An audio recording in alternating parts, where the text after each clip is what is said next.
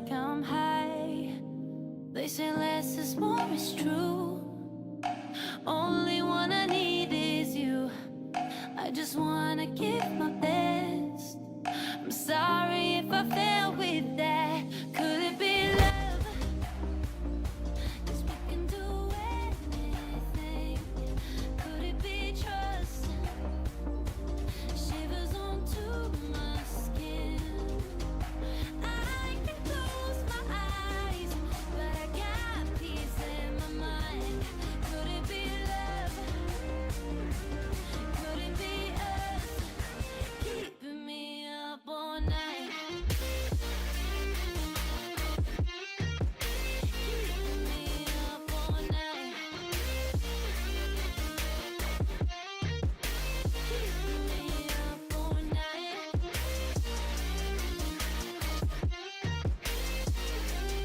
Could it be love? Could it be us? Yeah. Out through hell, got out of breath. Then I found you, must be God's sign. Nothing goes bad under your spell.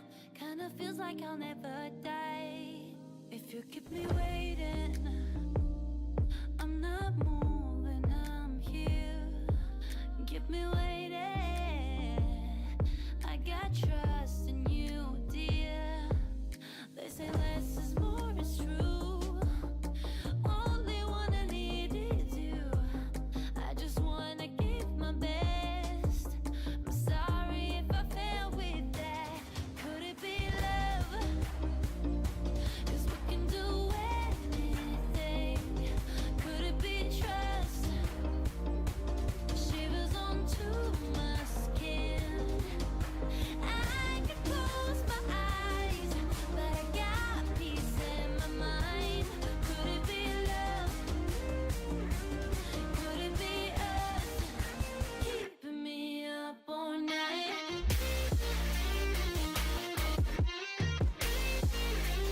Could it be love? Could it be us? Your love kept me up all night. Your love kept me up all night. Your love keeps me up all night. Your love kept me up all night.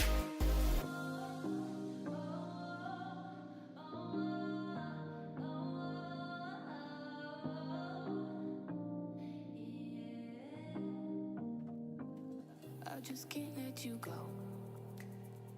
Lord knows that I've tried to. You said I was the only one. No one likes being lied to.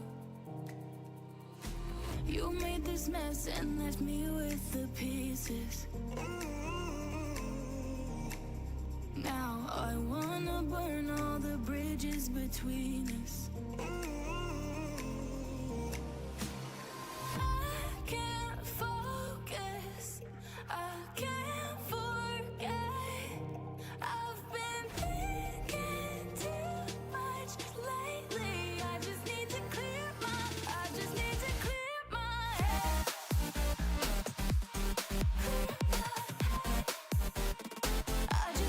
clear my head.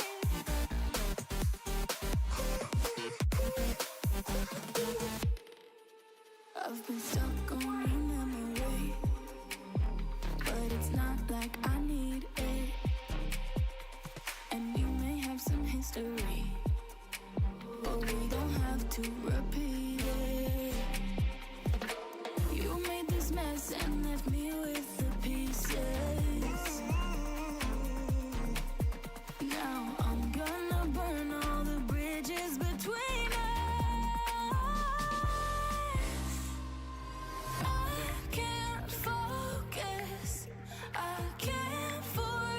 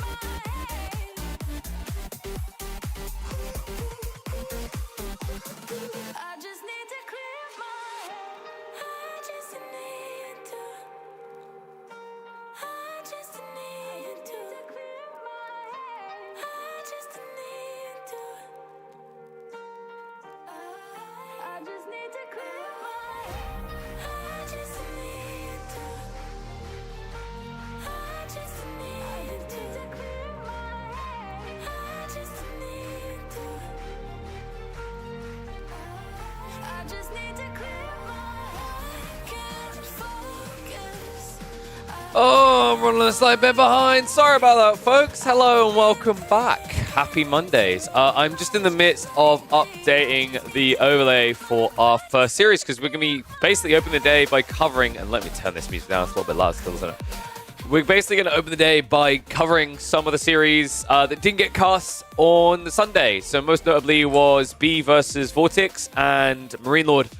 My throat's a bit stuffy still. Marine Lord versus Corvinus. Those two I don't believe were cast by Crackety or Matisse, at least not from what I can see, and I don't know if anyone else covered them, so I thought I'd make sure that everyone got the full picture and plenty of entertainment. So, just give me a minute while I pull up the data related to that series so that we can slot that stuff in. Imagine if we go to Vortex's profile as well and prep. So this series was apparently quite tight as well. Yeah. So we had a... Can't see the bands, unfortunately, but Vortex had Delhi. B, of course, had Byzantines. Dude, that guy is obsessed with the Byzantines right now. B also had Ottomans, and Vortex had Ibids. Let's see. Vortex had Mongols. And B got Jean.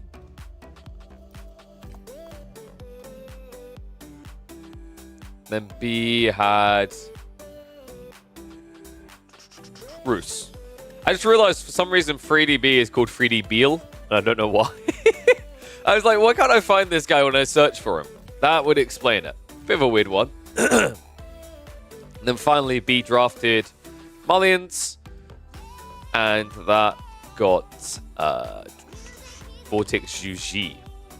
Interesting. So, we update that. Now I should be able to go like... Wait, no, wrong one. This. Boom, there we go. Okay. Why is that so cursed? What? Huh?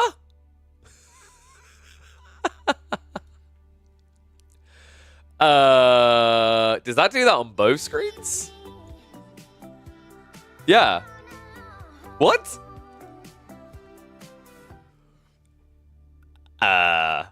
Is it something to do with the name? No. Juji's just hated? No, it doesn't.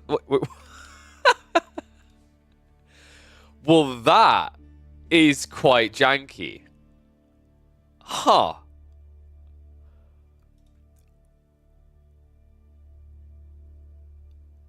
I don't know what happened here. Hold on a sec. I'm gonna send this across to Cal because this is Cal's fault. He made the tool. I don't know what he's done there. That's weird. We've never had that before. What on earth? And I don't think there's an alternative overlay, so maybe we just turn the overlay off. As I'm imagining that's probably tilting people right now. Or I just remove one of the civs to be safe. If I put bands in, does it fix it? No, it doesn't. So, Juji and Marlins were the 5th pick. So maybe if we... Oh, that is so cursed. That is so unbelievably cursed. Alright. Yeah, I don't know. I think Cal done a whoopsie. All good. It's not going to be on screen too long, so... Let me get these games ready and we can start hopping into them. We're going to be opening up on EGC Lipany with Delhi versus the Byzantines. Oh, and I believe I have reset the score module. So we should be good to go. Just a reminder, folks, what we're planning to do here is... Actually, it's pretty cool. Because my partner finishes earlier now on Mondays, we shouldn't have to have that break where I have to go look after my daughter for an hour. So we should have an ability to plow on through. If I can actually just blitz 6 hours straight, that would be good. I do have to end a little bit earlier than I normally would when it comes to long streams. What I mean by that is by 7 my time, so 8 hours from now, I definitely need to be finished. Probably an hour early so I have time to eat. Because I am going to be doing something pretty cool with Bimulf. You might know him if you follow StarCraft at all. Him and me are going to be introing some Stormgate across on Steam for the devs. So, yeah, pretty cool opportunity. Just talk about the game, play the game, enjoy the game. So you'll be able to catch more of me there later on. But for now, elephant on elephant time? Ooh, dude. I like where JD's mind is at here. God, my voice isn't too stuffy, is it? Let me get some water down my throat and we'll begin.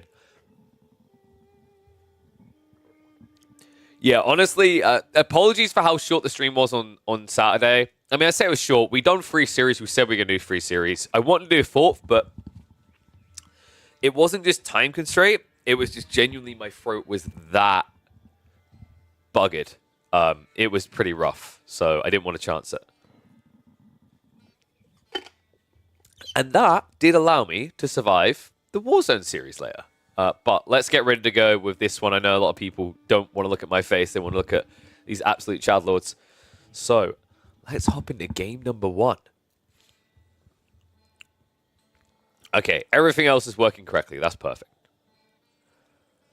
All right, one and all, welcome to game 1 of this best of 5 playoff series between Vortix and B. And to open this series, we are going to be going to EGC Lippany, where we're going to see B going on his Byzantines here in the orange. Vortix, however, a very strong pick to kick this one off, right? He comes out the door swinging with the infamous and oh so powerful Delhi Sultanate. So, this is the best of 5 series from the playoffs phase of Energy Slapfest number 1. We're catching up on this after the fact, so for those tuning in going, hey, I already know this outcome, don't spoil it for other people. This series didn't get covered at the time from what I could find anywhere. And that, folks, does it a disservice because this was a phenomenal series between B and Vortix, 2 closely matched players. And well, you know it's going to be fun when players like B open with the Byzantines. I've noticed B is doing this a lot at the moment. I would say it's one of his most potent civs, honestly, of the new year. Like, since the buffs as well, I think for a lot of people, Byzantine stocks have been rising. Sure, there were a little few nerfs here and there, especially around like Limitane with the 10% damage reduction decrease. But overall, I don't think that impacted the Civ poorly, especially when you compare the alternative, which is now, with this buffed assistance, especially the early game, is so much more threatening. Meanwhile, a Civ that defines threatening, because basically if you don't address them in the first 20 minutes, the game's already going to be over. The Delhi. Do I think Byzantines are strong enough to take on the Delhi? With the right map, the right setting, yes. Usually that is going to be 2 sacred sites and something else going in your favor. Unfortunately, I'm not sure Lippany is the map. And Byzantines kind of gets baited into being picked here. The reason is that there's so many berries, and of course the Byzantines benefit a lot from that to get their initial mercs out. Until they reach late game, they have infinite olive oil generation, then they don't care. But in that early mid-game, the whole idea is if you can take some map control, these berry patches that are located quite close benefit you a lot on giving you this layer of control through the first, second, and third pumps of your mercs. Now, we are going to be very quick to that first pump, because it is going to be a Grand Wider rebuild. Makes a lot of sense in this matchup. I think there is a world in which you can try to contest with cavalry up against your opponent here, but it's a little bit dicey. The reason is that even with Triumph, you have to remember the Ghazi Raiders do wallop a lot harder than your standard horsemen. But on top of that, it's the fact that because of this increased gathering rate on berries, the Delhi are able to field quite a few extra Ghazi. And the other issue you run into is if you spam horsemen up against the Delhi, it benefits them further due to Tower of Victory. Think about it this way, right? Like right now, the comp basically gets a 50% benefit rate in that usually it's Ghazi and then archers. If you encourage your opponent to go, say, archers, spears instead, all of a sudden the entire comp at the Delhi is buffed up with a 20% attack speed. And the other thing is, honestly, with the buffs around early game kind of eco, I think Limitane became a little bit more affordable. And that is still, I'd say, the #1 unit for this Civ. So, let's see how the openings are going to go here, because I'm expecting B to likely just look for a condensed play until he has his first Lombos out. Outpost is already in the way, well placed here on the double outcropping. It's going to protect a lot of eco for him. What's going to be key here as well is getting your timings right around the blacksmith's plays. Remember, when you're playing against Delhi, you essentially go on the clock the moment the tech up completes, because most players right now are dropping the blacksmiths as either their first or second building, typically right after the Ghazi opening. via the stables. So, tech up's complete. We can slow this down a little bit now that we're in H2. Let's have a look at the sheep haul. It looks like it's going to be 8 on the side of the deli. Wow, which means 15 for B. And remember, B has been on sheep, so that's a phenomenal beginning for him. Of course, has shifted across rapidly onto those berries now, but surprised that B got such a huge edge over Vortex on the lay of the land here. It looks like they may have scouted to similar sides originally, and that means that B was essentially just benefiting more from this, right? I think, actually, no, pardon me, they were opposite sides, weren't they? So Vortex just kind of missed out big time then. I'm trying to think where this went wrong. It might have just been one of those unfortunate spawns where there's just a little bit too much pumping on one side, reminiscent of what you see on Gorge quite often. I know there has been an issue with some maps ever since the expansion dropped where that does commonly occur. And shout out to Cal for fixing the overlay. Appreciate you, buddy. Oh, you mean that overlay? I thought you meant your draft. I'm sure we'll see the funny draft in between games. For now, though, B rushing up that third level of System here. Looks like he's trying to go for a deer play. That's ambitious considering how open this is. And he does actually have quite a lot of sheep to work with. So I'm kind of surprised that he feels this need to rush out this early. It could just be him prepping. He knows he needs the third layer. And if he ever gets there, it is something that he can, of course, benefit from. But in the meantime, he's still going to benefit from the buff up on the gathering rate under the rest of his economy over here. Immediate move of the Guardian Spear and the Horseman, rather.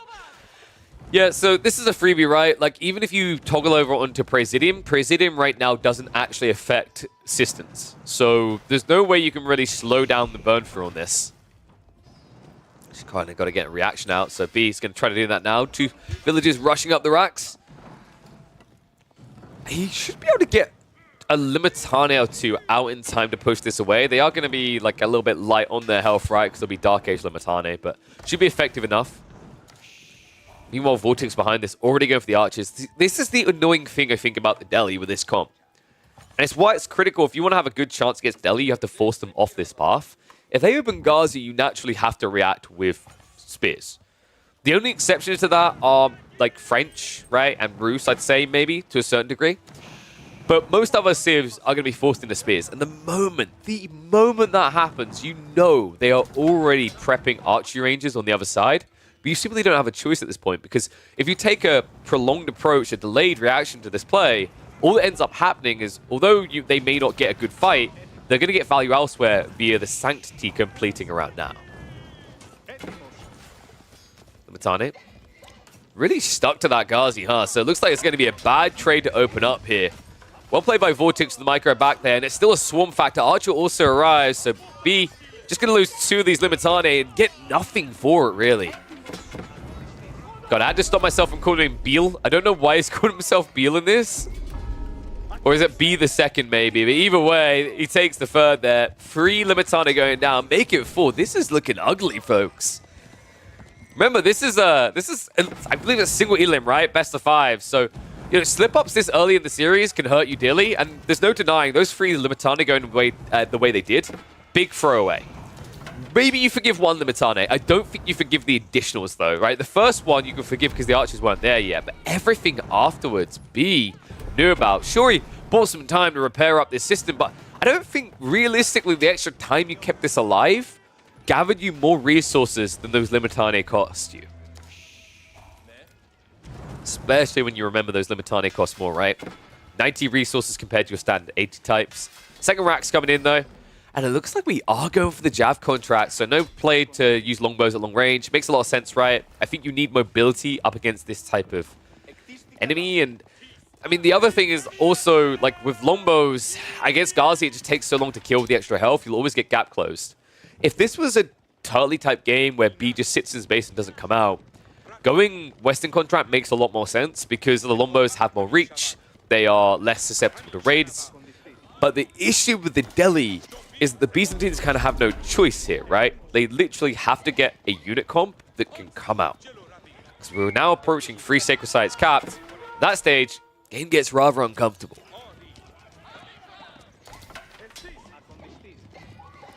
I mean, I say it's rather uncomfortable. I think it's incredibly uncomfortable already, right? 2 Sacred Sites, third now being locked in. This stage B, doesn't really have a well-defended base. I think the spawns weren't really desirable for him here, right? Like the wood lines off to the sides, you think it would be good, but it still leaves this very open path ahead of you that Ghazi can wrap east and west on your base into. So probably an awkward situation when B doesn't feel like he can bring out the whole army. And that's problematic because Vortex isn't waiting around, folks. Holy... Okay. I wasn't quite expecting such an aggressive castle age timing here out of Vortex. I didn't even think to glance at the numbers. I thought we were going to see some non-relenting aggression into the base, right? Some poke and prod. But apparently the moment that he saw that B had confirmed gone for the Javs, didn't want any part of this anymore. So he backs away. He techs up. And now B, about to be a mile behind. I think a mile might be generous here. I mean, Delhi this far ahead... Right, like, militarily, B is stronger. He will be able to get the decap, but if he can't find a way to dive the base of Vortex quickly, it's going to all be for nothing. And keep in mind that B has been baited into Mass Limitane. Vortex already has the Raxes prepped here. This is going to be a men-at-arms spam. Not just that, you can't rush the enemy base, right? Like, if you try to dive towards Vortexes, all that's going to happen here is the Ghazi are going to go in. There is 7 of them, and might not sound like a lot, but remember, with 12 base damage, they have quite the punch. And on top of that, there's going to be plenty of gold to afford these men-at-arms. Free relics already on the way home. Free sacred sites still locked in. B, stuck holding his own hand here in the center. Nobody wants to play with him. I'm getting a bad feeling about this one, folks. I think we might just have to look forward deeper in the series. I mean, you know, Byzantines, although they've got buffs, although they seem stronger, I think Vortex just had the correct read to just take his strongest Civ to open this series. I think we may just be minutes away from B's discovery of defeat. Not the end of the world, though, mind you. Remember, this is a best of 5. So at least bare minimum, we'll get 2 more games out of this. I'm expecting this one to go the distance, though. I think these two are fairly matched. Right, B really has started to shine at the beginning of this year. I think I found some of his builds, especially around the Byzantines and the Japanese, to be phenomenally creative. More creative and in a different direction than we've seen other people go. But this might be too big of a hill to climb. Men-at-arms count about to go up to 10. At that stage, B's entire army can die. Here they are. Springs the trap. Ghazi wrap around the back. Just trying to keep him in position. Javelin start stepping back to shoot off here. Ghazi bait them out of the way. So there we go. Men-at-arms are going to try to charge through into the Javs. It's not going to be a quick death for B, but keep in mind at this stage, folks, he's kind of stuck, right? Up to almost 40 Limitane. There's no way to go back and just tech up blindly here. Unless you want to die. Right now, he can't give over much ground, right? He's playing out to berries outside of his base. He needs to hold soon. Men-at-arms count has slowed down a bit as Vortex has ran into some eco issues, but he should be moving on to more food. Instead, he gets intercepted on the central berries. Good reaction by the Cav, though. So the splinter group of Limitane will get cleared up. Second wave is coming through there, but on the right side of this engagement, Men-at-arms are on their own. They need to get the second wave out here. Vortex, good patience there, actually. After the initial chase, turns around at the right moment as that was about to get ugly. Remember, although this Men-at-arms player is very strong, there is a small opportunity for B to win if, and that's a big if, he can force the fights. Men-at-arms. Whoa! That was not a worthwhile trade. Goes in now, though. Limitane peel off for the villagers. Vortex will have to shift away. 2 of them are going to get pinched, but they are pretty chunky with the textiles. These Men-at-arms numbers are kind of worrying me right now, actually, folks. I feel like B is getting a good trade-off here. Still needs to find his way eventually up to Castle Age. And Vortex, as long as he has access to food on the flanks, these Men-at-arms are going to keep coming. Oy, oy, oy. In fact, these Men-at-arms may have already won. Jav count down to 3. Limitane not threatening anymore. I think that is going to be the impact. The tech's also coming through in the next minute or two. That's going to make this quite the snowball effect. Scholar still capping those sacred sides. Gold income is more than good enough for Vortex with 3 relics and 3 sacreds. B, well, he has plenty of gold in reserve, but his issue is going to be food. He can't spend it quick enough here. The Ghazi, they are starting to wrap around the side of the Lancers, so that's drawing more attention. B, despite the fact he has 31 Limitane, he's not able to field them all in one location here. And he's getting cut off on all these raid attempts. I mean, it was a nice attempt by B. I think this looked good for a moment, right? Where he starts to get that dicey-looking fight. He starts to poke at the eco. B, I think the downfall here was his inability to shut down food on both flanks simultaneously. Had that happened, this game could have turned around for him. That was the one way, but now, with the Limitane numbers sinking and the men-at-arms swelling, this one feels all but over. Jabs are being spawned out, but they just don't come out in a big enough number. In fact, they get caught so easily like this. B, despite his best efforts here, he has to start realizing that the writing's on the wall, right? Like, this is a stage of the game where if you aren't teching up after that trade, you know what comes next is only worse. Outpost being rushed up here.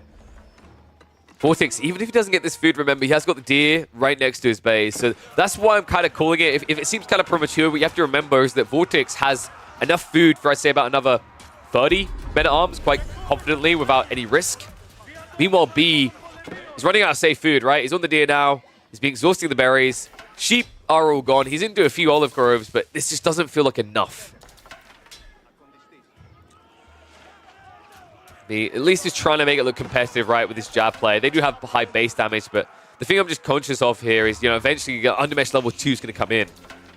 And if B can't just find a moment, I say about the next minute to go Castle Age, it's going to be too late.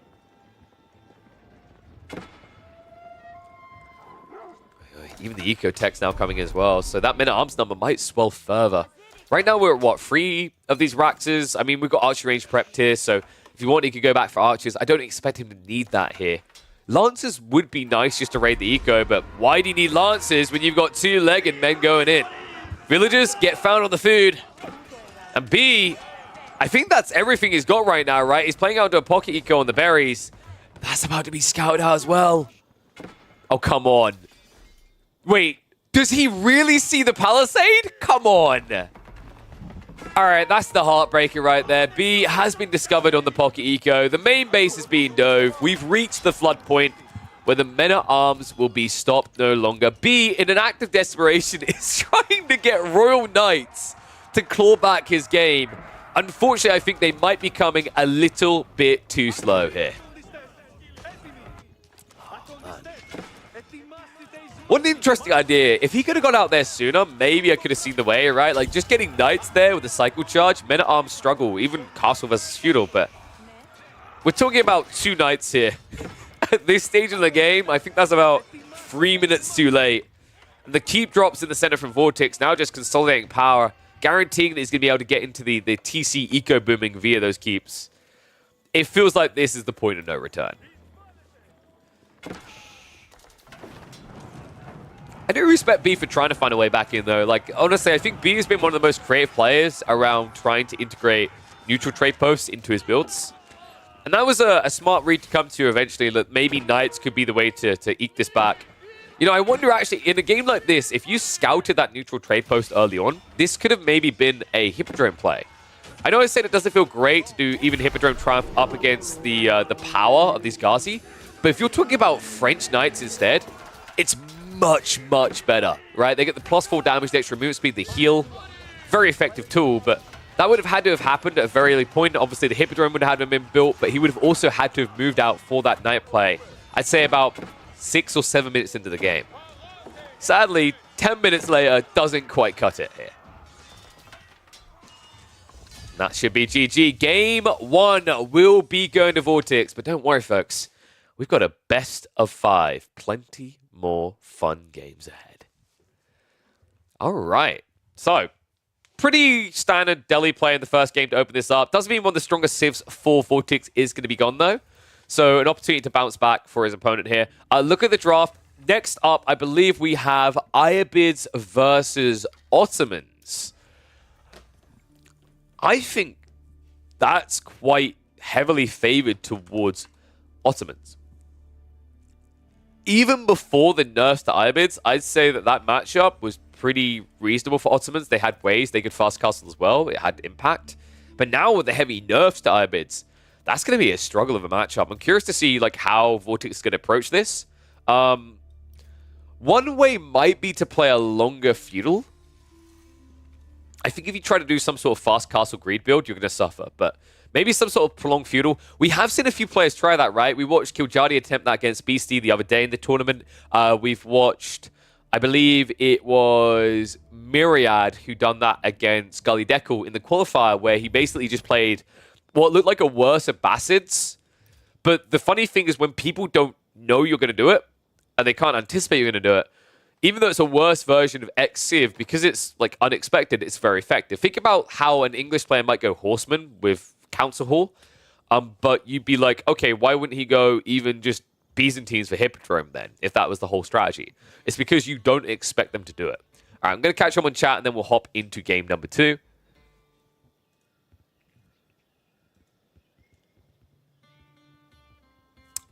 In this tournament, it felt like way more players were playing Delhi than Zhu. Yeah, because Delhi can like end the game very easily in 20 minutes. Delhi is like the most flexible and oppressive civ in the game.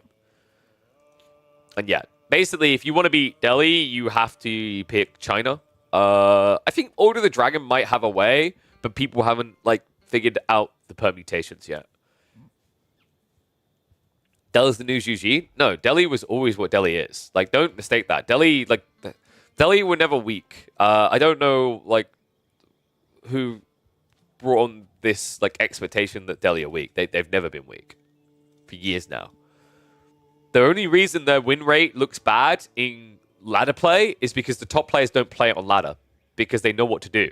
They don't need to practice it because they know how to execute the build. And the funny thing is that with the Delhi, there's not many civs that force you into a different permutation, right? Like, so if you know how to execute the first 20 minutes of play, typically your opponent is reacting to you, which means that although you may need to do something different in the game, fundamentally your strategy is carved out and your opponent has to follow your dance, right? So instead of it being on a strategic level, you have to change what you're doing. It's tactically, right? So difference between strategy and tactic. Strategy is a whole overarching plan. A tactic is something you do within a strategy. So at Delhi, there's a bigger focus on tactics, which a lot of the top players don't need to really practice. They're very well versed in making small micro adjustments. It's not like they have to change their entire build order.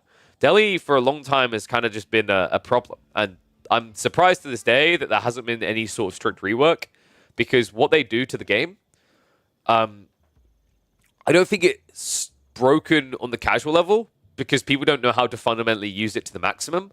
But for anyone who like has that knowledge, who has that ability to execute a Delhi build almost perfectly, it feels nigh on unstoppable unless you have the correct civ. It is incredibly potent the way that civ operates. And it comes down to a bunch of things. It comes down to the military efficiency, allowing your independent buildings to be doubly effective. It comes down to, of course, the sacred sites in the feudal age, which generate even more gold for you. It comes down to the fact that they have Ghazi, which are one of the best units you can get in feudal age, full stop, and they always open with it. And then there's things like blacksmiths, upgrades along the way that they don't have to pay for, right? So every time you feel like you've started to get back in against that civ, they surprise you and move ahead again. It's very weird. I would like to see some people experiment with the idea of like fast castle builds to get out of a sticky situation. But even then, if you're going to do fast castle, the best civ to do that type of thing, once again, feels like Chinese against this civ. And Chinese don't need fast castle necessarily to do that on their own.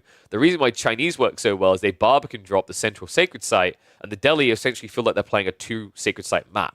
It really changes the dynamic of the matchup at that point. Same reason why I've been saying, if you want to play Byzantines against Delhi, pick Himeyama. Himeyama is a really good map for the Byzantines. Decent amount of berry still, only 2 sacred sites, and the limited wood is something that actually can be punished on the Delhi side as well, right? So like Hippodrome makes sense. But should we get ready for the second game here? Hopefully that provided some insights and made sense to people. Let me know if there's still questions. I just realized this was marked as a BO3. That's my bad. I should have updated that. This is in fact a BO5. All right, my derpiness has been fixed. I've updated it now. It's not a BO3, it was a BO5. That funky writing kind of threw me off for a sec. But welcome back, folks, to the second game between Vortix on the Ibids and B on the Ottomans. We were just talking a little bit about this before we hopped in game, that I think actually, even before the nerfs to Ibids, Ottomans had a decent matchup here. The Ibids feel a little bit iffy ever since the patch in January that basically just shot them in the kneecaps twice, right? The hits to their tech timing made a lot of sense. I think the advancement wing was a bit too strong, but they didn't buff the other wings, so you still have these prolonged issues now with tech ups for the Ibids, which is kind of awkward on a Civ that is fully focused around timings, tech timing specifically. One thing that has been finding success, and I'm wondering if it's the approach Vortex is planning in this game, is some players with the Ibids have been going for more of an all-in feudal approach. I call it a discount Abbasid build, right? It's almost like you don't have a military wing, but you're playing as if you did, and you're following up on that with more aggression. Even TCs have been seeing quite a lot out of these Ibid players at the moment. I don't know if that build is going to be long-term effective, but I have to say it's impressed me in the short term, and I think it's because a lot of players don't expect it, right? Typically, shall we say, the face value that's been built for the Ibids is that once you get into game against them, you have to anticipate they're going to fast castle and react accordingly.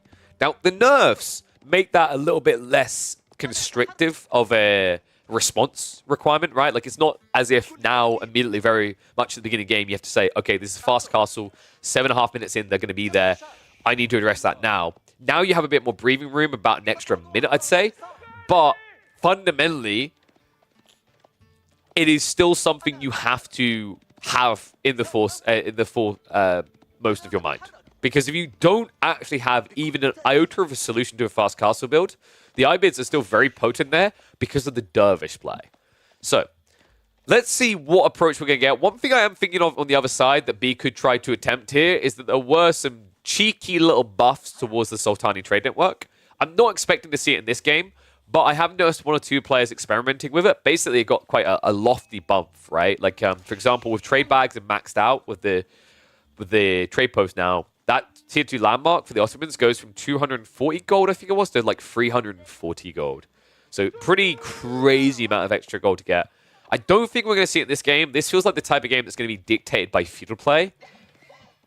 So I imagine we're going to be seeing the Madrasa. On the other side of it for Vortex, it looks like he has gone for the military wing reinforcement. A little bit surprised by that. I think this is one of the matchups where maybe Grove feels a little bit better. Just because Millie Wing, I mean, sure, your opponent might want to open Sipahi. He is going to have spears to begin with. But realistically, going into archer play isn't a bad thing for Ottomans in this matchup. If anything, I think actually it's probably the best comp to get into, right? If they force this awkward situation where archers are required on both sides, Ibids don't have any upside to that, right? They don't have composite bows later in the game. They don't have boot camp in the early phase of military wing. And they don't even have a better eco than the Abbasids, right? That's another kind of thing that I always have to remind people. Remember, the Abbasids get a 15% gathering rate. These guys only get 10%. So, like, fundamentally, if there's anything focusing around, like, eco, if there's anything focusing around this military aggression prolonged, at least, I feel like that's where Ibids are quite often weak. Because they rely on the hit of the initial tech up, right? Getting free extra villagers, getting resources, getting your techs for free, immediately getting dervishes. All of a sudden getting your hands on faster tech timing. The only exception to that rule that I've seen is Tradewing Bazaar and Advisors. Advisors is something that is going to benefit you permanently, and Tradewing Bazaar, although it has an initial hit, is something that can continue to ramp. So, curious to see if we're going to get something innovative there, where we see maybe a Tradewing returning to the meta. But for now, Vortex, pretty standard here. I think he's probably the most consistent user of Reinforcement Wing. Guy just loves these Desert Raiders, and for good reason. I mean, he's a micro god, right? Vortex is considered one of the absolute best. Easily a top 5 when it comes to micro play. I'd say easily a top 3 when it comes to micro play in AoE 4. Tech on the other side. Did end up being the Madrasa in the end. Not usually the position you want to put it in here, but it's retracted away, so this is still fine for B. Typically, you want to put it on the southeast side of your TC, but the issue is he had a straggler tree there. He didn't want to sacrifice that before it was chopped, and it already started building at that point. So this has actually been quite a popular play at the moment, hasn't it? Have you guys been seeing this as well? I've noticed a lot of Ottoman players do this with the military school opening. It used to be about going across the field and poking your opponent's gold. But now it's about deer pushing. He just pushed these deer all the way in. I don't know how far they were. I imagine they spawned about here looking at the map. That's still quite a distance to cover, right? Like, it's quite interesting because even if, for example, you got Vortexes spawned, you can actually take the time to push these deer all the way back to the TC. This might be a fast castle. Is this like 2 TC fast castle? Because it's feeling like it right now from B. He's got 5 people out on the stone. He has up to 200 plus wood already. I have seen quite a few fast castle 2 TC builds. In fact, I'd say like right now, I want to say around 60% of the games I'm seeing out of the Ottomans involve a second TC, at least at the highest level of play, because it gives you a lot of options, right? Like it actually works very well for a lot of builds, whether it's fast castle or full feudal. Either way, it gives you the lifeline you need to go for it. If he was to go for a second TC here, it would be a bit dicey though, because look at the spawn. Deer is really far away. He's already pushed one in. So it looks like instead this is just about the military school. Second one coming online. Blacksmith should be just behind it. And I imagine we're going to be looking at a few Sipahi to poke and prod at the field. Meanwhile, for Vortex, it's just going to be your old Ibids, isn't it? Yep. Fast castle. I really hope he doesn't go advancement. I think it's nice to save 24 seconds and a little bit of resource here, but it's just not worth it often anymore. I feel like this is the type of tech you choose when you're desperate. It would be much better to go for logistics here, or even maybe just go for growth wing. Have to see which way he wants to go, because it looks like he is saving for something different. Maybe trade wing. I'd love to see it. I think it does still have some potency here, right? Especially the military units can be very effective at this stage. Also, Atabeg works quite well. If you're planning a Gulam spam and you are ahead on tech like this, Gulam spam with Atabeg health can destroy in these type of games. Typically, if you're going for that play, though, you're going to go for the Atabegs as your tier 2 landmark choice, and then just use it in 2 Raxes or 2 stables. So instead, it's going to be logistics. Let's go. Dude, I love this one. I remember one time I saw, I think it was Vortex or Lucifron actually used this build on Prairie before Ibids got nerfed. The whole idea is you just rushed out on the field, and with this superior timing on going for relics, even the HRE couldn't contest you. And, well, Ottomans definitely don't stand a chance here, right? They haven't even started their tech up yet. They can't think about going for the Imam point. They don't have enough Vizier points as it stands. Double stables now being dropped by Vortex. Dude, this game is looking really clean from him. He's got double Desert Raider out. There's been no losses there so far. The Spearmen have all been sacrificed on B side. I'm a bit worried Vortex is going to be too far behind here. So, like, what has he realistically got going for him right now? Sorry, B's going to be too far behind here. What's he realistically got going for him right now? He hasn't got his tech up ready yet. He's actually still, like, about a minute and a half away from being Castle Age. In that time, Vortex is going to have, what, probably, I'd say, 2 Lancers at least out. He's going to have 3 Dervishes riding. This is not looking great. Because B right now didn't go for anything extra, right? He didn't go for a TC. He didn't go for the Imam pump timing. Realistically, in a game like this, it's very easy for Vortex to get 4+ relics. The poke and prod as well, man. He's even killing villages. Sick micro there. And the Sipahi just terrible to trade here, right? Oh, man. Like, this is what I was worried about, though. What did we say about this opening? Like, this shouldn't work against the Ottos because they drop archery range and just go. But B, he tried to play more of a macro game here. One of the Desert Raiders does finally go down at least, sure, but the price that's been paid, right? The damage done to Sipahi, the loss of a villager, and the fact that you've been stuck in your base means that the Dervishes are about ready to come out. And by the time you're getting in the mid-map, they're already going to be out of these relics. Here we go. Tech up complete. 2 Camel Lancers immediately queued. Wolf drop also on the way. So Dervishes should be moving out for the mid-map resources here. One of them already been guarded. I imagine it's going to go far right as well. B does arrive with 3 Sipahi in the meta.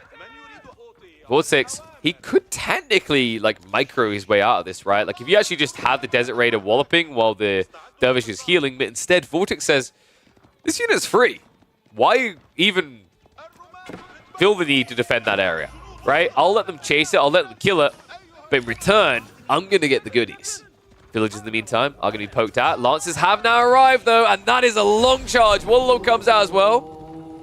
Scout almost goes down there. I think that was unfortunate. Vortex, if he moved further south, he could have corralled them back towards the Lancer charge and done some significant damage. But at the end of the day, he's done what he needs to here, right? Vortex, he grabs 3 relics already. We talked about that 4th being easy peasy. At this rate, the 5th even seems feasible. In fact, he's kind of jumping the gun on going for that with the Dervish. Lancers with body blocks. Scout is going to go down. Sipahi are quick enough to chase down this Dervish, but the second Lancers should secure the area. And B, the only thing you can be happy with right now is that these Lancers are at home and not in his base, right? Because he is in the middle of a tech up. That is about to complete. Even once it does, though, this is a little bit dicey for B. He has got the Raxes, but he has not upgraded the spears yet. He's going into the crossbows, but in small numbers. That's easily countered by these Lancers. Shout out to Kraken and Matisse. I see you guys tuning in. If you guys didn't know, Kraken and Matisse were the guys who put together this tournament on the weekend. So shout out to them and, of course, Energy for sponsoring it. What is the move for B now? Because he's still kind of going to be behind. I wouldn't be surprised if Vortex considers, like, maybe TC here. Probably doesn't need to. Like, I think if you continue to commit, switch over into, like, crossbow play, and then spam Mage Dinks outside the base. It's pretty effective. Raid, meanwhile, coming in on the gold. Villagers do survive the excursion. And Janissaries being queued up by B. Oh, wow. This is a problem, isn't it?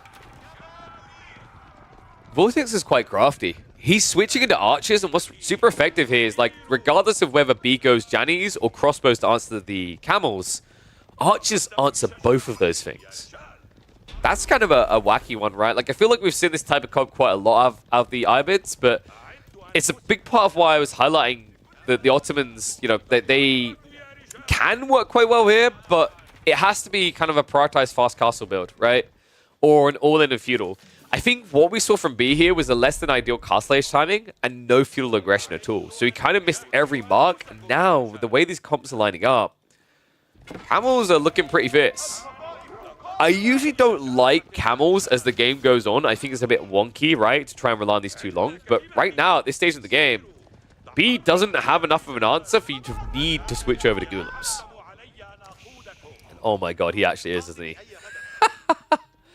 5 relics and soon to be 3 sacred sites. The gold trickle in his pocket. It has quite the jingle to it. Oh, man. B. It just feels like this game is getting more away from him the longer he sits here. You know, usually that's not the case for the Ottomans because they have so many perks, right? They have the extra military schools. They have the passive production of army in general. But with this type of economical edge for Vortex, it's hard to favor B in this matchup, right? Trailing by 2 eco already. We're then talking about 5 relics, which equals a lofty 400 gold. Then it's 3 sacred sites for 225 gold. It's crazy. And B, sure, you've got, like, passive production, but I believe, like, I'm trying to remember what the exact math was behind this. So crossbows are 120 resources. At this stage in the game, it takes him how long? Okay, that didn't help. Well, an 80 resource unit takes him about a minute, right? So let's round it up and say you get about 100 resources a minute from each of these military schools, and I think it's similar from the Mehmed. So that's 400 resources. That makes up the relics. It doesn't make up the sacred sites. Vortex. Remember, with all these camels, usually you think it's a negative, but this explains a lot about his build, right? Why he went for Desert Raiders over the Workers comes into the picture now. It's his ability to build siege on the go. Lancers charge in, though. Archers as well. And that is an immediate loss to the Mangonel. So B, in bad shape here, holding the choke point. The Janissaries have massed up their numbers a little bit, but the Archers really are going to be the MVPs here at the end of the day. Lancers mostly get cleared up. It's an expensive fight for Vortex. Remember, now with an Archer and Janissary trade, as long as he micros away, this is one that should favor him. I mean, emphasis on the micro away, right? Lancers go back in. Really good fight for B, but like the thing that is kind of wild there is that Vortex, if he just micros back the Archers earlier, I think he doesn't lose too much there. That was kind of weird, actually. I think Vortex overread the situation, maybe didn't count for that many Jannies. I believe that was a pull of the Janissary point from the TC in the end. So it does stabilize B here. But if that was what, and maybe someone in chat called it because my eyes were looking elsewhere, I was baffled by the charge choice in the first place. If that actually was the pull of the 8 Janissaries, that's a big deal for B.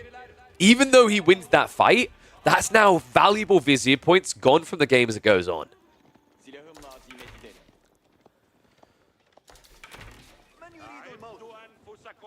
A little bit surprised that Vortex is still going back for more camels, though.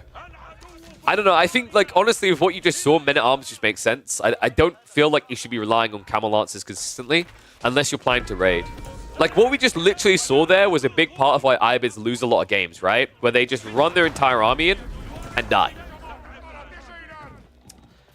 Remember, Camel Lancers are raiders, right? They function best as a raiding unit, not as a direct fighting unit. There's always going to be a convergence point where they get used for that, but typically a lot of players have learned to switch off of Camel Lancers after that point. It's quite worrisome that Vortex chooses to stick with them.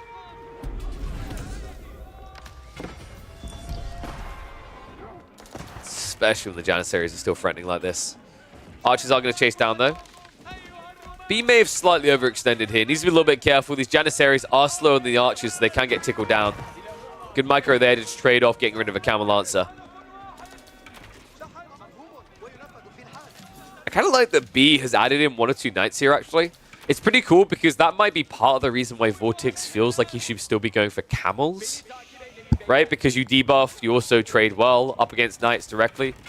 But it kind of just feels like a losing play long term, right? So I'm still waiting for that convergence point where Vortex says, okay, enough is enough. It is time for Golems. And we have reached that point.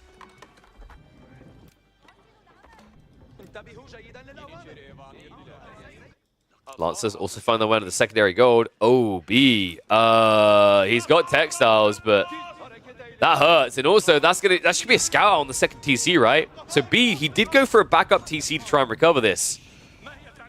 Lancer is going to be addressed by the main army, but dive comes in on the wood line. Vortex striking in 2 locations at once. Has to back out temporarily, though. So this is an interesting time now for B. Like, the second TC, I wondered if he was ever going to try it, right? We highlighted that in a lot of Almond builds, they look pretty good with this. Typically, it becomes before the Castle Age. Like, this right here is a recovery TC. Funnily enough, Vortex, I don't think he saw it in the end, despite the fact that Camels have more vision than standard Cav. He didn't quite get a glimpse of that town center. He was on the very edge of it. It's unfortunate. If he'd seen that, he'd know exactly what he needs to do. That being said, it's Vortex, a guy who has a 10 out of 10 rating on aggression. I think he knows what he wants to do, and it's always going to be the same for him. It's time to attack. Rams coming in. Gulem's also on the way, so that is the critical detail, right? Gulem's up against the Janissaries is going to be super effective here. Sure, the Janissaries do have decent base damage, but at the same time, they don't have much health. They don't have a great ability to run away. These Gulems, it's the timing we were waiting for, right? Arguably, Vortex should have been here maybe 2 or 3 minutes sooner. But he gets there when it matters, just as B is reaching in for his greed. B now just trying to rush into workshops to be ready for what's coming. This is one of the big issues in this matchup, right? Is the ability for Vortex to just build siege on the fly in your base. Rams, love this. Go straight in for the blacksmiths. Remove the boosted up production rates on all these buildings. The Mango's going to try to take them down slowly, but slowly really is the key word here, isn't it? Definitely not going to be a quick kill. Blacksmith's also working. Springald does look for the sniper of the Mango, able to get away quick enough here, though. Rams now turning their attention onto the military schools. Vortex knows he's got time here. If B could defend, he would have defended before the Blacksmith went down. Gonna have to soon, though. Mango shot comes in. Problematic here, trying to trade out for Springald's B. Vortex, I think Vortex got the shot at the same time. There you go, trade out 1 for 1. So Mango is able to warp into this, but the Janissary is so far ignored. The Archers are going to start step perfectly here. Only 2 or 3 of them getting clipped by those Mangos. Whittling away at the Jannies from the side. Mango shot finally comes in on the deeps, and B starting to fall apart here. 40 military to the 28. Mango might finally get sniped out as B gets another Springald out. And Vortex will have to back up here. He's got a good trade. As long as he doesn't lose the Archers on the exit, this is worthwhile. The Gulem's there to hold. He should be able to back away safely. Yeah, these Gulems are doing God's work, right? Like, this is what we were highlighting against the men-at-arms. Even they're doing pretty well. They haven't reached the Janissaries. It feels like GG.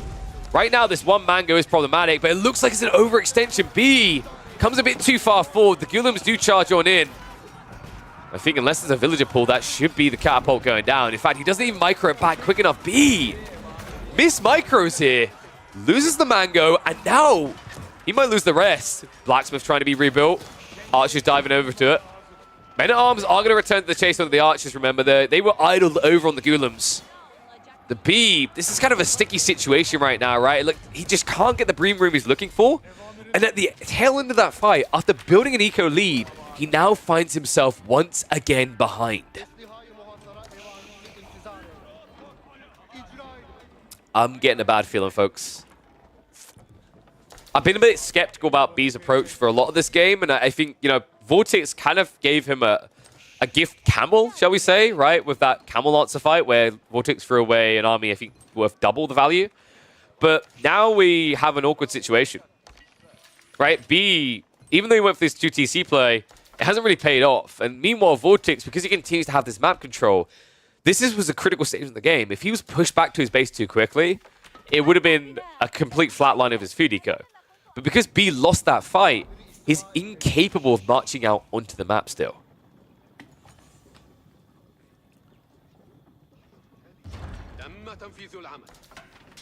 So how do you get back from here if you're B? Siege is going to be critical. One thing I think B has done quite well is blocking the choke points to allow Siege to exist. But one thing that he's also struggled with is getting sufficient Springles together to solve for the issue of his enemy. Now, this is a problem. He's ran out of food. He's having to switch into farms. Long-term, great, but in the short term, if I just highlight that Siege is your problem and you need more Siege, that means your wood is going into the wrong location. Vortex now looking for the right one. Dive towards that TC. Only a few torches, but these are Castle Age torches, so they work pretty fast. Springles trading out. Good start there coming in from B, but a heavy wallop by the Mango. Not the way you want to start this off. Springles have been sniped out. Vortex gonna get another Mango shot out, and it's a decent one. Not a great one, though. Looks like the Siege has been given away again, though, by B. Oh my god, this can't keep happening. B, it's like every time he makes the right move, he follows it up with a complete misstep. Folks, the difference is you can't afford those missteps anymore, right? Before it was just archers, now it's crossbows as well. A great answer to everything B is doing here. I mean, it's baffling as well, right? For all the praise I give B about how he holds the choke points, time and time again at the tail end of these fights, he's leaving something a little bit unguarded. This time it was the Siege. He's lucky not to lose everything there, but still, Vortex able to quickly just revamp into more anti-Siege and look for another dive.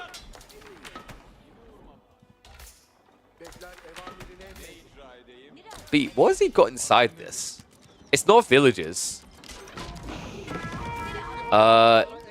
Wait, what? No. He's got Janissaries inside there. I mean, this isn't an ambush strategy. He's just thinking they're better in the TC than they are on foot. They've traded their guns in for bows. Dive past the TC. It's going to be pushed back again. It's Garrison. I mean, I kind of get it, right? It's like, you need your men at arms. You haven't got anything else to garrison. And your Janissaries die really quickly to the range comp. So it kind of makes sense. It's still incredibly comical to see, right? I'm just waiting for the surprise Mother Ducker moment where he just jumps out and backstabs here. Oh, man. It might be too late for that, though. B now being doubled up in military. There it is. Surprise, Mother Duckers. Yeah. We barely were able to kill Siege. Oh, no. The 2 Ghoulims and the crossbow. Enough to counter him out. I think that is going to be the end of the road for B here. No standing military anymore. A good attempt, but the ambush strategy was one that Vortex was more than capable of brushing aside. Means we could have a very quick series here, right? Vortex, remember, he took a dominant game number 1, and game 2, although it may not have been the cleanest of executions, when is beheading someone ever clean?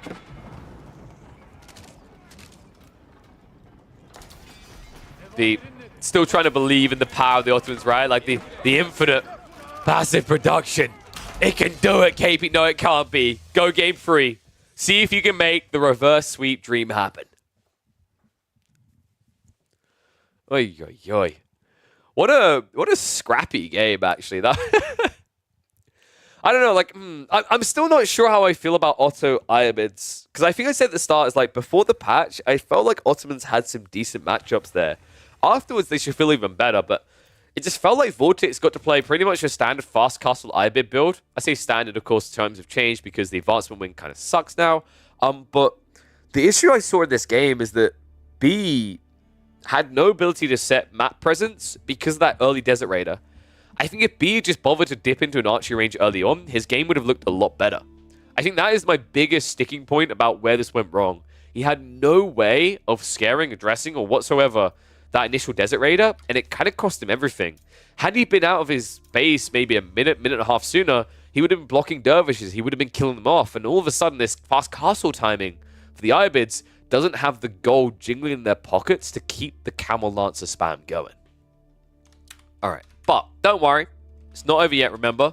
These are BO5s. Vortex does go 2 up on the board, but he'll need to secure one more win to make it through to the semi-finals of Energy Slapfest number 1.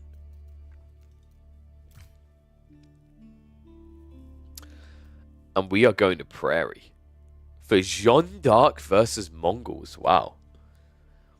That's kind of interesting, right? Mongols want to trade, but Jeanne, well, she's willing to trade in a different way with those traders.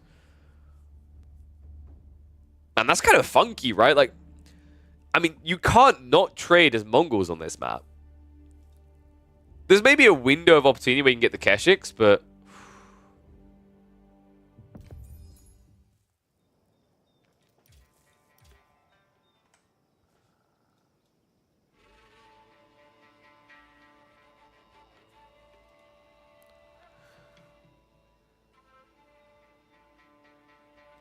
Alright, there we go. Alright, let's find out. I think everything's updated. Let's get ready for game number 2. We shouldn't have any pre-rolls popping off in the middle of this, I don't think.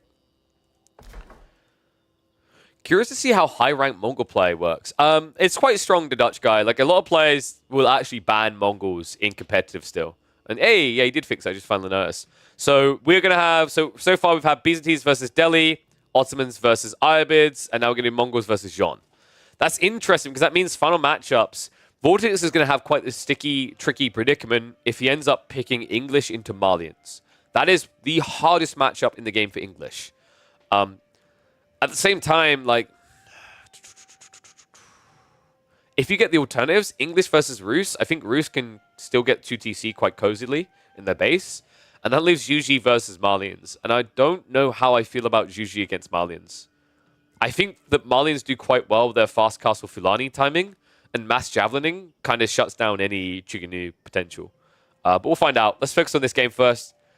Let's see if we get further in.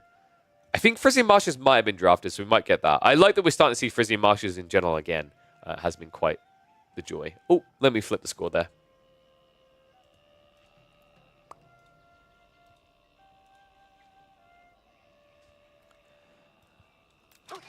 All right, here we are in almost... Whoa. Whoopsie. Scrap that. Redo that. Sorry, my mouse... I'm going to unplug it and replug it. My mouse was not responding there. It's a bit weird. All right, here we go. Potentially B's final game of Energy Slapfest number 1. And he'll make his last stand on Jeanne d'Arc.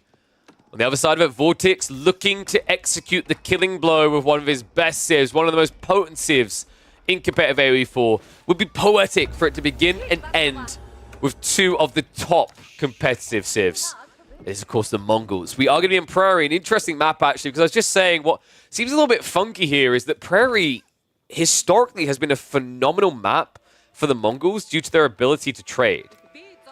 But here's a thought for you.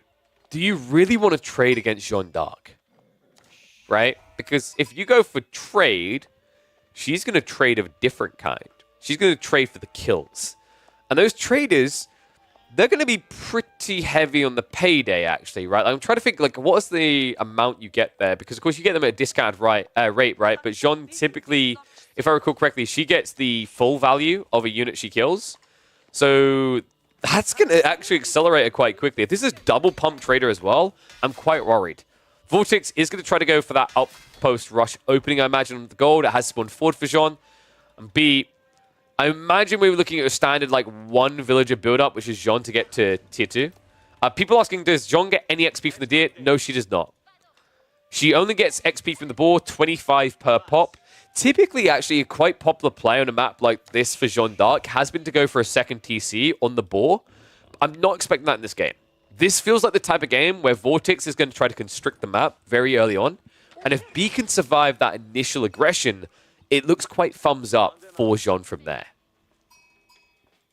How are we looking on the sheep so far? Sheep Hall, 11 on one side. That doesn't bode well. Yeah, 15 already on the other for B. Remember, there's a lot more sheep on Prairie than your standard maps. That's why actually quite a lot of the time we see people go for a double scout opener. You may notice that B didn't do that, and that's because he understands in this matchup, he needs Feudal Age ASAP. The longer this stays in Dark Age, the worse it's going to be. So, doesn't want to waste 70 food as well as one extra villager getting that second scout. And Jeanne already now building up.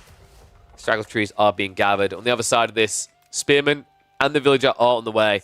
Now, interestingly enough, B only has a single villager on gold. Typically, we've seen a lot of players at this stage invest 2 or 3 people on gold to guarantee the first night. They haven't done that here. So, unlikely that B is going to be able to afford even one night, but maybe they can at least get their hands on 1 or 2 techs. I'm trying to think if anything really screams useful. I don't actually think he has enough gold to get any tech that's worthwhile here. Right? I'm trying to think if like horticulture is worth rushing here.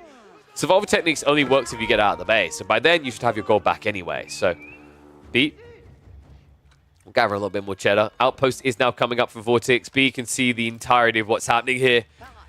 God, imagine how he's feeling right now, right? Like, oh, is this going to be the end of my tournament life? A casual outpost rush from the Mongols? Maybe not. 4 villages now on the gold. That's going to allow him to get at least one night out here. Could even allow him to go for something else, like, for example, Steeled Arrows with the archery range drops is pretty effective here. Makes a lot of sense. Jeanne just continue to build. Very slow time to get up on that as well, of course. Vortex. Of course, it's going to be slow on his timing. I'm still expecting a Silver Tree to come out here, though.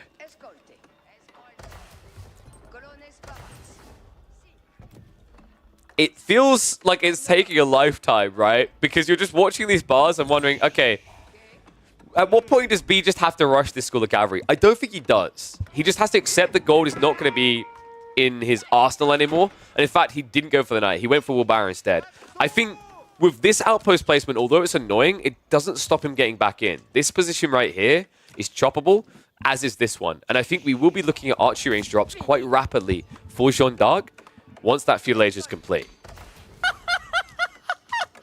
And shout out to Camille for the gifted sub. Appreciate you, buddy.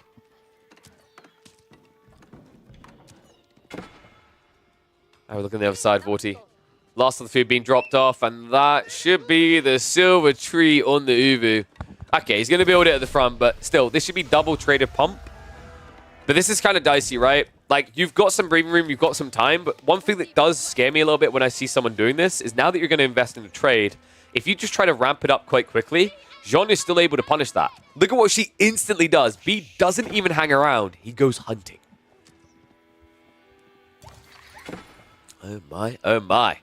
Horseman also, dude. I actually love this so much from B. Plenty of food on a map like Prairie, right? Knights are nice, sure, but if you're not planning on fighting directly, why not just go Horseman here? I was worried that B was going to be a step behind with a 1-unit comp, but Horseman plus Archers, pretty efficient against what Vortex wants to do, right? Think about what Vortex has to build. He started for Axe, which means Spears. You'd think you want to go Keshiks next, but that's just not easily done if gold gets denied. And if you look at where the gold vein is, because he placed his TC next to the wood line, he has nothing to guard this right now. Well, the trade is going to require gold as well. So if you're looking for alternative methods to get that cheddar, don't look towards the Silver Tree yet. Boar is at least going to get taken down, so 25 XP in the pocket. And B on his way now towards the gold. There's something poetic about it, right? Anything you do to me, I do to you. It's time to say adieu. Vortex will be pushed off of his gold. Has got enough gold to get the initial Keshiks out, so this could be a little bit dicey. But I think, honestly, if you just body block with the Horseman, Jeanne doesn't get initially charged. You still have an ability to kill off just 2 Keshiks with, say, 4 horses and a few archers. The whole army is darting towards that location, right? I think the archers have hung around for the time being, but the horsemen are here to fight. And Think someone was a little bit ambitious a little bit quickly here. Vortex will have to turn around and go home. Does immediately start pumping spears. And this is crafty, actually, if I'm not mistaken. Yeah, this might be the first point. No, he would have seen it, right? He's seen these archers. He just doesn't know how many of them there are until he scouts that deep. So, pretty smart of B to just wait back here with the archers and not reveal the intent yet. But now Vortex does have the full picture. So this is where I'm not expecting too many spears. You need to actually get more cav, if anything, here. It's kind of crazy that Vortex himself hasn't considered going to Horseman, considering that, you know, with the amount of food he has access to and the pastures coming in, gold might be a limitation, but food most definitely isn't.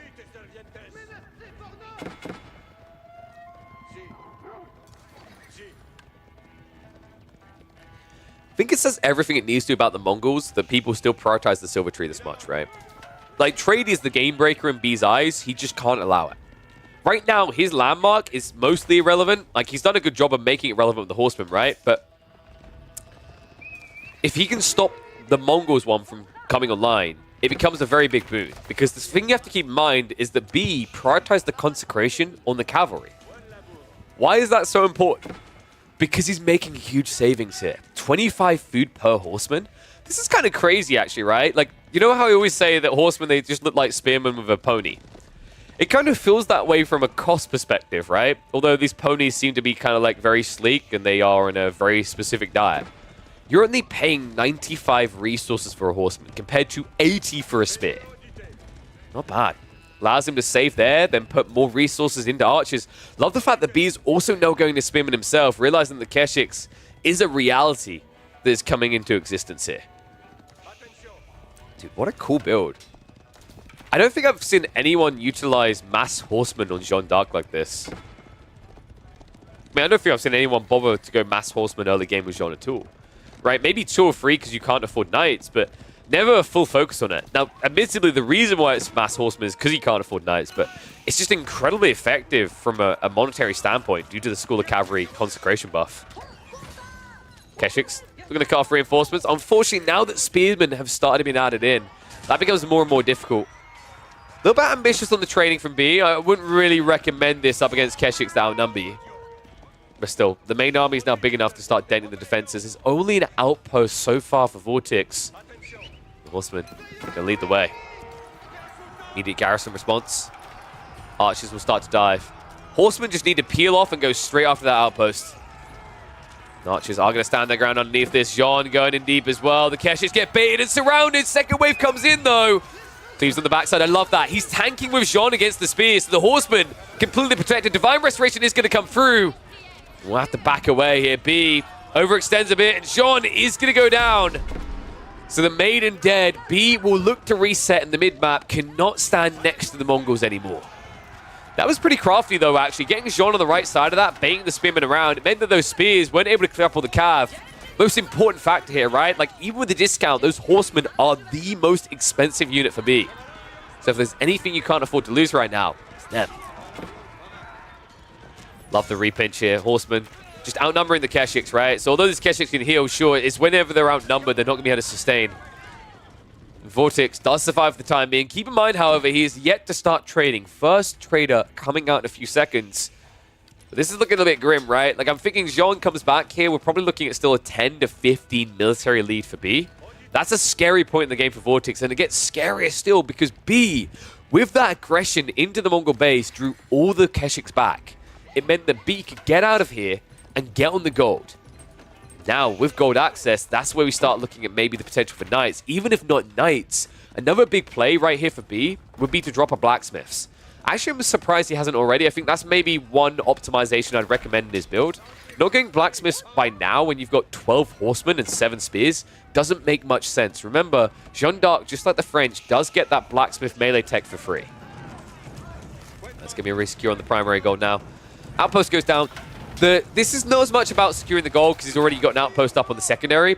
This is more about the fact that he's giving free info away as long as that outpost is up, right? Like, Vortex was able to see the archery range, the stables, even when John comes back. But now, Vortex is playing more of a blind game. Trade count. What are we looking at right now? I mean, it's what? 2?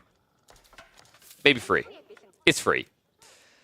he's full on pumping it, isn't he? And that's a bit scary, actually, for Vortex to be doing right now. He's up against a lot of cavalry units. He doesn't have many points he can defend on, right? Like, that's the danger of doing this on Prairie. Mongols are usually very powerful for trade on Prairie because of the length of the map and the fact that they're the aggressor. But right now, I've got question marks about whether Vortex has any way he can truly aggro. Does try to dive in the Keshik here, but that just feeds over some XP to Jean. And a Spearman plus a Knight could easily just keep pushing this way eternally. While they're doing that, the Horsemen right across the open battlements. So I actually think you just go for the Silver Tree here. Right? Like, wait for the traders to come back and kill them, but in the meantime, just torch down that Silver Tree to at least half HP. He has got enough torches for that. Still no blacksmiths, though. Okay, there we go. As soon as I critique it, it does come in. So these guys just got juiced up. 10 damage each. Problematic. So the Pincher does get one of the traders. Able to easily move away before the Keshik can do anything about it either. Yeah, this just feels really annoying if you're Vortex. You can't ever get the fight you're looking for now. Meanwhile, elsewhere, you know your opponent has access to the resources again, right? More XP going to Jean now. She takes out the ball. And the traders, a crafty idea here by Vortex. He's trying to go to the south side to get out of the way. B is finally going to try to address this directly. Silver Tree being torched. Nice pill scout there. Did sniff that out early, so able to get out before it becomes problematic. Elsewhere, B's making a heavy switch into Knights, though. Like, despite the fact that he was stuck on a Horseman for a long, long time, he found his value. He reaped his rewards, right? And now he reaps even bigger rewards, because going for the Knights after the Horseman, I mentioned there's a big saving there, 25 food. It's even bigger when you're talking about the Knights. You're saving 35 food per.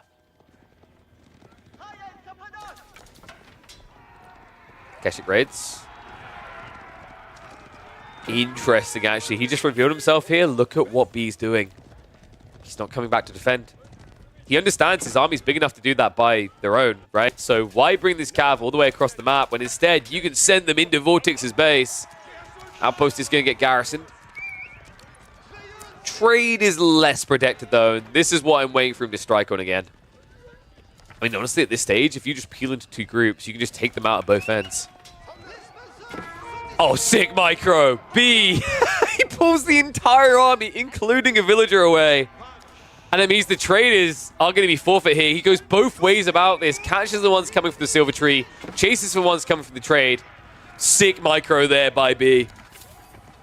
Vortex will at least eventually be able to cut this off. A 6 around is going to be able to take down a bunch of the horses. Not enough. Still about 8 of them are going to remain at the tail end of this. And B doing what he needs to keep Vortex honest here, right? Like, Vortex should be trying to actively attack his opponent. Instead, once again, at a time where B had to move out for additional pockets of resources, Vortex is stuck defending. That was an incredible surround, though. You guys saw the spread on that, right? Like, 3 different platoons of spears going at different angles. That was so close to a complete wipe of the caravan. That's important because if B loses these horsemen, he loses his effective raiders, right? Yes, you have knights, but they're slower, and they're kind of your front line. So keeping these horsemen alive makes Vortex worry about the trade. And it means that if he's worrying about the trade, he can't be attacking your base. That's why, when you look on the map, you just see a giant blue blob running around. Looks like Vortex is macroing up to go up to Castle Age here. Interestingly enough, on the other side of this, B is not doing the same. Oh, this is dangerous, actually. Not for who you think, though. I think this is more dangerous for B because Vortex is going Kurotai, and Kurotai is going to damage buff all your units to the point where it's almost like you already got your Castle Age techs. That being said, Vortex is guarding at home, right? The Kurotai is being built on the left, and instead, B is looking to overwhelm on the right. Marches in with the Cav, forces the fight against the Keshiks. They're going to have to draw back the moment they saw the Knights, though. No way to fight that. Tech up complete, but Jean, she's looking for that fight, the one that would get her level 3. Marches forward. Traders, that is going to feed her. That is exactly what you need. 12 XP per trader, and Vortex, this is the exact point we were worried about. What did we say about trade against Jean? It's like you're inviting death. That's exactly what's happening here. Was that 36 XP overall just from that alone? Now diving towards the goal. B will settle for nothing less the level 3 Jean. Charged by the Knights. Draws out the Keshiks. Spear on Spear likely to occur in a moment. Archers do get some good trade-ins there as the Spearmen get overbaited. Archer upgrades as well. Spears are coming in just a few seconds of Vortex. Keshiks not ready to go just yet, but the Kurtai is in position. Everyone is buffed. Now the Vet Keshiks will lead the charge. B has got the military lead right now. He does have to pump the Divine Restoration. Mainly because he almost dropped Jean there. It looks like he's going to have to back away. Now, the question mark I've got is this a good enough position for B to try and tech up from?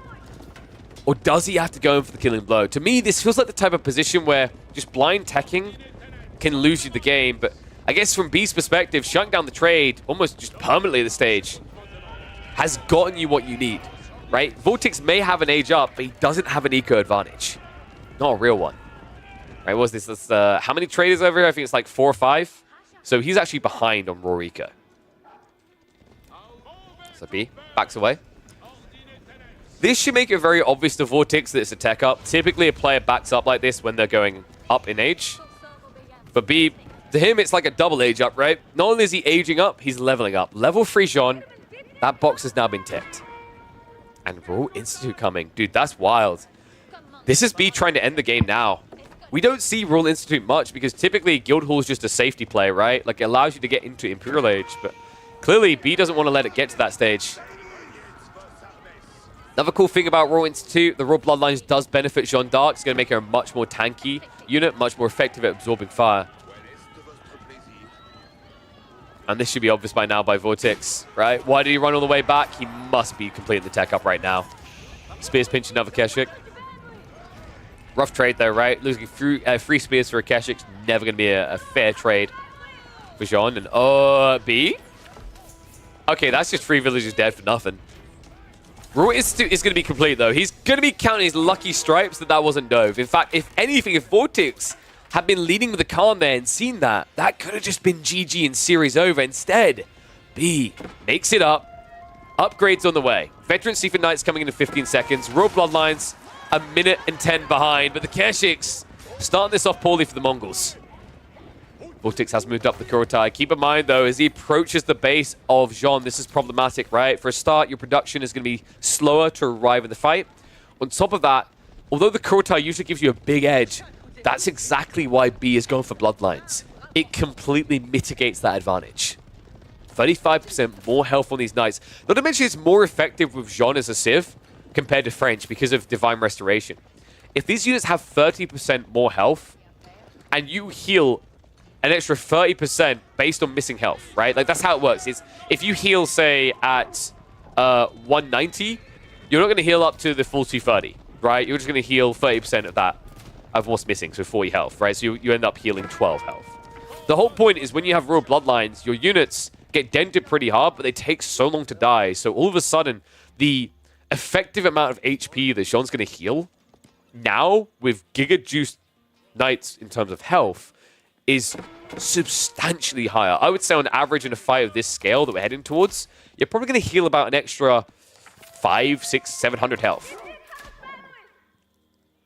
Which, when you put it into like Raw Knight numbers as well, is quite bonkers, isn't it? Right? Like, without Royal Bloodlines, that's like an extra 3 or 4 Knights. Speaking of those Knights, Keshiks! Ooh, Vortex just about reacted in time there. That would have been incredibly ugly. I believe we have got canted saddles as well, right? No canted saddles yet coming out from B. A little bit surprised. I think most players tend to prioritize canted saddles before they go into biology.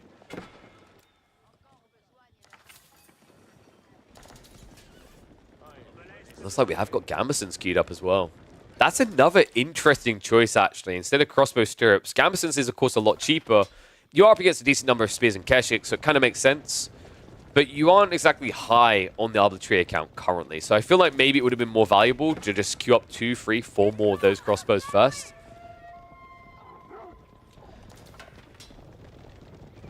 One thing I would love to see here from B, and something that I've noticed Louis is especially incredibly good at with Jeanne d'Arc, is finding a way of integrating siege here, right? Because now that you've got the Ordnance Company, that affects not just food, but wood and gold as well.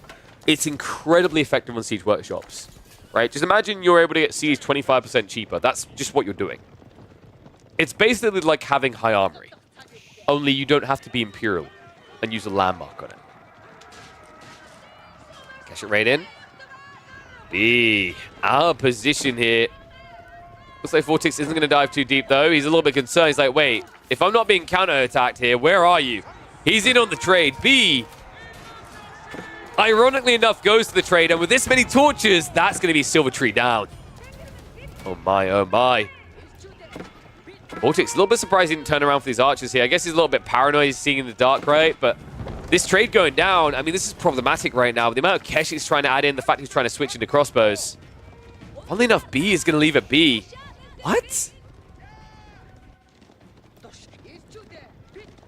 Oh, he's worried about an all-in, isn't he? He is. What a read by Vortex to see, okay, you know what? You want to make this consistent trades across the map? Let's do it. He's looking for the kill and blow. B continues to back up. Notice he has not thrown away these Jean's champions at all. He's just trying to budget the entire army.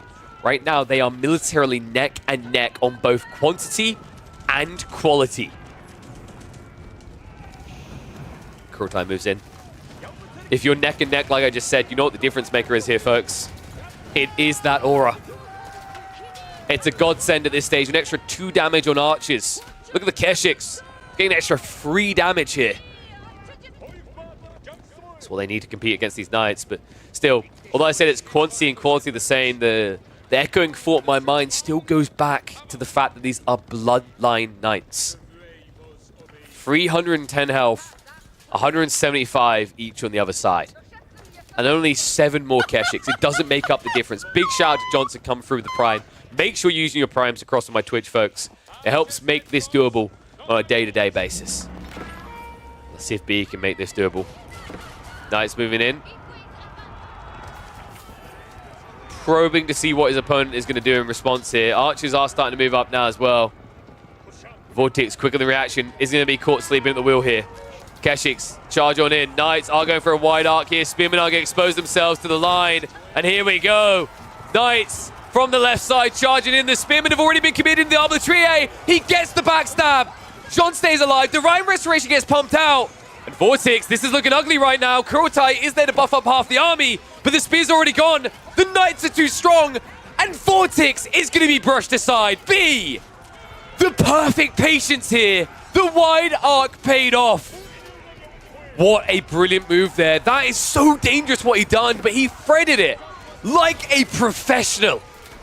Waited just long enough that those spears dove into the archers, into the Arbitrie, and made sure that there was nothing left to answer the heavy cavalry play of Jeanne d'Arc.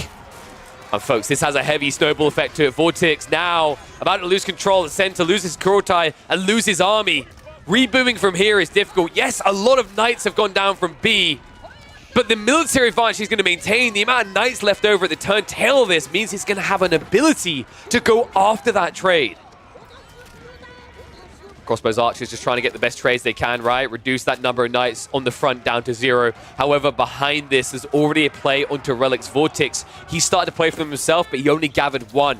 B now going with 4 monks, looking for a delayed rush to grab every relic he can off of this map. This archer count's just too high right now. The Keshiks, it's more than a tickling, that's for sure. I mean, it's 9 damage into 6 armor, right? But you only have 175 health, so this is super effective at shutting you down. And now we start to reach a stage where I talked about the trade, but if his mass archers diving, they could even go after the eco instead. However, B, happy with what he's got so far, backs off. We have to remember, folks, that was a humongous fight and one that Jeanne lived throughout all of. She has to be close to level 4. Mecha Jeanne isn't too far away. Vortex has to be cognitive of that. Fully aware, right?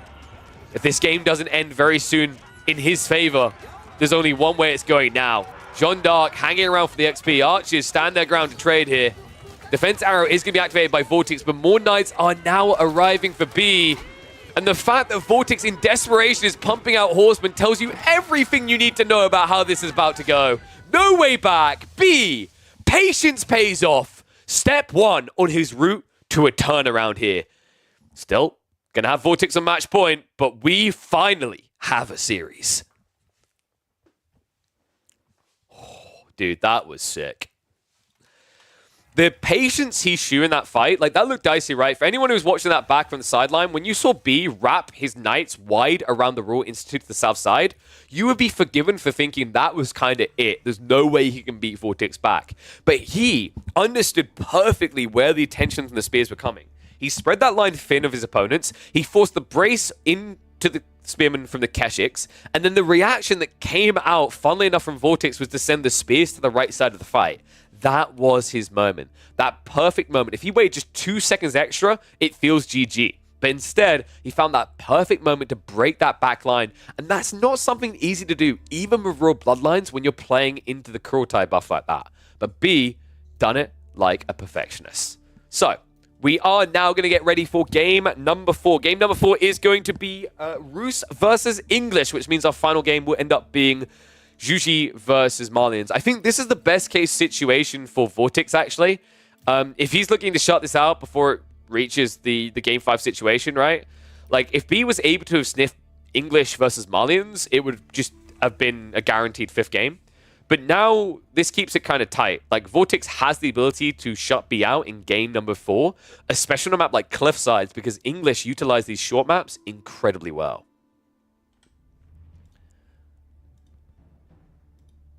Why don't I have an overlay to show Jeanne d'Arc's XP? Because if I'd done that, then the devs wouldn't go and fix it themselves, Kappa.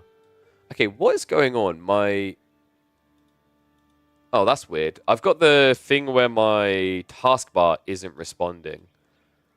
So after this series, I'll have to restart File Manager. Restarting File Manager won't crash the stream, right? It shouldn't. Is it File Explorer, right? I hate when this happens. Also, good lord, I need to turn off my heater. Just realized how hot it's getting in here. And this isn't an OnlyFans stream, so I'm not taking my clothes off, so. Yeah, the devs will fix things, right? Of course they'll fix things. Okay, one sec, guys. I just need to... Okay, Windows Explorer closing that shouldn't close. Let's see. If it does close the stream will be back up in a sec. Let's see. No, we're fine. Whew. Yeah, I need a new PC real bad. Okay, now my... There we go. It's back. Okay, we finally can click things again. All right, apologies for that. Let's get ready for game number 4. Whoops. Need to update that score. B. Ooh, the comeback begins. Oh, that's right. The comeback is on course, but can it continue its course? Quite possibly. I think actually Vortex may have gone the perfect matchup to try and stop it right here in game number 4. He will take to the field with the English. On the other side, B.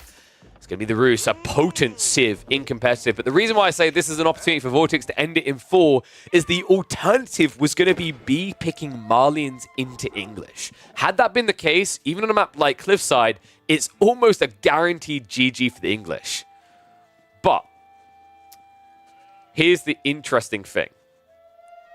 Because B didn't get that, English versus Rus has some very interesting permutations.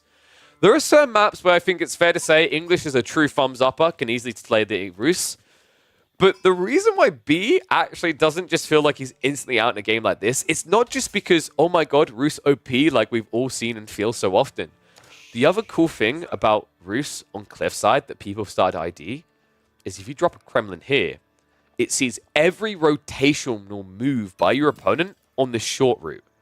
That's a problem for the English, because the English can't do long routes. That's right, we're just very dense. We like to go straight down the center. When you're playing longbow, spearmen, men-at-arms, you don't have the time to go on the flanks, let alone reinforce through the flanks. So a Kremlin drop, well placed here, can just define this entire game. Now, it's not a GG Kremlin placement, mind you. He didn't get that incredible concave we sometimes see, where there's just like 2 routes that are covered, like 2 ramps here. So Vortex will still have rotational opportunities with Lombos, but there's no doubting that the English dominance that I, for one, have time and time again flagged for this map isn't going to be 100% guaranteed. right? Like, I think I've said before on my streams, anyone who's tuned in regularly, they would have heard me say this many times. I think English, if not S tier, is an A tier Civ on Cliffside. The shortness of the map makes it very easy to exploit your opponent. But if you pick a Civ with a defensive landmark... Wait, what?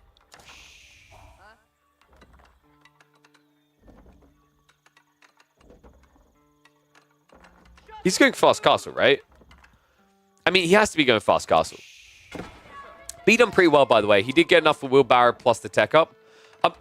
The reason why I'm kind of like dumbfounded by this is now the Lombos have access, right? They can poke and prod on the front line.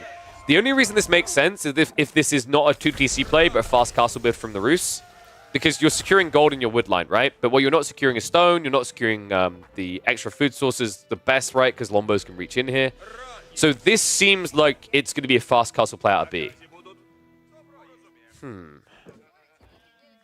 I don't hate it, actually. Especially considering what I've just seen Vortex is doing. And I imagine B scouted this as well, right? With a free scout opening, it feels like you just genuinely have to be not using your units at all to not see this happening. He's going to get info on it. And I imagine the moment he sees that it's going to be a 2TC build, yeah, he's rushing out for his own. Wow. Okay. So they both have similar ideas. This is interesting, right? Because what B is doing here would be incredibly risky against a 1TC English build. Because by now, there'd be 3 Lombos on the way.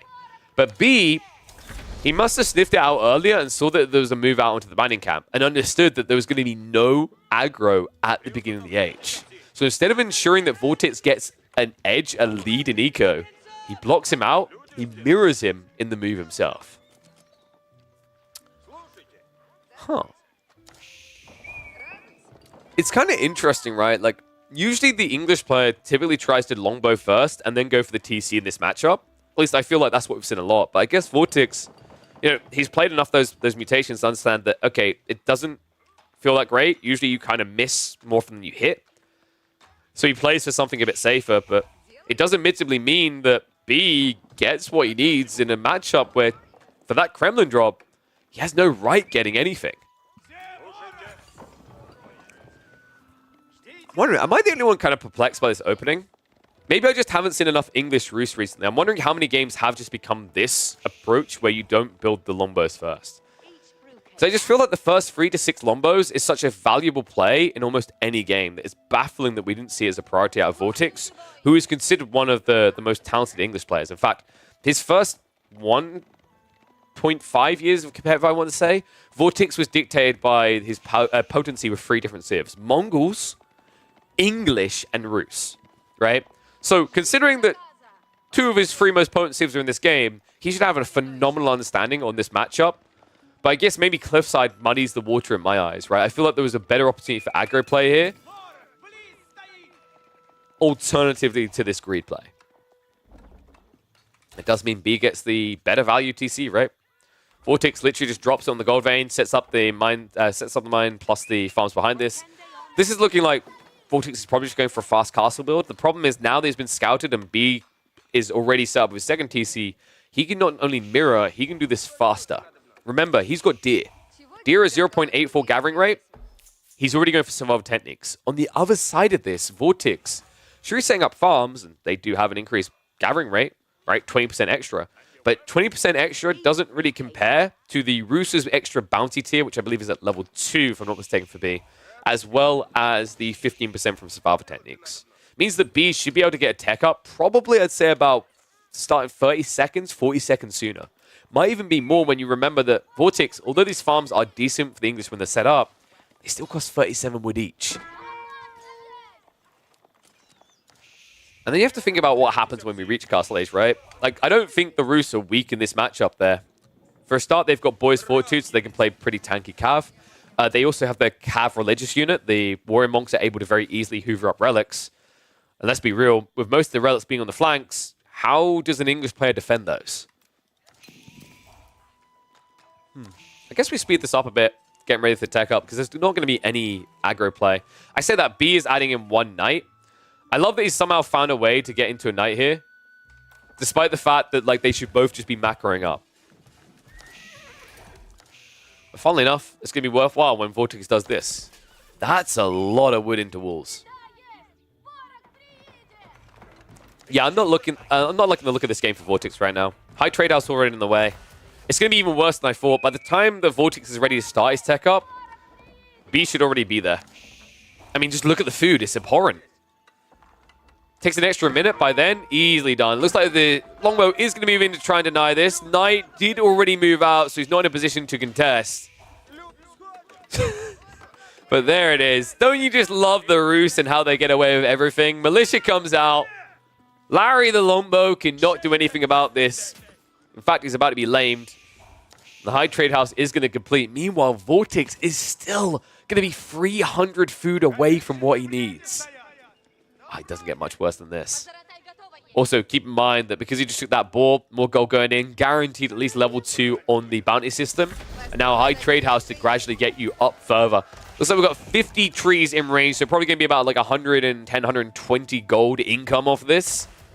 Even more. 78 on 1 tick. So he's going to be getting a lofty 156 gold a minute. I guarantee he's already saving up for the monastery as well. Meanwhile, Vortex, understanding the position he finds himself in, knowing there's already knights out in the field, there's only one option here, and it doesn't feel great. Has to go for the White Tower. It's hard to think of a way in which Vortex isn't behind in this game right now. By the time he completes his tech up, gets a monastery down, and gets a monk out, there's already going to be 2 relics on the way home for B, possibly 3. On top of that, you both went 2 TC, there's no edge there. And also, funnily enough, this matchup, when it reaches into Imperial Age, on a map like Cliffside especially, unless you can fully wall yourself in, I heavily favor the Rus. I think Boy's Fortitude and Imp, just incredibly impactful, right? The Rus horsemen are basically the most tanky standard horsemen in the game. And once again, the issue for the English is they play a slow static comp.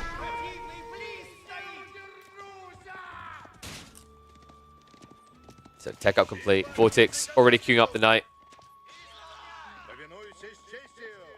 The relics already being pinched for. It looks like B is actually moving out for the ball. Love to see this. Usually in this situation, the worst thing you can do against the English is be the first to try and go into the farms. And hello, my wonderful sunshine. Corvinus in with a raid. You absolute legend. By the way, if you guys didn't know, we are planning to cast Corvinus' series versus Marine Lord after this.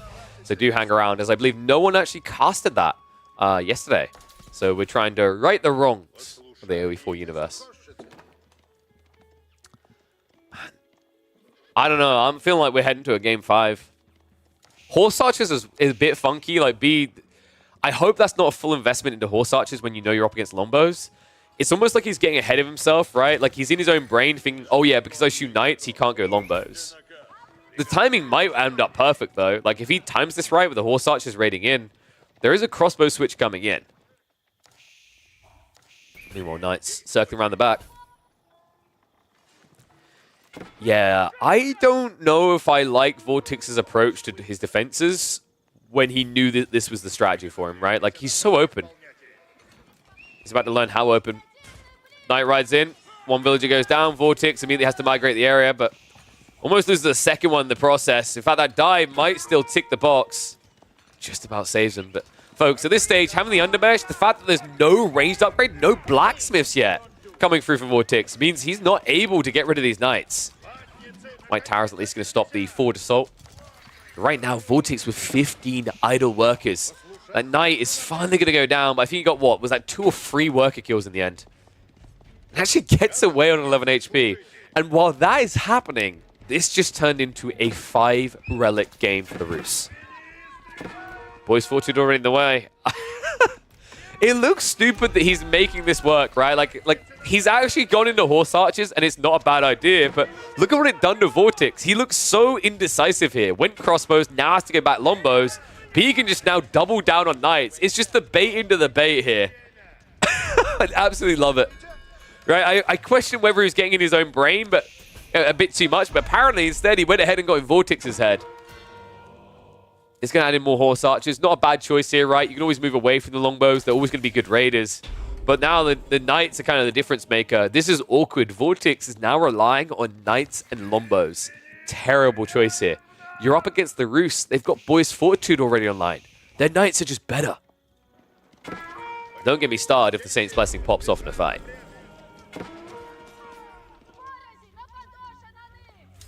It's like trying to shut down the vision. It's kind of crazy, actually. If you look at the map, check this vision right now. B sees everything that Vortex could try to do. Vortex is playing as blind as a bat right now. Even his knights don't know what they're running into. Sacred Sight's now locked in. B just going more horse archers. Oh, man. I mean, right now, if you continue this track, it's bad, right? Because there's just Lombos now. It's almost like B just keeps stopping off and saying, okay, now that I've shown more of this unit, you're going to build more of Y instead. Instead, I think he's giving a little bit too much credit to Vortex. Vortex doesn't have that level of information on the map. So will be an initial pushback here. Starting to flood onto the flanks, though. Knight is going to keep the Pocket Eco idle, but B is going to contest it. Understandably so. There's a lot of resources over here. The boar and the deer as well. That's a consistent thing with Cliffside, by the way. It always spawns the boar and the deer right next to each other, so you get that double whammy of moving out for it. Wait, is Emil with Saint's Blessing not given there? That was a bit weird. Oh. Vortex. I think he needs to be very careful with his comp here, because remember, they're slow to move, so if you disperse them like this, that's where B can get a win. It's a good little trade there. I think that's something that should be a wake-up call to Vortex, is stop going wide, right? Like, keep it simple, stupid. Kiss. If you start to spread wide to address B's Pocket Ecos and the Sacred Sites all at once, that's where the Cav can still win. If it turns into a funneled fight, this Lombo crossbow with a few knights will win. And, well, Vortex is trying to... Oh my god, he's actually trying to go Imperial, isn't he? Yeah, apparently Vortex didn't do a good enough job of walling himself in, so B's trying to assist him with that. Oh my god, do you know what makes this so toxic as well? He went full ranged. He can't burn down the walls. Oh my god. I'm sure he's aware that Vortex is going for him, but I just don't think you care now that you're able to do this to your opponent.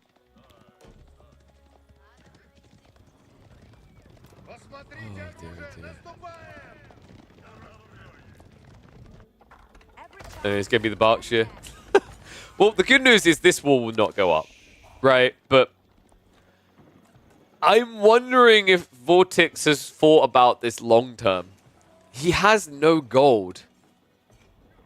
Right? Like, that's the critical point about this wall in. The Berkshire is at least going to secure a 4K, but even that feels a bit dicey. Even with enclosures, it feels a bit dicey. So the Berkshire is going to get up in time before the horse archers would arrive. Just in the nick in time, in fact.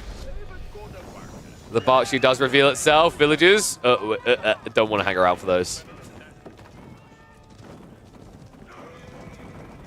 Let's go back away. Berkshire range means that the horse archers shouldn't be able to hit these villagers without dying, so that's good. But the problem I see is that this stage in the game, B isn't going to be too far behind, right? 2 Sacred Sites and 5 Relics. Not to mention that high trade house, which is yielding 156 gold a minute. And then any extra 100 cabins around here means it's not going to take him long to come up as well. Horse archers are just going to go for a trade. Kind of makes sense. I'm not sure you want to play into Gallop here. Gallop has just felt like a very underwhelming tech. But maybe B has something spicy. I mean, the fact he went horse archers in the first place versus Lombos has me curious.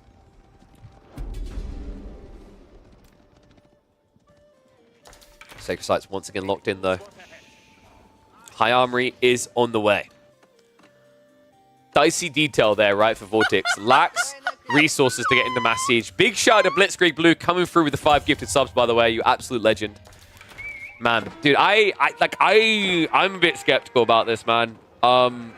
Vortex's choice to go into Imperial Age here with a lack of long-term wood and gold.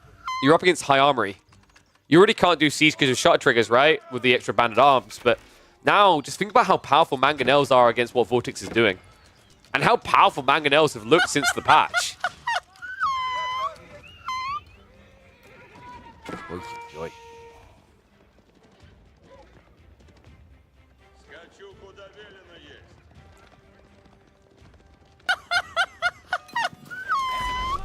Vortex. We'll get this trade to his favor, right? But this is just horse archers being thrown away. After this, we enter an awkward phase. if Vortex has to transition to a new unit type, he's going to lack the gold to do so. In fact, he's trying right now. Men-at-Arms. I mean, that burns you dry fast, right? The army tactics as well. It's going to be needed on top of that. The blacksmith techs is scary. Meanwhile, B, very simple for him, right? Queue up the mangoes, queue up the Streltsy. Get ready to go.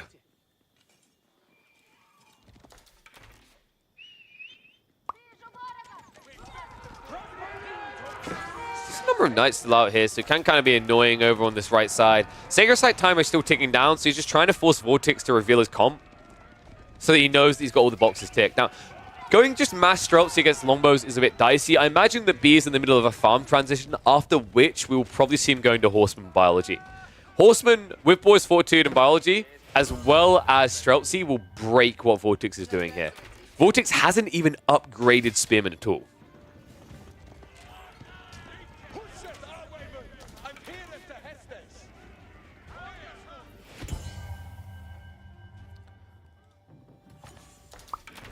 What? Are we actually getting elite knights? That's kind of gross, but effective if you've got enough gold. That's an interesting idea by B. Typically, going knights late in the game is too expensive, right? But we're 20 minutes in, and he has plenty of the map under his purview, as well as 3 sacred sites and 5 relics. Like, actually, like if you can afford it, you have to remember that the Roost Knights are amongst the most powerful in the game. They get the +4 damage from the Poleaxe, but on top of that, they've already got the Boys Fortitude buffing their health up further. Pretty cool idea here. Now, there are spears, so it does mean that Vortex will have a good fight there, but right now, the problem that I see is the siege. Vortex needs to get some Springles out ASAP. Problem is, if you build Springles here, you know what happens on the other side, right? You know what B's going to do. He's already got 1 Springle on the way. He's going to have Banded Armor, he's going to have Shutter Triggers. He's going to have the extra 0.5 that you don't have, so Vortex instead, I feel like he needs to get 3 more farm clusters up and get into Cav here. Just enough horsemen to wrap on the siege. Nothing more.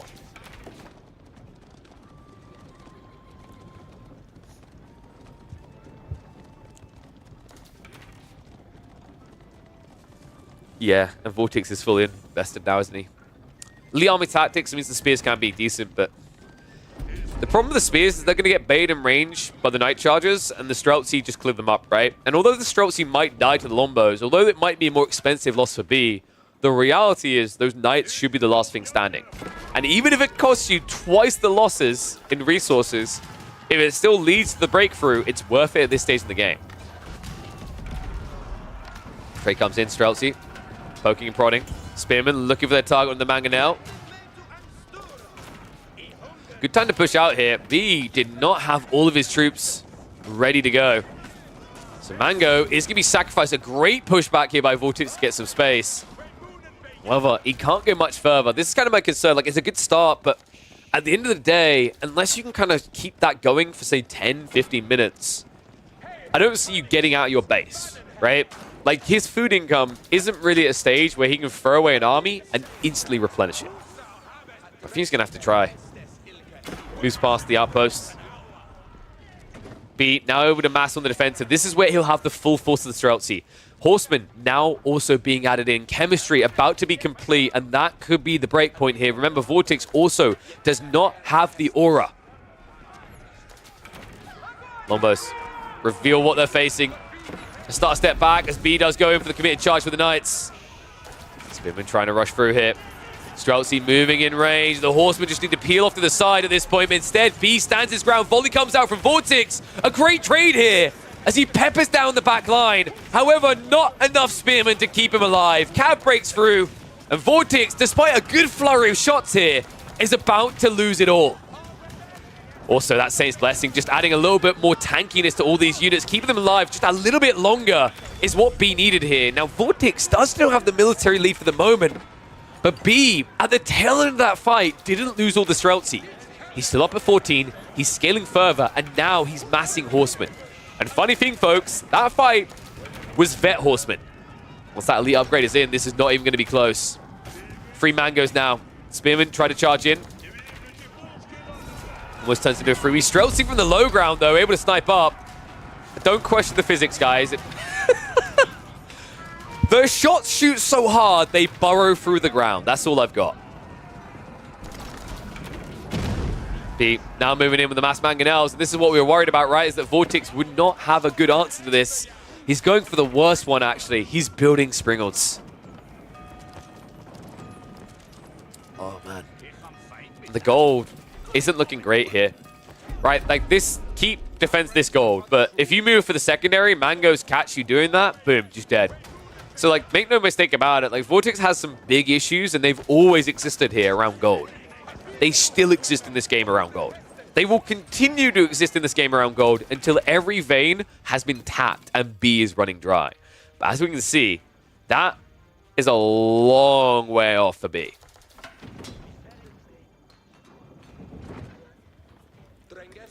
So people asking why the score is so much bigger for B. You got to remember he's got the Sacred Sites, he's got the Relics, also Walls add a little bit of scoring. But just think about the raw army value as well. I mean, these Streltsy are worth as much as this entire army. And then you're adding all the siege on top of it. It's not even close right now. The reason why Vortex is holding off for the moment is because Lombos are actually really good against Streltsy. Especially with the volley research. But, you know, my issue is he's just not able to afford anything premium. Like, not even Men-at-Arms feels sustainable here. Especially with how many would die to Streltsy alone.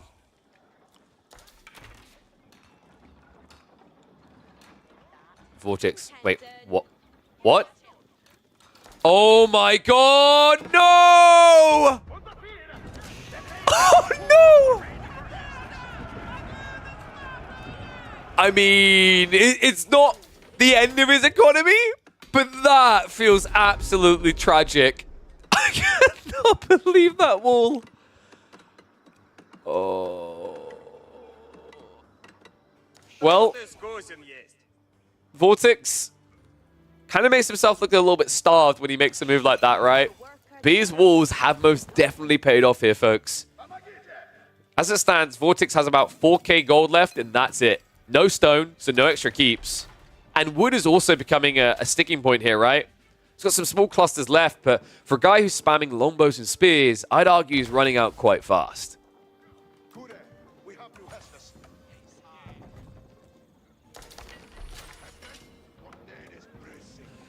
How does Vortex do this now?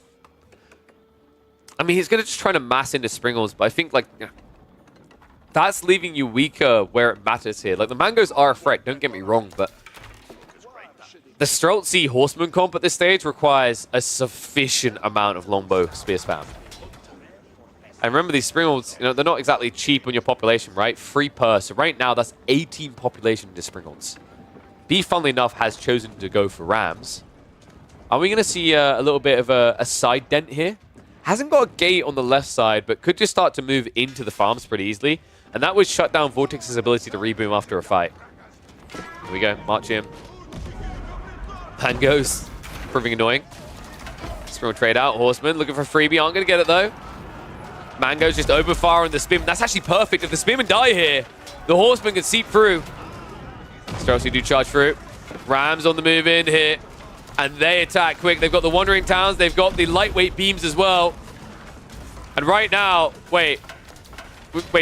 Okay, thank goodness. I thought the Lombos were accidentally attacking the Ram there. But the Streltsy are clearing up the last of the spears. And that means the Rams are completely unanswered. Streltsy count still up at 32 in this fight. The Lombos have to make their stand. Moving towards the keep. Springles are being spammed out as quickly as possible. The Streltsy and the Mangonel able to trade well in the meantime. Sidestep by Vortex to dodge out the rocks fall from the sky, but Horseman after Horseman coming through to make sure all fire is baited towards them. Lombo count feels like it's getting pretty low here as well, down to 23. Meanwhile, the Horseman reboom is fast. Oh man, this is problematic. Villagers being pulled down. They are being massacred by the Streltsy. Rams are at least being kept off the keep, but down to 2k HP. And remember, folks, Vortex has no stone to repair. The moment this goes down, the floodgates open and Vortex refuses to hang around for it. GG comes out. Game 4 will go to B. It comes down to 1 to decide who will proceed through into the semifinals of Energy Slapfest #1. Whew. Dude, that was pretty fierce. That was relentless. Well played by B there, man. That was actually scary how well he was able to keep the Streltsy numbers quite high in that game. Like, usually at that point, I feel like you're kind of pulling rope, right? Like, you're starting to just run dry, run out of resources pretty quickly. But Streltsy numbers remain pretty high. Rams were a pretty cool detail. I love the fact that he realized why those villagers ran through his area because they were going for stone, not gold. Makes sense, right? Like, he already has gold right in front of him. Why would those villagers run out? I think that detail actually kind of sprung the realization to be that there's like no stone left. And that keep is the one thing keeping all these horsemen from getting in. Funnily enough, I think this is a game where if B wanted, he could have just raided with the horsemen, right? He had the walls up. It wasn't the English that had them up. But a pretty calculated approach, right? We highlight the cliffside is kind of deceptive. It looks like a map where you can just camp like the English do there and get away with it. But the reality is your starting resources dry up really fast. Gold and stone especially are incredibly limited. Even wood. You only get one big starting wood line. You don't get two like you do in Dry Arabia. So you pretty much have to, by say about 25 minutes, get out your base or face the wrath of forfeiting map control.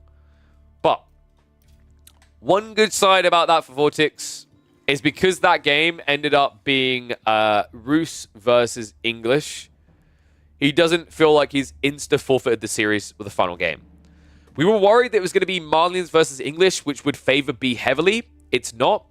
It is, however, going to be Malians versus Zhu Ji. So, perfect opportunity to see if A, the nerfs was strong enough to the Zhu Ji, and B, whether it's finally time for the Year of the Cow to end by them being hit with the nerf stick. Should we find out how it goes? Whew. Let's hop into it. All right, this series is delivering, and it's going to deliver us one more game. One and all, welcome back to AOE4 Action. It's time for the deciding game between Vortex on the Zhu Ji and B on the Malians. That's right. We're going to see if it's time for us to stop moaning about Zhu Ji being OP and to start moaning about the lack of nerfs to the Malians. Comes down to this. Gorge is going to be the map, and funnily enough, actually, this is a map I consider terrible for the Malians in most matchups due to how split your gold veins are. Typically, Malian players want gold vein options and preferably too close by, but the thing about Gorge is that there's no flexibility on direction, if that makes sense, right? It's always out on the flanks for your additional veins here. Makes it very difficult to defend them sufficiently with an infantry force, and typically when you're playing Malians, that's what you're leaning into in the early phase of the game. Meanwhile, on the other side, Vortex on the Zhu Ji, this is a Civ that sometimes just hits the jackpot. It doesn't look like he's hit it this time, but sometimes this map generates berries, stone, and gold with wood out in a corner. Kind of to this extent, right? The stone isn't here as well close enough, but the 8 berry, the gold, and the wood, if Vortex is spawned on the south side of this map, he'd be rubbing his hands together. Unfortunately, being on the north side, doesn't have great berry options here, right? He could get berries, stone, and a decent amount of wood there, but I'm not sure if you want to be going for a TC boom in this matchup. Maybe Fast Castle. Like, the more I think about it, I quite like the idea of staying Tang Dynasty and going Fast Castle. That would be fitting for Vortex as well, by the way. One of the first players with Zhu Ji when they came out to prioritize the Shaolin Monk Fast Castle build. Super effective against the Malians because they don't rush that age up. And also, with a Meditation Garden here, you get, decent amount of food still, right? Like, you could ideally, or alternatively rather, go for, I think this would work. Maybe the Medi Garden would reach on the food. It'd be a bit tight. But instead, yeah, he goes for a condensed one. Wow. Is that double stone? I hope this is not TC booms. I think TC booms is a mistake here. It's just not fast enough against what the Malians will do. Because B's going to scout it, right? And if he sees that it's double TC, you're going to immediately see him drop an extra mill and just start to pump more cattle for a faster castle timing. But tech up complete on one side, Meditation Garden about to complete on the other. Like we said, this did get nerfed, by the way. Remember, it's not the ridiculousness it once was. It's still pretty absurd sometimes, but the outcroppings now give 25 resources. Berry bushes give 6 resources each instead of 8. But that does mean that this should end up being, I'd say, about maybe 105 resources from the wood plus the double stone and the gold. Still pretty decent, but the way it's decent isn't the way that I'm a big fan of here. And, oh my god, he's actually going for it. This is a TC boom, isn't it?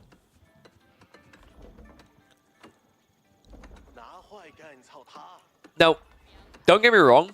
You do not, I repeat, you do not want to be doing Chuganu span into Malians. That's how you lose. That's how you lose quickly. However, I think you also don't want to be doing an eco boom against Malians. it comes down to whether B scouts it, but step one is already B is moved down to the second pit mine, and it's not going to go punished. Not only that, it's a fat pit mine. So plenty of extra houses he can slap around it. That means more cattle boom, right? With that second pit mine being a fat one, he can afford up to 3 mills ahead of the usual trend, right? Typically, we see 2 mills and a gradual extension into ranches. I think this is the type of game where B should scout this out quite quickly. And the moment he sees it, we're just going to see him hold any sort of military production and just go all in on greed. Problem with that is the Fulani is going to return a lot more value a lot quicker than the Zhuji TC boom is. Stable drop is at least going to come in. So it looks like Vortex is going to try to be a bit annoying here. This might force B to go into 1 or 2 Donzos, but that's not too hard of an investment, right? Especially considering that on the other side of this, your opponent has gone for the stables. One annoying thing about that stables is the thing that makes me shake my hand is, like, honestly, if there's anything you want to go into with Jiangnan, it's this. Vortex just dropped a stable for 150 wood and got 100 food, 20 wood rebate because his horseman got built for free.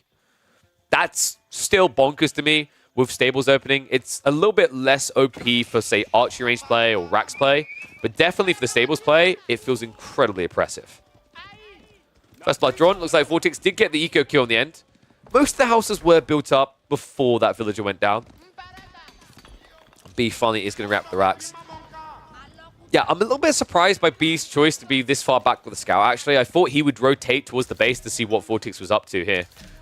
I mean, it kind of feels like it's an important detail, right? Because if you knew that it was stables coming, Donzo would be prepped ahead of time. If you thought that it was going to be just TC boom, that would make sense what B was doing here, but I feel like if you think it's just going to be TC boom, you need the confirmation of that, right? You need confirmation of how many TCs, where it's going to go. Because he already pumped the double mill without a Rax as if he assumed that it was just greed coming from Vortex. That being said, I'm a lot more happy with what I'm seeing from Vortex here. Double archery range now is a little bit dicey. I think, like, field some aggression, but not too much here. The problem he now faces is because he chose Song Dynasty, he doesn't have the tank for the 15% discount on going up into Castle Age. So that means even if he tries to rush it now, his timing is not going to be optimal. Even worse still, this Meditation Garden doesn't help. Only a little bit. 25 gold. Everything else that this Meditation Garden gives is worthless for a fast tech up timing.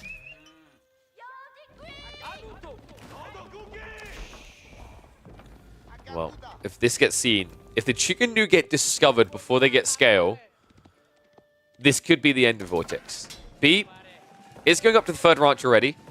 4th one being built. But the moment the scout sees the Chicken Do, this should be a Javelin drop. Now remember, Vortex is going to get a second TC off of passive resources at least. That's the plus side of what he's doing, right? It's not like he's just chosen outright greed. He's going to get it quite fast with the 50 stone every minute. 7 minutes in, he doesn't even have to touch stone to get a TC. But Shugen Nu as the backbone of your strategy always scares me into Javs. It feels like you're begging for defeat. The one upside at least is the pit mine is going to get denied, right? So that's a lot of wood burnt for being this investment. But now that you see the Chicken Nu, should be maybe even 2 archery ranges here to field enough javelins to keep this back. He does have to be quick about this, mind you. Think about where his pit mine is. Think about where the Chicken Nu are.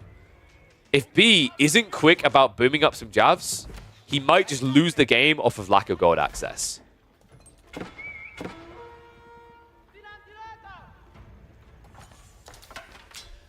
Keep in mind one backup play actually here for B that I quite like is if you see your opponent's not building that many cav units, you could try to sneak out for, yep, there we go, for gold down the south side. He is shifting over there now.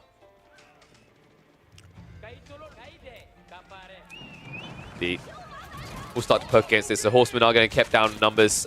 Chicken Nu are going to start to snipe into the pit mine. Now, one thing that's really important is that B fields enough aggression here. If he looks a bit weak on Jav count, if he looks like he's not committing into this age, Vortex is going to go roaming, and he will find that pit to the south. If that ever happens, that is game end. The upside right now, however, is that Vortex may not know. He scoured the edge, but he didn't see the gold. It's not showing up on the map for him, so that might be an unfortunate detail that is Vortex's undoing, because if he does come east side, he might check the further out mine first. Still, he should know, right? Mathematically, there needs to be like 2 outskirt mines. 2 small and 1 big, right? And so far, he only confirms 1 big and 1 small. He hasn't scouted this corner, though, so I don't know. The vision and the way that he scouted this might be his downfall. He's now checking. Unfortunately, folks, he's checking the wrong vein. Oh, my God. Is this going to be the defining moment? Because B is getting what he needs together here, right? It's up to 4 jabs already. Chicken Nu are not doing it anymore. Behind this, second TC is at least ready for Vortex, so he's going to start to eco boom. But look at what's happened in the meantime. It's already 4 ranches complete, 2 more ready to be filled. And with that extra gold B's now gathering, it shouldn't take him too long. So Vortex needs to sniff this out. And he gets the info. Scout with the horseman spots the villagers. B will not get it so freely. Nice snipe there. 3 horsemen should be able to get 2 villagers here before they get back to safety. However, the Donzo's quick to react, so good moves there. B doesn't have to back away from the gold. Well played there, actually, right? There's no reason for the Donzos to hang around to defend the jabs on the north side. So he shifts away with that. Now also with these jabs here, he should have an ability to rebuild the pit mine. At which point we should be looking at him trending towards Castle Edge again. Meanwhile, Vortex, I don't think he's going Castle in this game. It feels like he has to try and end it now. This is probably the best position he could find himself in with what he's done here. But is it enough?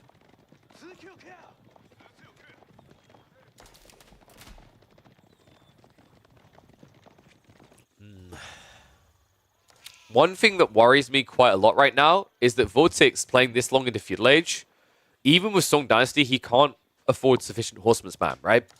Because those farms won't get set up for a while from the Song Dynasty. And although it's still better than what most civs have, it did get nerfed, right? From 40% to 30%. So going for a granary transition is now 25% more dear than it used to be for the Chuji in a game where he's fielding aggro. So like in this type of game, I think Vortex's only realistic comp is Chugen Numas. Doing that to jabs doesn't feel great though. I mean, B, even if he had, say, 5 less jabs, it's still a decent number to trade with Chugen Nu. Instead, Vortex, he's just going Castle Age. You guys start setting up those granaries. Okay, this is dicey. I don't think his position's going to be great here. More ranches already being filled. B, he's starting to stockpile as well, so they're not going to be too far off. I'm expecting Vortex to have maybe a 30-40 second tech advantage. What he can do with that is the big question mark, though, because right now, the only thing you can upgrade is a bunch of Chugen Nu up against jabs. Shallow Monastery finally on the way.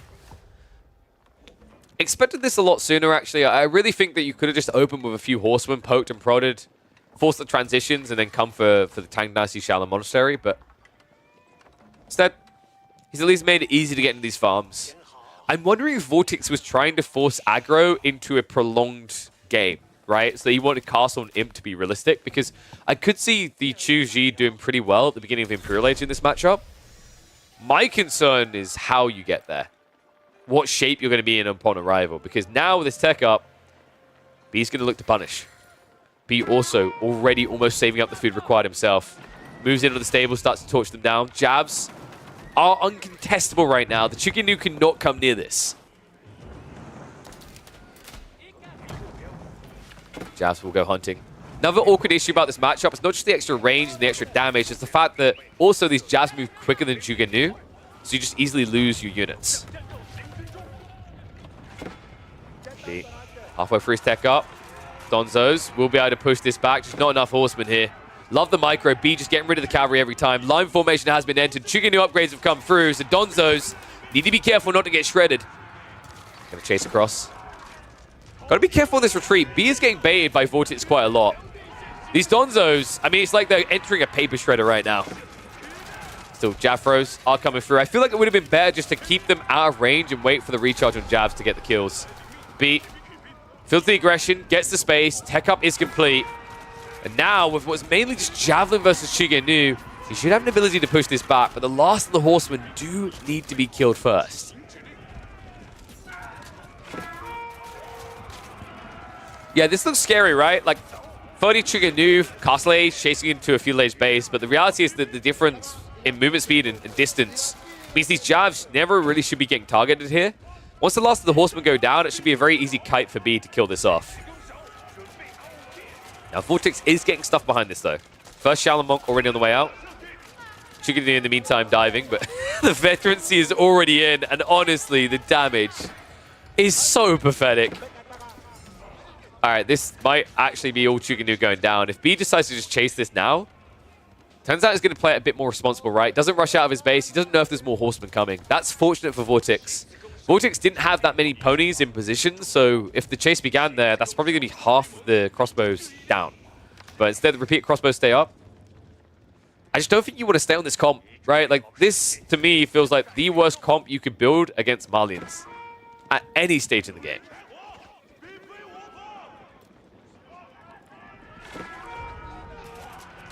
Oh, yeah, just getting kited now. Horseman. Trying to ride through, but, I mean, it's only a few here, right? I'd say the Sofa, yeah, just beautiful micro there. B just tries to aggro it, but Vortex quick on the reaction to get back on course here. Remember behind this, the farms are being fully set up, right? We've got 2 granaries, third one coming in now. So Vortex is starting to reach his kind of late game potential in terms of eco. But B still ahead off the power of that Fulani.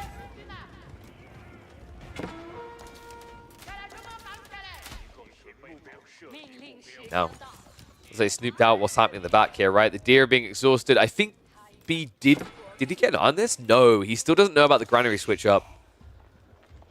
So he may feel that the granaries still need to come in, and that's a danger point for B, because if he overcommits, assuming Vortex doesn't have food, it's going to be his undoing here. Vortex, although the food number doesn't look high right now, if he just pops in some supervise, with the granary cluster is now complete, at least on layer 1, he's able to afford that horseman pump at scale. So for some imported armors, though. I'm starting to wonder if spears would have worked better for Vortex. It's kind of rough, right? Because you're still up against jabs, but maybe do you just go spear palace guard here, or is that too one-dimensional? It feels a bit weird because, you know, you can kind of get kited by jabs, but it's going to perform a lot better than what you're doing right now. Shaolin Monk's also being sniped. Only 2 relics returned for Vortex. That's not going to make up what's happening here. TC slowly being burnt. Jabs begin to dive. And the swim and switch up is revealed, but that's not going to stop B from going for more Sofas here. All he needs Sofas for is as a tanky front line. Meanwhile, the Chuganu struggle because of it. The imported armors means they are always doing just 3 damage per burst. Jabs trading out well here. Vortex starting to fall behind in military mass.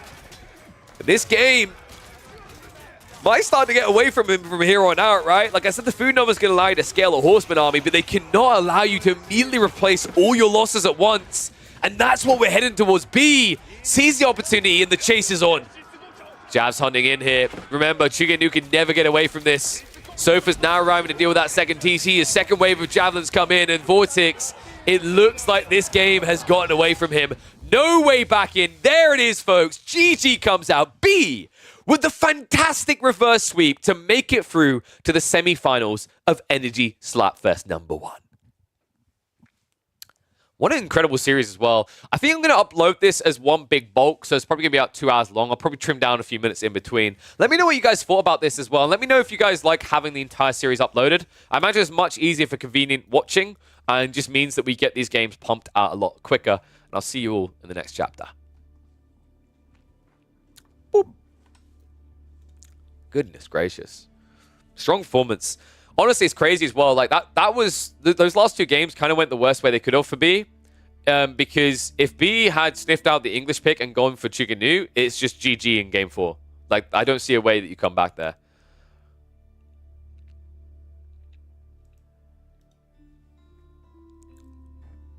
Hello, everyone. I hope you had a good stream of Corvinus. Are you guys ready to watch more Corvinus gameplay? By the way, because we were going to check out his series versus Marine Lord. Does that pique people's interest? Basically, what we're doing here today is I noticed, I think it was 2 series. It was that one, and it was the Marine Lord versus Corvinus one. Were not cast, so I'm righting the wrongs, baby. Making sure every game gets cast here.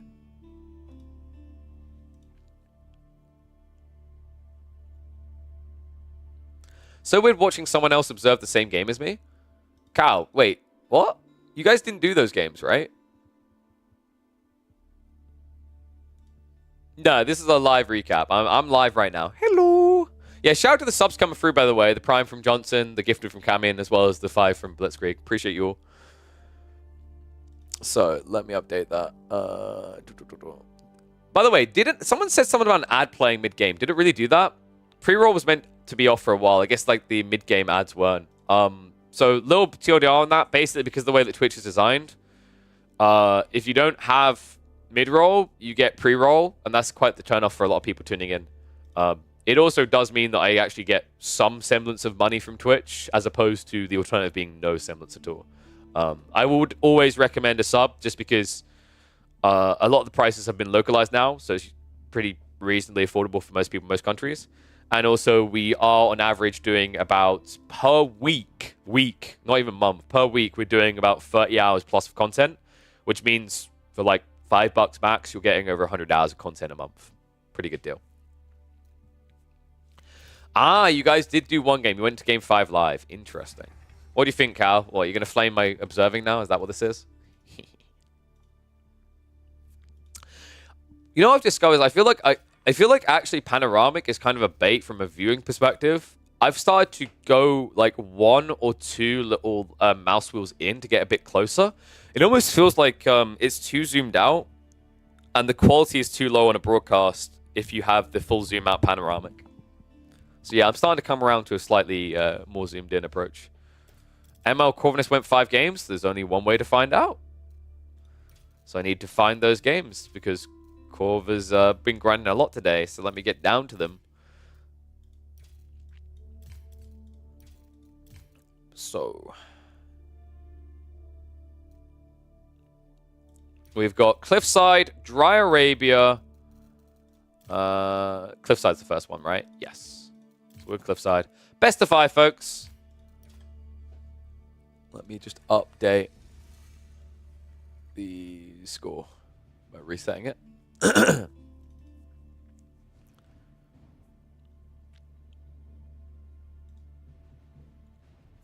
Vortex sent 5 vills to long distance mine the stone. Yeah, I had a feeling that would happen, but I just didn't say anything because I wasn't sure if he'd done it at all, right? So it's like, I probably could have checked the stone mine to guarantee that.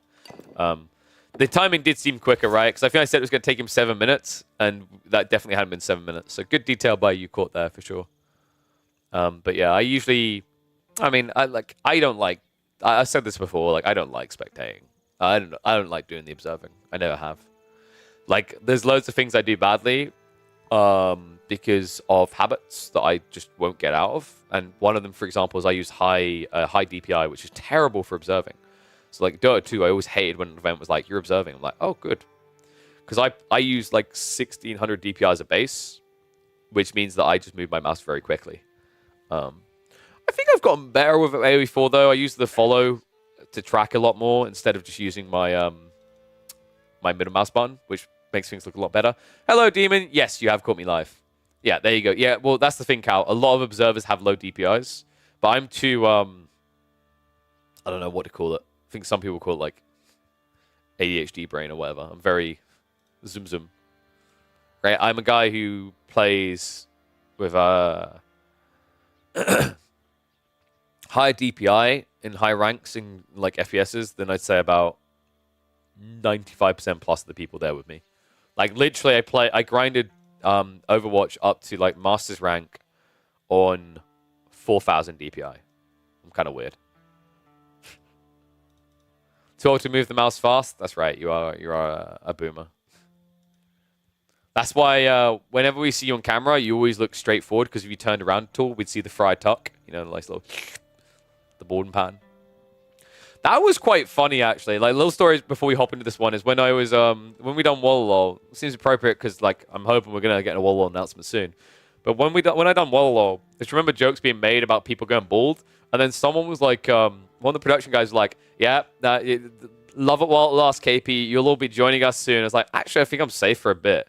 And he, like, looked at the back of my head. He's like, oh, my God. You've got so much hair. And it turned into this weird sort of look, guys, thing where, like, one by one, everyone just came and looked like, wow, KP's got a lot of hair. I was like, yep. I'm hoping to be that silver-haired fox in my 60s, you know? Full head of hair still. So what I learned there is apparently within the Age of Empires scene, I am a rare breed of actually has hair. You do have nice hair. Thank you. It distracts from my face. I find this very beneficial. Is Rebel Warlord going to have Empire War? I don't know. I wouldn't be surprised if they choose to do it. I know some people don't want them to. They're very vocal about them not wanting to because it doesn't fit with the format that exists in other Age of Empires tournaments. And I know that some people don't like the idea of the biggest tournament having a different format, but the counter argument is they've done it with AoE 2, and well, I think there was a dislike for it originally in AoE 2, but over time people came to quite like it, right? So I personally, I don't know if the Civs starts are balanced enough for it yet, because I actually haven't seen any Empire Wars since the new Civs got added to the game. But realistically, I wouldn't be surprised if they do it.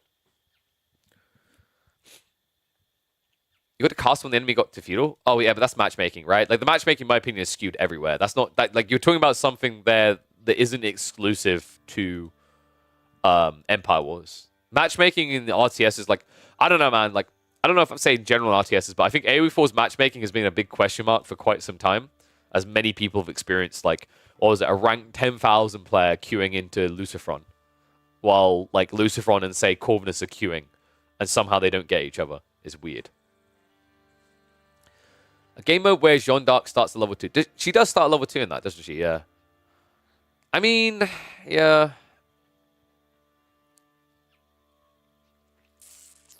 I'm trying to think. This is the thing, right? Okay. And I don't have any inside information. So here's my thoughts on this before we get into this one.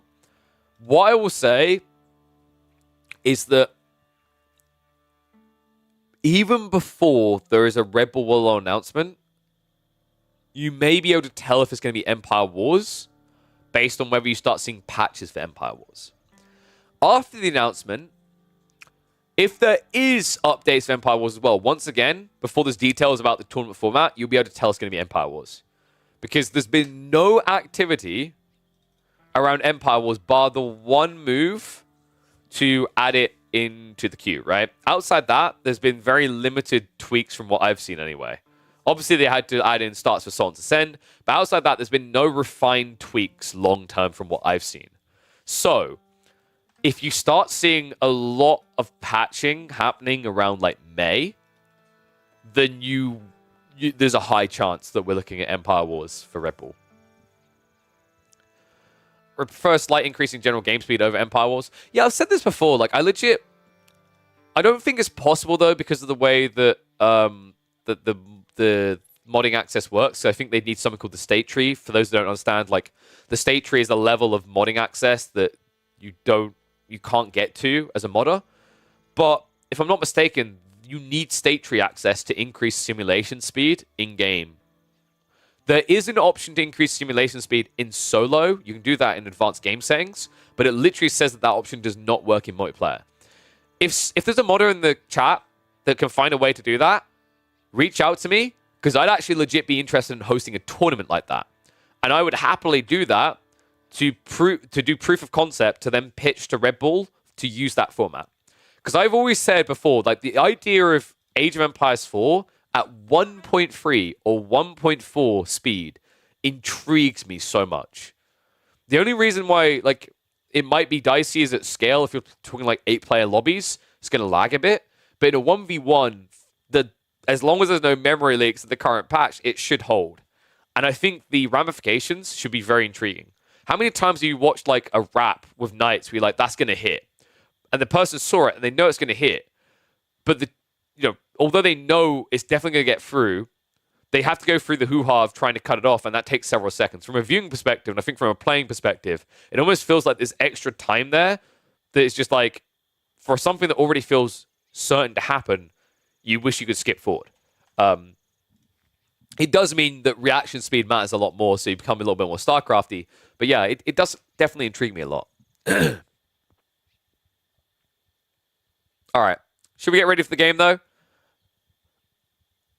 Couldn't handle 1.3 speed as a player, but I'd love to watch people. I mean, sure, but like so the whole argument you couldn't handle it as a player, you know what that is? It's just like acceptance of what your rank would be, right?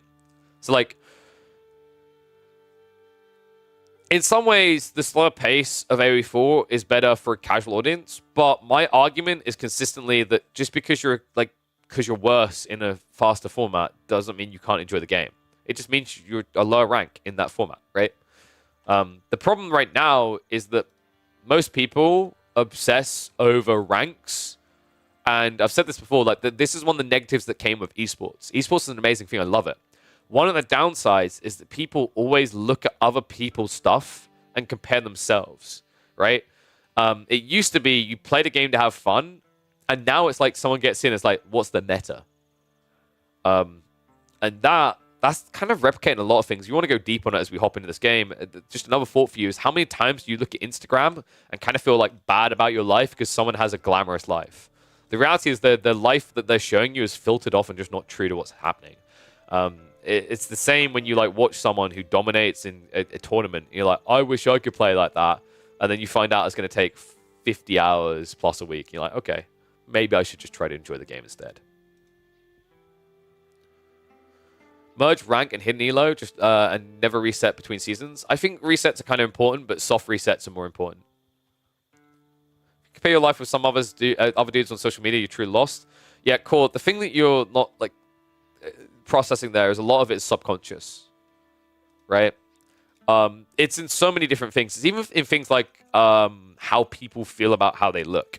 Because if you look at someone who's filtered up on like Instagram, they always look good, but everyone that is on that platform is filtered up and looks good, then you subconsciously start to like basically raise what the standard level of beauty is, if you know what I mean, right? And then you are naturally going to fall. Sorry, I feel like I'm pointing to Korgo and you, but like, I mean, you in general as a person are going to feel like you fall below that threshold, right? It's weird. It's genuinely weird. It's the same odd thing, like, for years that went on in Hollywood, where it's literally just the prettiest people get hired as actors. It kind of makes sense because people want to look at pretty people. But at the same time, it creates, like, this subconscious insecurity. It's the same reason why I've highlighted to casters before, is, like, actually looking good is a very big advantage to being a caster. Well, host, most definitely. I think I look passable. And that's important, because if I look like full-on buck teeth and biggers, then you genuinely, like, it would turn people off of a broadcast. It's a weird thing, right? But it's like, as much as we don't want to ugly shame people, in general, there is the unsung statement of, like, we like to look at things that look, if not nice, passable. It's the ugly truth. I mean, like, literally and figuratively. It is the ugly truth. It's why I think, like, one caster was asking me, like, I can't remember who it was a few years ago, and they were like, I don't know how to get more gigs. And, like, he had a really good casting voice, and he was, he didn't look after himself. And I just bluntly said, hit the gym, build some confidence, and, get a haircut, put some effort in, and it will help you. It sounds so shallow, and you're like, why am I not just being based on my ability to cast? It's like, because when you remote cast and you're not on camera, that's fine. But he wanted to start getting invited to stadium events, and that's when you're on camera, on camera. All right, let's catch up and chat and then get in. Sorry, I done one of my like long podcast talks in the end, didn't I? But I don't know. I think people like it.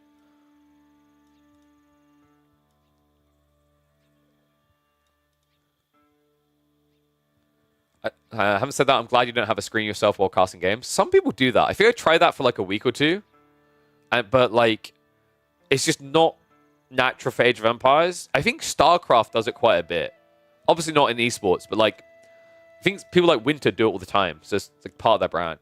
I wouldn't mind. I don't mind doing it. You funnily enough just see me like flailing around a lot because I'm very animate. But yeah, it's like, it's definitely, I don't think there's anyone that does that while casting in Age of Empires. Maybe I've just missed the name, but I can't think of a single person in the AoE sphere that does that. Let's get ready for the game. Insight's over. Ugly shaming done. Oh dear. Hopefully people didn't take the wrong advice away from that. It wasn't even like advice. It wasn't like, go for it, get gym, or like get, face plant or whatever. It's just a reminder. It's like, whether conscious or not, a lot of us do think about those things. Like our brain thinks about those things, just not actively. Gamba? Can't do a Gamba. This is recap.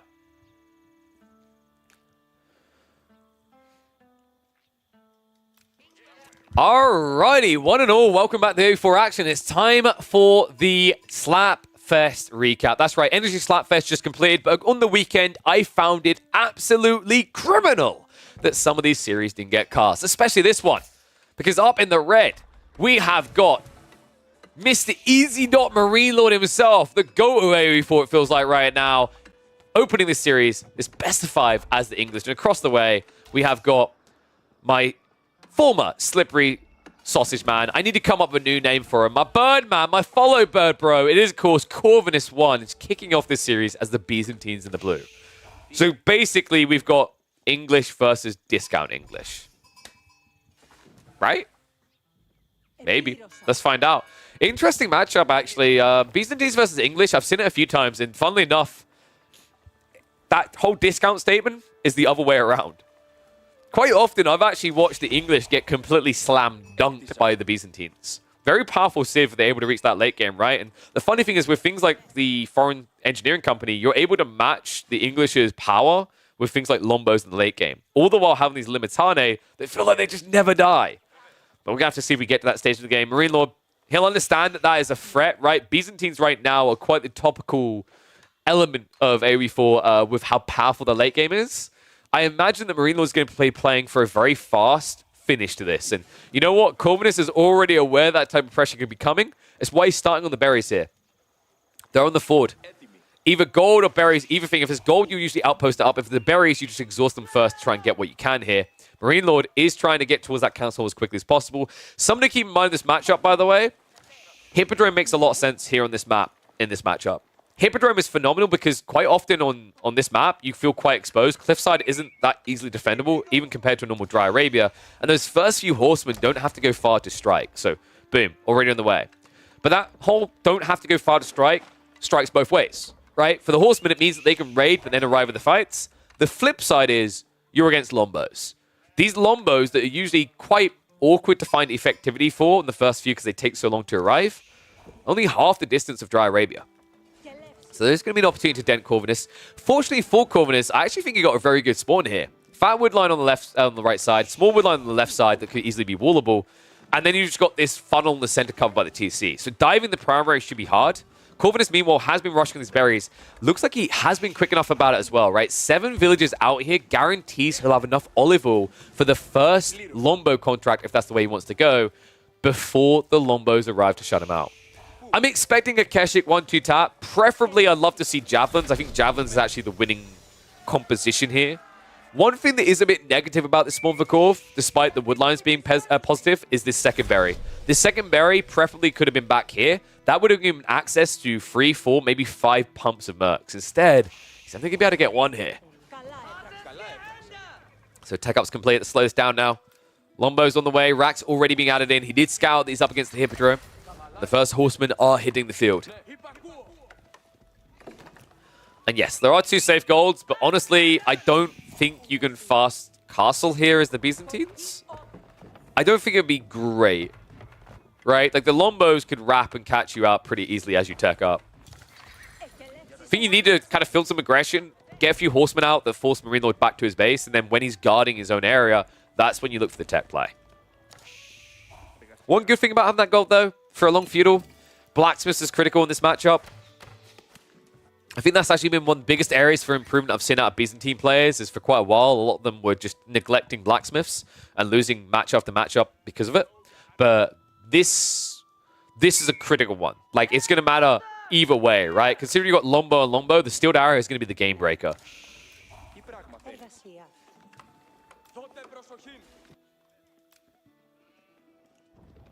Interesting. Marine Lord, he doesn't want to be the one to move first, right? Because he feels like if he goes in, these horsemen can just wrap around and poke out his eco. And you have to remember these Triumph charges have been ticking up, right? So it'll be a long time of just camping under a TC with the undermesh, with the protection there. Well, speaking of that, Triumph does get activated to deal with the villager. He tries to go in, does get it just in time. The A-clicks did look like they switched over for a second there. It's a great strike there by Corvinus, delays the outpost going up, and does get a villager kill for it. No Expillatores, so those kills aren't insanely quick. Typically, Expillatores at about 5 or 6 horsemen or less is not about the ability to kill villagers, it's about the ability to get paid. Once you get up to like 10 or 11, that's when Exploratorius makes a lot of sense for the damage increase. Because that's the stage where, with that scale of numbers, an extra +2 does become quite noticeable. So good question. Isn't it better to go Jaffros instead of Lombos? Yes, no. So part of the problem is long-term olive oil access means that like you can't get enough jabs to feel that strong. The other issue you have is if you go for jabs, you're much weaker in the late game. Going for Lombos, although it might not be quite as good as jabs in the early phase in this matchup, it's much better later on in the game. 2 villages down so far for M-Lord, already trailing. This is looking a bit ugly here. So yeah, the whole reason why you want Lombos here is so that in the late game, you can get your hands on the engineering company, and that will give you access to volley. On top of that, having the ability to pump Limitane means that if this turns into a spear versus Lombo matchup on both sides, funnily enough, the Byzantines destroy the English. And yes, Streltsy late game aren't good against English, but you know what, Gully? You don't build them. You literally don't build them. That's the funny thing. Remember, the nerfs on the Western contract were targeted at exactly that. It just doesn't matter because you never go for it. Horseman raid in. Triumph has been activated. Lombos are trying to trade out with the back line here. Marine Lord forced back, though. Corvinus. Things are looking better and better. Military count is about even. I think that was a reasonably good trade. And remember, behind this, he has been adding in the systems, right? Up to level 2 already. I imagine we'd be heading for a third eventually. And remember, at this stage, like, although you've got Marine Lord adding in farms, it gives him that 20% gathered buff rate. At the same time, on the other side of this, Corvinus is already getting a 14% increase to everyone in his economy. I think this is a bit early, Corv. He's macroing for Castle Age. Yeah, I don't like the Castle Age play here. This is way too early. Like, you took a good fight. You need to do that one more time. One more time and then it makes sense. But, like, just blindly rushing this right now on such a short map against a player that's scaling into Lombos and has dropped the Blacksmiths. This is pretty much a standard timing, right, for the English. Around here, you're looking for the Blacksmiths by 10 minutes at the latest. Corvinus should know that, right? That's not like that's a new recipe for the English. That's been the way they've operated for a long time. So knowing that, to choose to go for a tech up instead of getting undermesh, instead of getting more troops, could be his undoing here. Now, Lombos would have to wrap around the backside, but the timing on this could be dire. Marine Lord, you're seeing the hesitation, right? He doesn't have a scout, so he's going for what are you?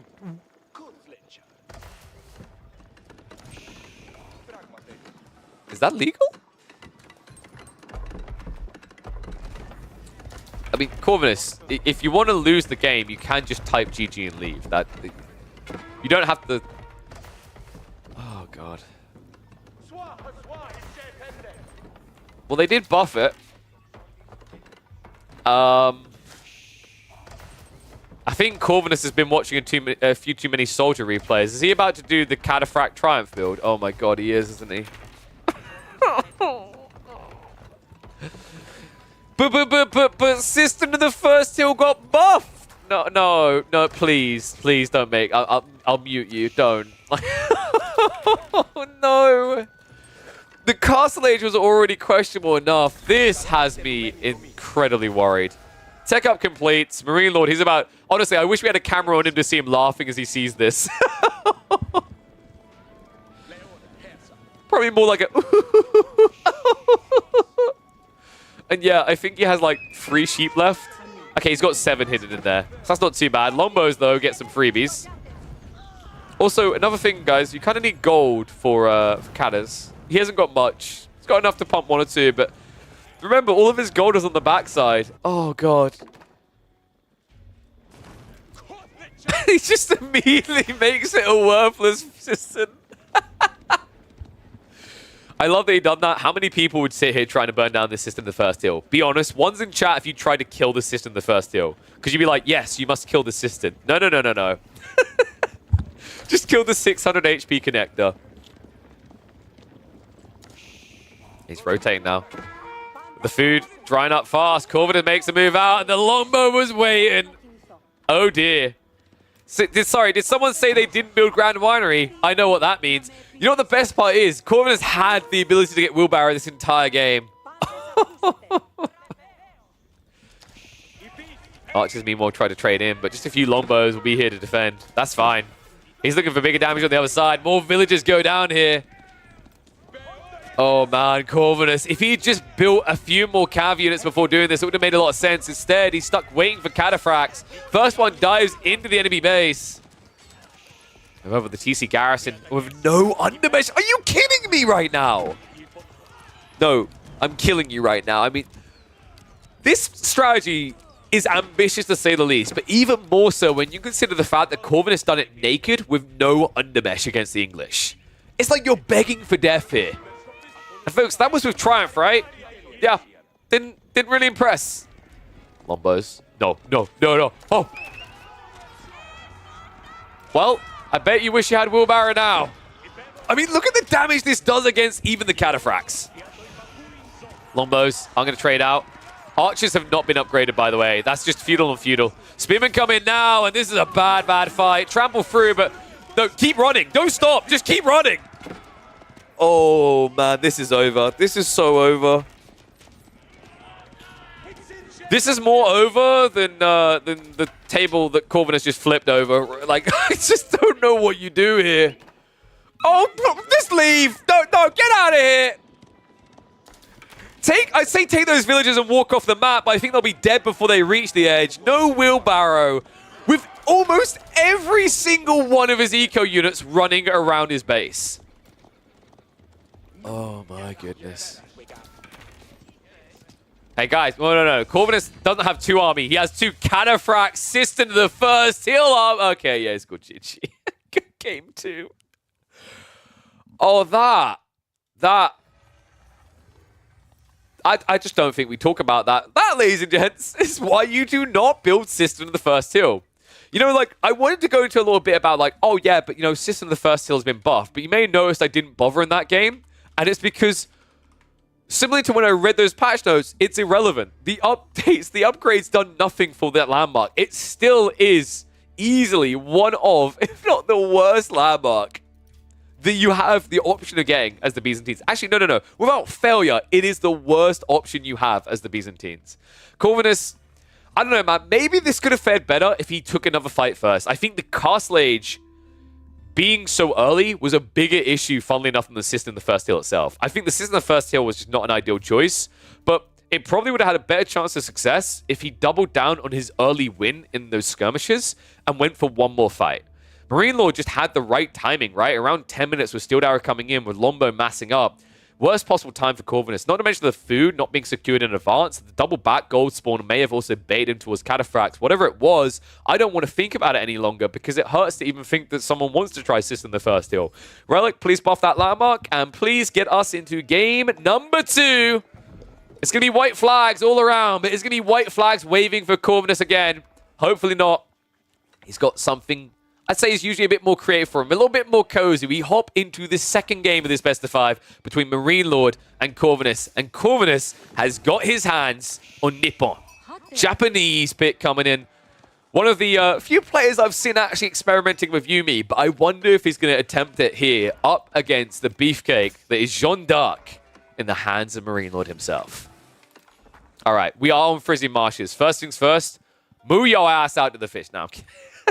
It's kind of weird, actually. Japan doesn't really benefit that much from Frizzy Marshes, right? Like, the issue is that if you're going to fish as Japanese, you want it to be fishing boats. Unfortunately, if you try to drop any sort of dock here, you're going to have a bad day.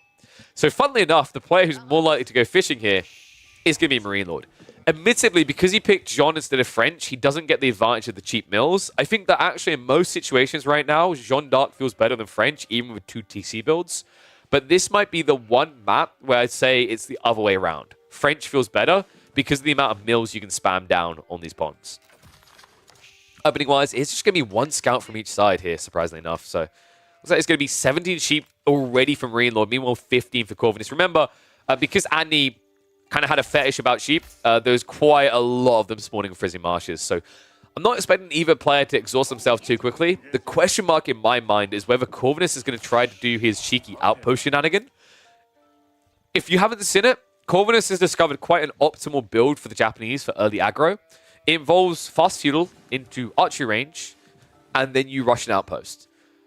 The reason that's very efficient is that the Yuumi archers are decent units on their own to raid in small numbers, but they are actually more efficient garrisoning units than spearmen. They only cost 65 resources. This matchup, it could be a bit risky though, right? Jeanne d'Arc is definitely going to be slow on her tech timing because you're going to have Jeanne on her own building that landmark typically, but it's also going to be risky if you miss your timing at all and that tech up does complete. Woman at Arms is going to be there to cleave you down, Yuumi and Villager alike, and on top of that, you're going to be up against Knights.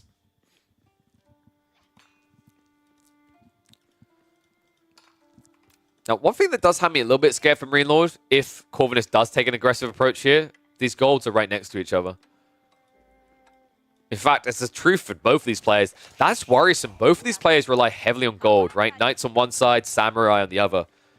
Looks like it's going to be Cura House and no aggro play. I'm not too surprised by this. Sometimes there is an opportunity against Jeanne d'Arc, more so than French, because with French players, they always build their School of Cavalry right next to the TC. Jeanne players, similar to how Marine Lord's done here, tend to be 1 or 2 tiles loose. In fact, that's a big part of why Marine Lord pulled back like this. For a start, he knows his tech time is going to be slower than the Japanese. For another, if he built the School of Cavalry here, and Corvinus has decided for some reason to go for Shinobi, it just feels like a GG. You can't build Knights at all.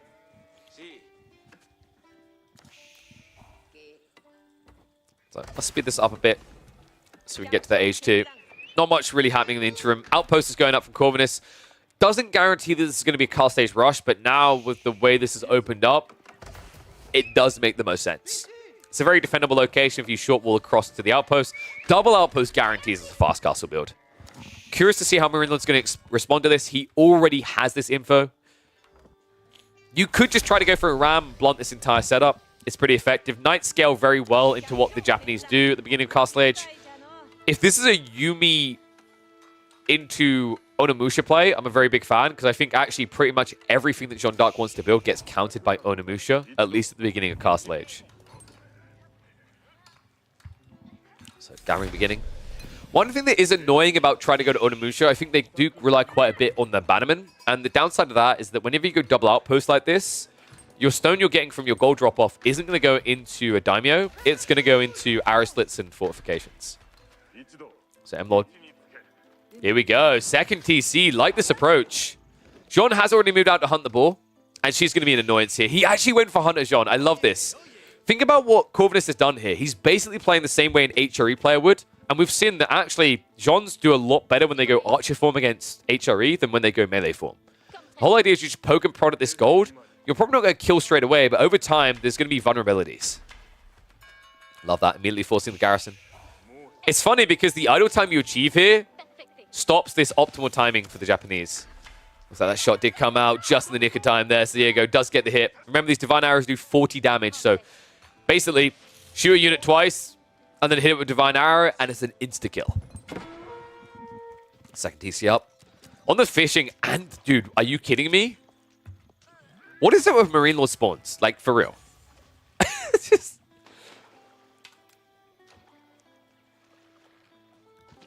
we're just going to stare at this a bit and nod our heads. I feel like I always see it with M-Lord. I mean, maybe it's just he's that good at finding the locations when he does it, but deer plus double fishing. Phenomenal here. And now, Corvinus, without any scouting vision, the only thing he can do is defend. Can't even know what he's up against next.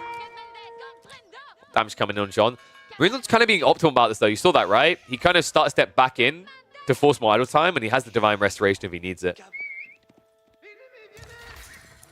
The question is, does M-Lord want to go in for an end, or does he want to go for his own Castle Age?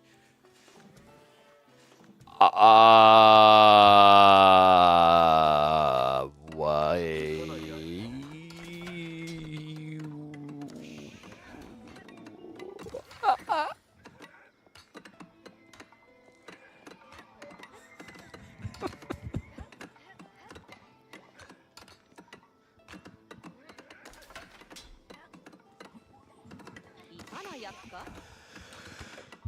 Oh, Corvinus. Corvinus's logic is flawless. He's like, oh, I'm 1 game down, so if I win this one, it's going to equalize the series. I need a Temple of Equality for that. For God, no, I can't defend it. So this landmark is still categorically 10 times worse than Floating Gate, because although they buffed it recently, they also buffed Floating Gate. Temple of Quality only makes sense if you have no gold access, a lot of food and wood, and want to have 30 of these monks, because you can get them to give you gold every 60 seconds. That's a long way into the game, though. That's not going to happen quickly. Like, anyone who's trying to argue the passive gold, man, like, compared to... Honestly, think about it this way, right? You have to spend 300 gold to generate 75 gold. Or, every 2 minutes from a Floating Gate, you can generate 75 gold a minute in a forge. Right? That's your comparison. Now, the only thing I can think here is that Corvinus was like, I'm going to be up against mass knights. This is really good, because the whole logic, the reason you want to be a Buddhist monk, why they're trying to sell them to you, is the Sohai Sutra that reduces damage of enemy units by 50%. It's like an anti-inspired warriors buff. This is very effective against things like knights, things that have high damage. In fact, the one matchup I've said that this could be decent in is Order of the Dragon, because the base damage on each of the individual units is much higher. The problem here is that Marine Lord isn't building an army of knights, folks. He's building an army of horsemen. In fact, he's building plenty of pokey sticks.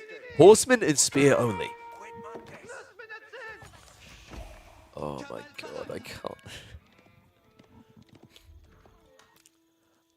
I can't say the devs aren't trying to make this work, but yeah, I think genuinely for me, Temple of Equality just isn't there yet. I think someone I highlighted is actually this landmark should spawn a free religious unit every minute. That's what it needs. It needs to actually spawn a Buddhist monk every minute or 2 minutes. Because you need to at least match the initial value of Castle Age from Floating Gate, right? Which is Floating Gate immediately gives you a monk for free. Instead, this just gives you pain. Moving in. Fortification comes in just in the nick of time here. So he's going to stand his ground and keep torching down, though. It's much slower, though, right? The fire armor in there. And wait, that does affect torch damage, right? Yeah, it's affecting torch damage. Are you kidding me right now?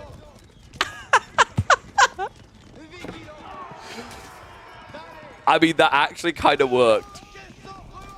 I was just taking a giant dump on the landmark choice, but that legit kind of worked. I thought he was a bastard for a second there. That's how much fire armor that had. Oh my god! No.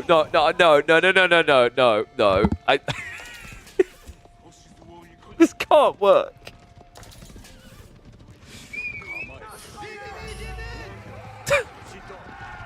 I'm not gonna lie, the circle kind of looks dope, right? It actually looks like they've just got some extra kind of winged hussar thing going on. Oh man. So Corv has got a relic now. He has held. Funnily enough, Marine Lord isn't going up. He's literally just spamming more spears. What is this game? I mean, Jean is nowhere near leveling up. That's something we have to highlight here. It's going to take a long time. That was very creative by Corvinus, though. Like, I think that is just countered by a ram, though. If I'm not mistaken, I'd have to double-check this because I just tried to block out from my memory anything to do with Sohai. Because I'd have to be so high to actually tolerate it. I'm pretty sure Buddhist monks cannot debuff Siege. So if Marine Lord just builds 2 rams, this does all die. For now, though, Corvinus is holding. He is getting into the Mount Samurai. He has got gold access for the time being. However, he needs to secure the next one ASAP. He's down to 1,600 gold. There's no other gold nearby. He only has 1 relic, and he does not have the Floating Gate to give him the Yorishiro Forges. That's why Marine Lord's doubling down, folks. If you're wondering why hasn't he just macroed up for Castle Age, it's because he knows the timing on this. Moving in here. Warlord Master has 1 pump, 1 opportunity. Sutra is being cast. And there's the Warlord. So 1 outpost down. That's unfortunate. Corvinus way too greedy here. I think he was trying to get the Daimyo. This might begin to unravel. Outpost now being repaired. That relic just needs to be regarrisoned. It's literally worthless right now, Corv. God, Marine Lord is literally just going to kill him with mass spears. Comes in. I mean, at this stage, even with the Sohais, I don't think Corvinus' army is big enough. He's just going to lose this. Oh, man. Dude, imagine if he just went Mass Samurai instead. I wonder if Samurai and a few spears would have worked a lot better here. Instead, Mass Spears, even with the debuff of 50%. There's simply too many of them. and too many to debuff. Corvinus lacks the gold, lacks the units. All of the monks are dead. They just got swarmed. Oh, that is it. I was starting to sweat. I was like, maybe I just don't know AoE 4. Nope, no. M-Lord keeps us honest here. Sohai Sutra will be the last song that the Japanese sing in this series. Corvinus gonna be fast at risk of elimination in this series. Outpost goes down. Gold workers get pinched. This game is over. And it could end up being the quickest one of the playoffs. Quicker series, maybe, because we've got at least one more game, one more opportunity for Corvinus to make me cry. What has he got? What can he do now? What is the most unmetary thing he could do left in this series? It has to be industry tech for the Irobids, right? Let's check. Did he pick Irobids in his final game? I'm actually legit curious. I don't know. So here's the thing. I genuinely think there is something cool about those Zen monks, but they're just not strong enough. Like, there needs to be a trickle of monks. Imagine that game if he had a little bit more gold and that allowed him to get a few more knights, for example, or a few samurai. Instead, he's pumping so much gold into just those initial monks. What was that? I think I said was it 100 gold each or 150? I always forget. Either way, it's either 400 or 600 gold. That's a lot to be investing in that debuff and not in active units that are able to fight. But one more game, one more opportunity for Corvinus to turn it around. Yeah, it was 100 gold. Thank you very much. Yeah, it's 400 gold, though. It's 400 gold. You just don't have enough units to actually defend you properly in the fight. But let's have a look. Oh, I'm a muppet. That was game number 3. All right, we've done an Uno reverse here. I don't know how I clicked on that by mistake, but let's just pretend this one's game number 3. It's the third game of this series we're watching. It's Marlians versus Irobids. There is nothing that Corvinus can build that will be unmetary here. Oh, God, no, there's that. He could actually just build the defensive landmark, couldn't he? Okay, well, yep. I'm done guessing with this series. 2 points on the board now for Marine Lord. 2 games where Corvinus has tried to be, I think the word is creative. It might just be facepalmy, though. How is he going to be creative in this one? Tournament life on the line. Corvinus turns to the Moldians to deliver him to justice. And Marine Lord, see if he can justify the Irobids as a viable pick here. Irobids that got heavily nerfed. I think of the matchups, this is the one that might be the hardest for Marine Lord. The other games look like an absolute breeze. Let's see what he can do. Dry Arabia, a pretty standard map. One where all civs can function. And oh my, is that a good spawn for Corvinus. Gets the double forward gold right next to each other. It's a negative that they're forward, but it's good that they're together. I wonder if Marine Lord is going to play one of those kind of discount Abbasid style games we've been talking about before. I've seen a lot more players doing this with the Irobids now, where they stay long feudal and just pump units. And you might ask, okay, why not just pick Abbasids then? Well, the reality is that if you picked Abbasids, people would already anticipate and react accordingly. They have to skirt a line if you're playing Irobids, that you could still be going from fast castle camels, but there's also the potential that you're going to try to all in them. Let's see, is M-Lord going to do this right? I imagine we're looking at a growth wing here in this matchup. There's no point going for the military wing reinforcement up against the Marlians. He disagrees. Really? I mean, I guess you can torch down the houses, and it does force your opponent to build Javs. Oh my God.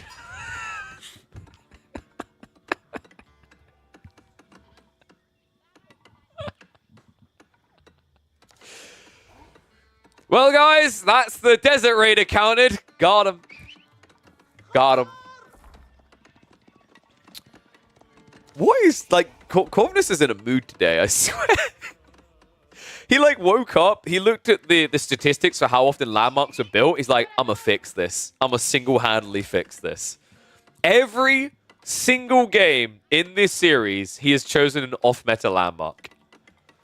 That kind of makes sense, right? You've got 2 gold veins close together. They could get raided. They could get ram rushed, remember. Irobids are basically Abbasids.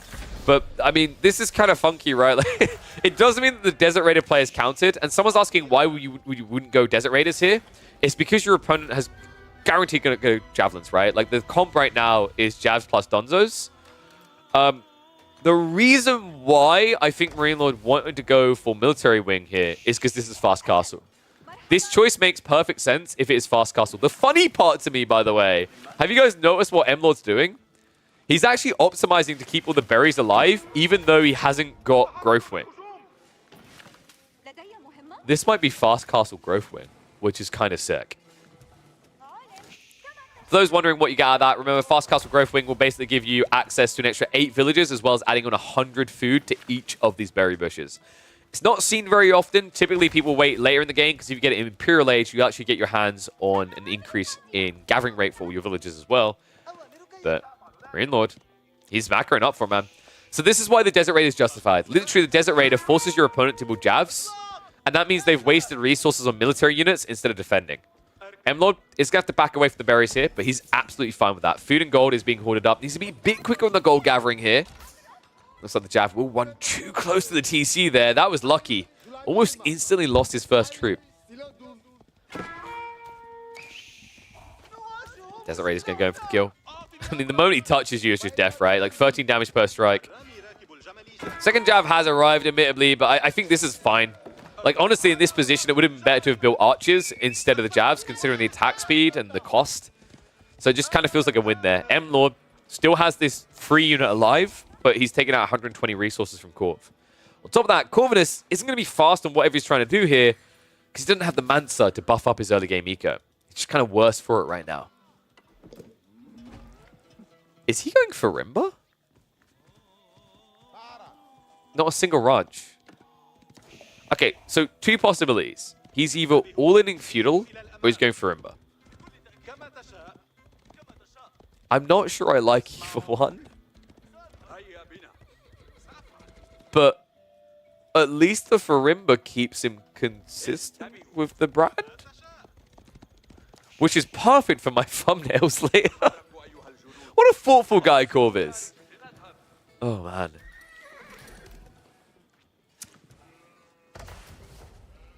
I'm wondering, what do people think that Marine Lord's going to go for? Eco wing, culture wing, or military wing? This feels like an eco wing game to me. I don't think you have to rush the Castle Age. You've got plenty of time. Like, Corvinus is building a slow-moving army, and he's not building it fast. Instead, Corvinus is clearly macroing up. And I think Marine Lord is going to sniff this out pretty quick. Once the scout rotates around and he sees no ranches, he knows this is Farimba. The Farimba isn't going to feel quick enough here.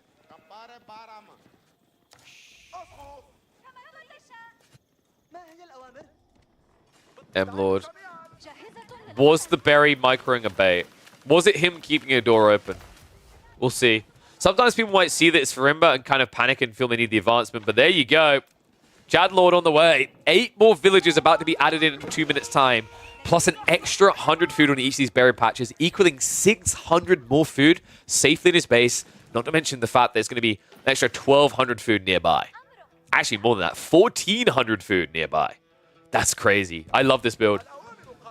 This is very crafty and created by Marine Lord. Like, you wouldn't think that you need to do Desert Raiders against the Malians, but it's what it forced out of his opponent. Now, Corvinus, he's built the stables, he's built the racks rather, and this archery range, but he's going for Rimba. Admittedly, it does mean he's going to be able to get his upgrades, but it kind of feels like it would have been more value just to get that tech timing even quicker here. Rimba on the way, but folks, we are already a minute and 15 seconds away from Castle Age on the other side, so they're going to be mirrored in timing here. Of course, the stables is already prepped to start pumping out those camel lances.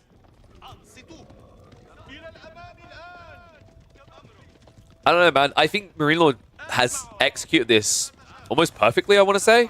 I don't think he stepped out of line in any way.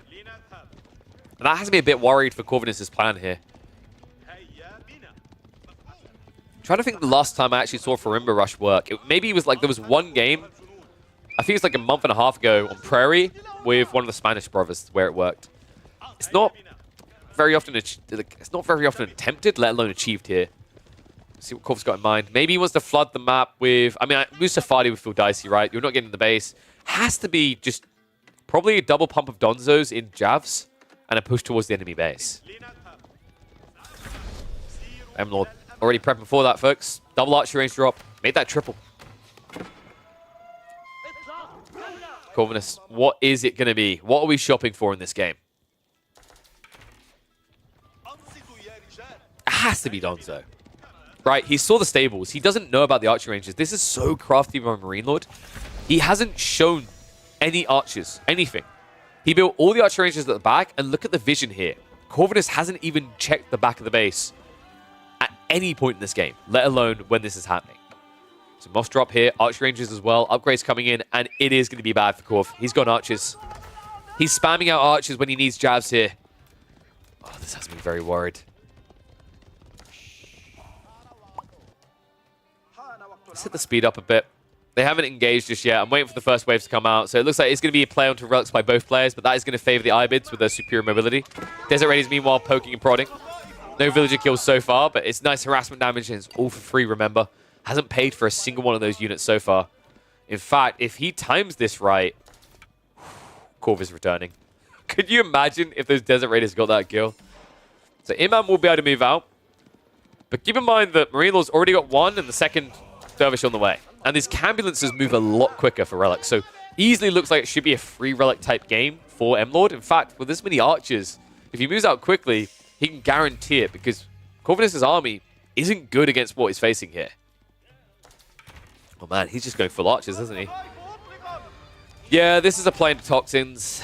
Poison Arrows makes a lot of sense here, right? Like you're up against what you assume is going to be mass Camel Lancers as well as some Desert Raiders. Gives you best efficient way of killing them. While having some flexibility. But once he discovers that this is triple arch range push, I think Corvinus is going to deflate pretty fast. Only upside for him right now is he hasn't lost any eco units, but remember, because of the eco wing choice by Marine Lord, he's already now 8 villages ahead. Already positioning himself to be 1 relic up compared to what Corvinus can achieve. Might be more if Corv gets greedy about this as well. And he is.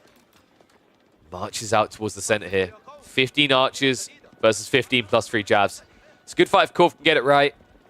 Unfortunately, the Dervish is in. And immediately out of that. Nice cover fire by Marine Lord. Start steps away. He doesn't want the full engagement. Has revealed his archer comp, but worthwhile with him getting the relic away like this. You can see how hard it is to chase, man. Reminder, he is carrying a relic right now, but he almost moves as quickly as the archers. So nothing Corvinus can do. He's going to have to settle for a 2-free relic split in favor of Marine Lord. Oh, man. And now it's a switch into Javs. So funnily enough, Marine Lord, now that he sees all those archers, I wonder if you just go into Cav. Right? Like, so far, he's really been correct. He's been 1 step ahead. I don't think you want to mass archers on their lonesome when you've got 3 relics as well. You need to throw in some gold-based units. Even Golems could be pretty effective here. Good question. Is a Dervish faster than a Warrior Monk? They have the same movement speed.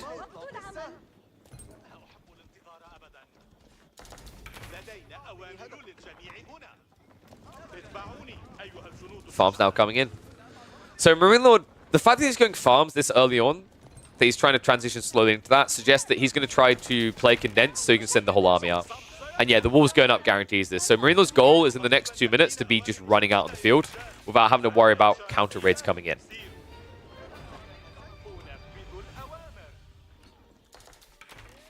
Corvinus. I don't know, man. He's holding a lot of food and gold. There's no way this is fast imp. Shout out to Credo with the resub, by the way. Welcome back to the Swarm, buddy. K-Pig hype, K-Pig and speaking of swarms, I feel like you need to get a swarm here. You can't just rush up. You need to scale. It just feels like he's got too much food gathering and not enough gold, right? Because it's a Farimba build. Does need to get Military Academy to then justify the extra pump, but if he shifts some extra workers off of food, goes from the Military Academy, he could actually afford a lot more units out of this Farimba than what he currently has coming.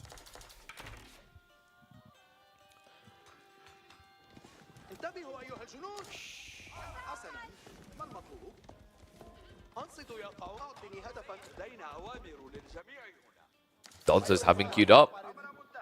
So Corvinus is worried about the Cav counter. Funnily enough, Marine Lord has just non-stop been pumping archers. It's funny because, like, realistically, this shouldn't work for him, right? Like, the play to just go into archers should backfire because it should be more jabs. But, like, Corvinus has blinked first, right? Logically, if you want to be logical about this, Marine Lord is meant to add Cav. Either Horsemen or Lancers. But the fact he isn't just allows him to now come in stronger at a point where even against jabs, archers are going to trade well, right? Remember that jabs punish archers the most in Feudal Age. When you reach Castle Age, look at the armor. You get up to 5 armor. Meanwhile, these guys are going to hit for the 9 damage, right? Most of your damage is always offset in the Feudal Age. And on top of that, we're talking about the scalability of this as it goes on, right? Marine Lord now adding in the second TC, it guarantees he's going to extend that eco lead. And if there's something you can get access to plenty of right now, it's wood.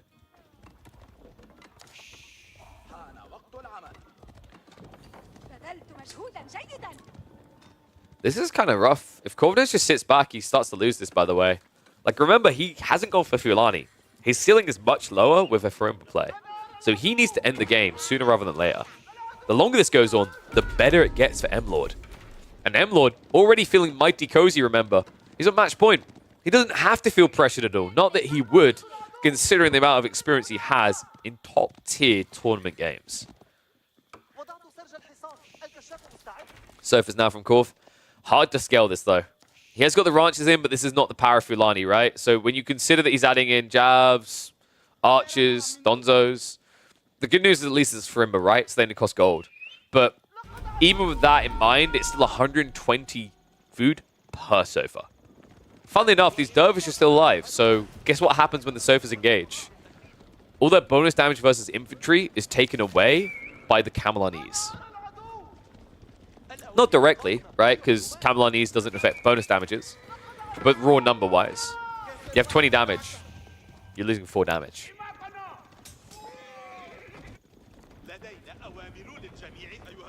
Wall's going up.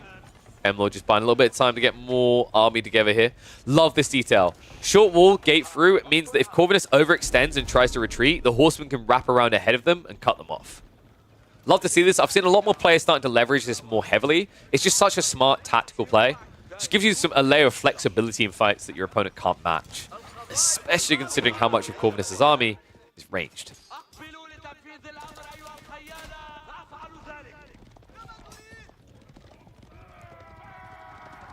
Sofas are going to be scattered out. Looks like we're getting some Manjaniques. And now we have to ask the critical question that will define this game. Does Corvinus have enough cavalry to kill Manjaniques? It's a decent number, right? Like, he's got 14 so far, but the issue is there's just so many units to get by. And also, the horsemen can block you. They can body block you when you try to wrap. Those horsemen aren't here right now, though. Instead, they're diving into the eco. Corvinus, quick on the reaction, but not quick enough. 2 villages are going to get picked. And he's not in a position to punish this. Instead, he peels the sofas to hunt the horsemen. I don't like this choice here. I think this is the moment to go. The longer Korv waits, the worse it gets. And now the ranch is being attempted to be a sword. M-Lord instead, just forcing additional idle time. Like, you lose 2 horsemen for this. It's totally worth it, right? You killed 2 villages. You idled out 15 to 20 on average. You forced the entire Sofa battalion to react. You know, this is the type of moment where I think just spawning 1 extra load of Donzos from the Farimba saves you here. And then instead, you just have your Sofa, your main army, go in. Now, with that space that Marine Lord has got, all of a sudden we're getting into spears in prep for the Sofas. They're going to have the phalanx. And on top of that, before they fight, I'm expecting maybe 1, if not 2 more Manjaniques. Looks like Corvinus is at least aware of that threat, though. Springald comes out. Kind of dicey, though. I mean, these horsemen can just wrap past the Sofas to get to the Springald. So likely you're going to have to hold those Donzos back in a tight formation around the siege. Wolf's going up. M-Lord has got some stone gathering going on, so it looks like he's going for a keep play. Marching towards the pit mine. Korv hasn't pulled back yet. Archer's getting range. Villagers will be sniped. 2 go down, and the main clash comes in the choke points. Mangonel moves in for a wallop. 1 Springald here to counter. We'll be able to back it away. Dervishes try to heal up a little bit here, but the front line is not holding for long. Marine Lord has to peel it back further. Archer's trading out here. Maybe melee units left here, right? Like, the camels are going to have to back away. They are desert raiders, so they fare very well up against the Sofas. And right now, the javelins aren't taking them down. Finally, a recalibration here.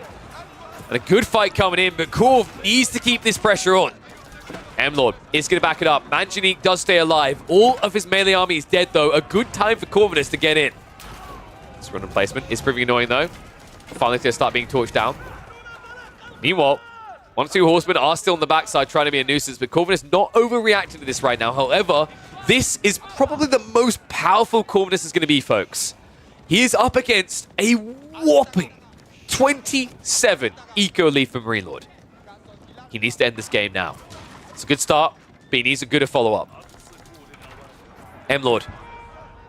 1 Mangonel versus 2 Springles. An immediate loss coming in for him there. Has to back away. Just about keeps the Manjanique in one piece. But Corvinus has to be swelling up with confidence now. He just needs to find a way of breaking this base. Springle does get the snipe out. Archer's now trading out against this. Spearmen are coming out as well. And I mean, it looked good, but Corvinus, yeah, there it is. You got that second wave in immediately here. Wasted time on the berries instead of diving into the base. Finally recommits. M-Lord starts stepping back here. Reinforcements are on his side. Sofa count is getting low as well. Remember what he highlighted. Corvinus cannot afford to reboom these quickly. Only 4 a minute at this scale of economy. Diving the TC in the outpost may be too costly. Corvinus all of a sudden losing military lead, and this is the turning point right now. Corvinus with 2.4k wood. His resources are in the wrong location. Oh my god, no, not like this. Not like this. M-Lord, after being pushed back up against the wall here, after Corvinus claws this one back, all of a sudden it may come down to a lack of food to keep the momentum going. Crossbows coming out to finish off the last of Sofa. Corvinus forced to leave the base. Finally puts the wood to work, but far too late here. 4 Mangonels have been queued up. The timing could not be worse. This is the point where you need more Sofas coming, because look at what Marine Lord is doing. Nice farm setup. He's getting desperate for food. Corvinus, he's been desperate for food for the last 20 minutes. I think this might now be slipping. That wasn't enough damage. Like, Marine Lord, he was on the ropes. I don't know if Corvinus knew how bad that was for M-Lord. Running out of food, needed a farm transition. He had a 20 eco lead, and you had the ability to shrink it. Instead, at the tail end of that fight, Marine Lord is now up by 30 villages. Military force twice the size, and you can't help but wonder if Corvinus had just rushed out the siege workshops in the center here. If he had a mango or 2 coming after that, how good this could have been. But the overzealous dive into the primary cost him dearly, and now Marine Lord in cruise mode on his way to a win. Because with this lead, I don't see how you throw it.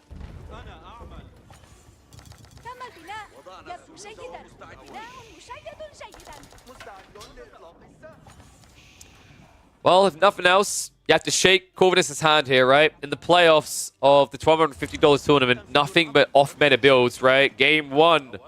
What was it we had there? I'm trying to remember now, folks. Sorry, Game 2 gravitated my attention too much with the Japanese Sohai Sutra build. Game 3 with the Farimba Malian build, unorthodox as well. Just all around non-meta bangers from Corvinus. Unfortunately, he's going to be the one banging his head at the end of this now.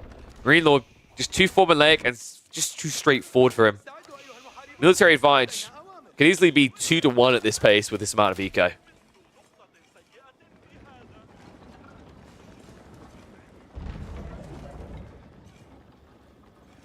Oh, that's right. Game 1 was the system of the first hill. That one I had to bleach from my brain. Full non-meta. Bangers is wrong. Yeah, it's explosions. Implosions, actually. Horseman Raid is tickling in again. Just keeping Corvinus on the defensive as Marine Lord gets ready to make his push. Military Academy is being prepped. What golden age are we at here? Up to age 4. So here's the funny thing about Iobids, folks. With age 4, you almost have the Imperial landmark effect of the Rus, right? With the discount on high armory. Your siege costs 20% less resources. He already has the better production rate. I just don't see how Corvinus rebooms quick enough for Farimba here. Like, the Farimba is the only thing that he can really afford to keep pumping his infantry, and guaranteed, both sides are going to lose a lot of military here, but only one side can afford the boom into spear and archers. Here we go, Clash comes in. Corvinus trying to hold on. Spirals getting the trade outs though. 1 mango, but plenty of Spirals from Marine Lord to keep the siege at bay. Start step back now. Sofas are going to get the freebie on the Springald. Marine Lord will look to re-engage the spears now. Brace comes in. The Sofas get baited forward here. Ram's trying to lead the charge, but I mean, I just don't see this breaking the base. M-Lord easily able to maintain close to 200 pop. Meanwhile, Corvus down at 144. And this was what was missing, right? Like, if this siege was here, either Mangoes or Rams, this would have been the thing that could have ended the game. But Marine Lord understands now it's too late for that. It's just a matter of wearing his opponent down. Siege Workshop's being added in to guarantee and get the Springles in. Horseman will wrap around onto the anti-siege, and that's going to be a worthwhile trade. Getting rid of 2 there. Mass Archers, Mass Spears against what's left here. And you can see Corvus is getting desperate. He's massing Warrior Scouts here against Phalanx Spears. I mean, this is just over. M-Lord, the raw eco power knows no end here. Over double the food income in a situation where that's the only way Corvus can win. Mangoes are at least making it look close, but with the front line gone and the back line unable to defend for long, this game is over. Imperial Age is there. That'll be GG. Corvus is like, wait, you were teching up as well? Get me out. 3-0 for the King of Chad that is Marine Lord himself. Corvus, he at least has the excuse of being non-meta. Oh man, that was grim. I mean, the Japanese build at least looked like it maybe had something worth exploring there, but the other 2 games were an absolute shellacking. So Chad Lord, just unstoppable there. Does take it 3-0. Someone's asking where we're going to be doing community games later. We should have a little bit of time for community games later tonight. I can't go as deep into the evening as I usually do, because at 7 my time, so in just under 5 hours, I'm going to be playing some Stormgate with Bemorph, and Bemorph is doing like a community welcome stream.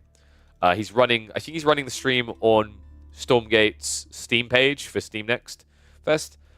So you'll be able to catch me on there playing some games and chat in the chat with them.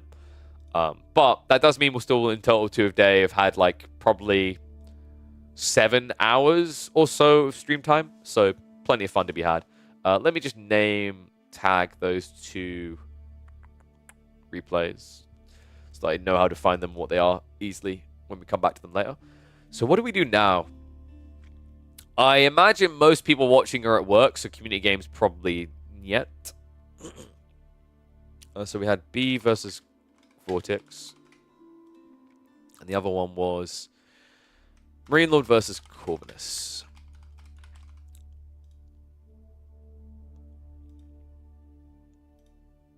Okay, nice. Those are tagged. So let me have a look and see who's live, actually. See if there's someone whose games we can catch.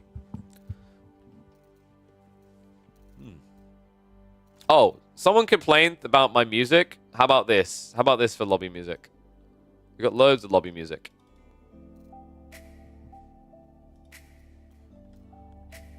Something live with Gamba? You have an addiction. I'd say seek help, but you know what? It keeps you here and it keeps you dropping subs, so do as you will.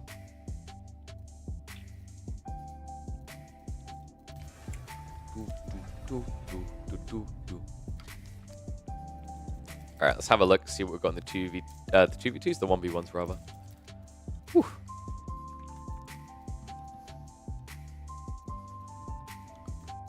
Golly Deku. Wait, my go stop playing Juji. They're playing Chinese now. How innovative.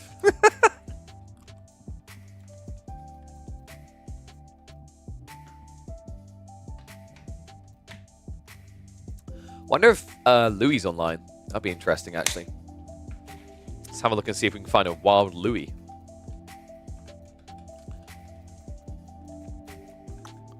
Kiljadi, I don't know who Hallis is, though.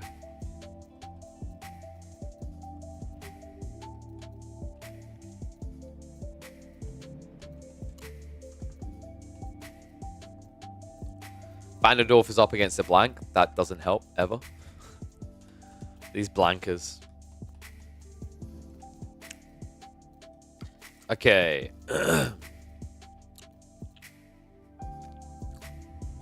Numidan is playing some scrims, maybe?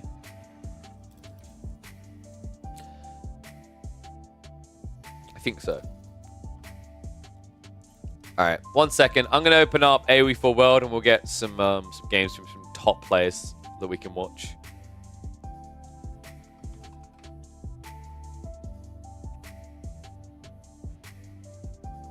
Dimmu jinxed ML. Oh, dude, you guys didn't like. Honestly, I'm bummed out. Magic wasn't able to spank him because so when the tournament weekend was beginning, someone asked the schedule, and Marine Lord just replied with the schedule is as follows: Magic losing at 2 p.m., Magic losing at 4 p.m., and Magic losing at 6 p.m.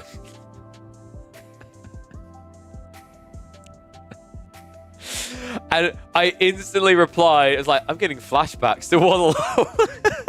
Because that's literally the same thing he done at Warlord. Like, he spent the entire evening before the matches just bragging about how he was going to kick Magic's ass. Did you watch the last game of the final series? No, I didn't catch the finals yesterday. I took a day away from the PC. I just wasn't even thinking or looking at the PC. Oh, apparently Nugify and Magic had a series, right? Was that worth casting? Did anyone actually cover that?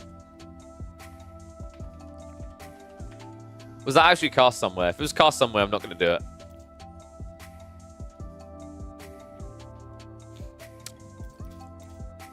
Magic had... Who did he... Like, who were the people he had to match up against? So... I think he had to go against CSO, who's right now called Shadowheart. They had the Marine Lord series. And they had a series versus Nugify. Did Corv take it?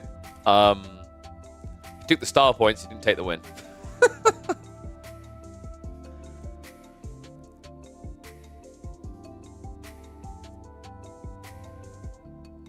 So we could do Nugify versus Magic, or I'll put a poll up. Actually, I'll let people decide. What cast? Magic versus Nugify, or top 1v1s. So basically, like live or close to live from the ladder. Or do people want to see the Nugify versus Magic series? I can munch on a few biscuits while you guys do that. Just to make sure I don't get hungry. Oh.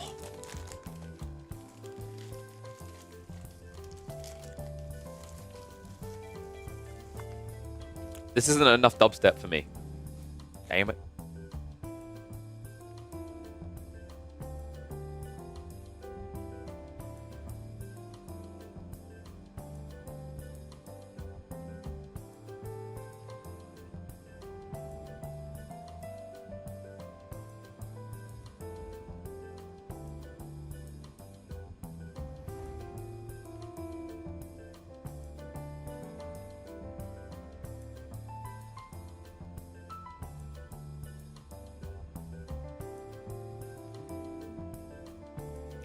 Ooh, Voldemar versus no, wait, maybe Voldemar versus Divine.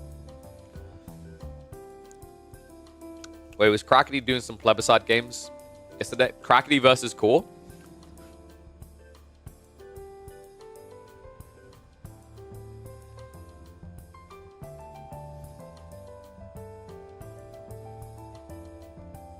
Like how no one wants Nugify versus Marine Lord.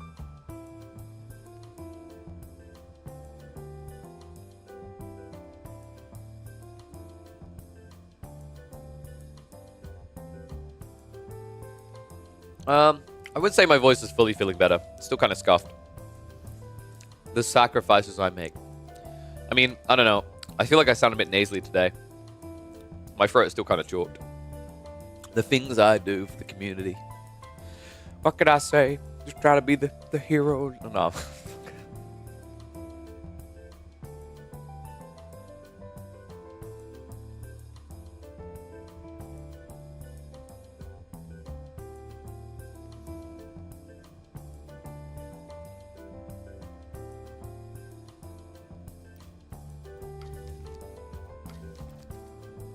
We don't need to stare too long at Magic's data. It looks like we won't be casting his game. I don't blame you guys. To be honest, it's literally just... It's a depressing amount of losses to look at. Poor guy.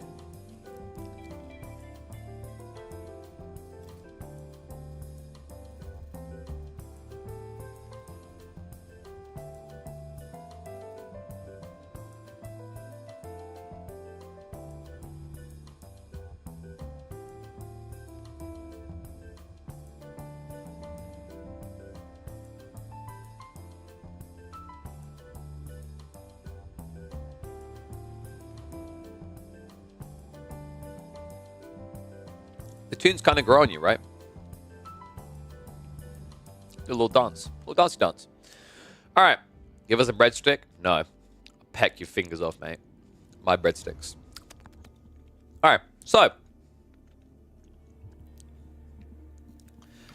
I think, like I said, Numenon's in private games. We're not going to intrude upon that. We respect the sanctity of the private games. Kyo's bat's kind of interesting. What I'll do... Do you guys want Crackety? Do you want Crackmaster? Because Crackety's an option.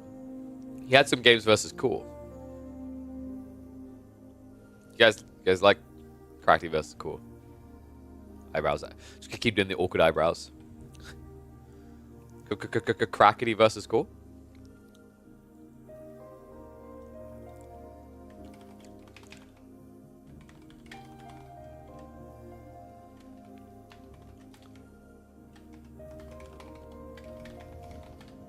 Battle of the Germans.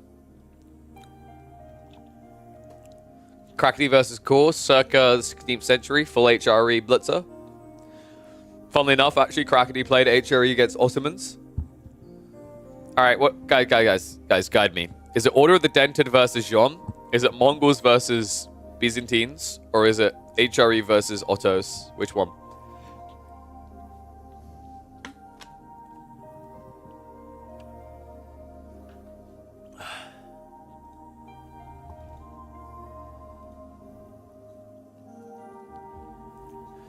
So we've got 2 for HRE Otto. Really? Dude, are people just bored of watching the new Civs? They're like, I kind of miss HRE. No one plays them.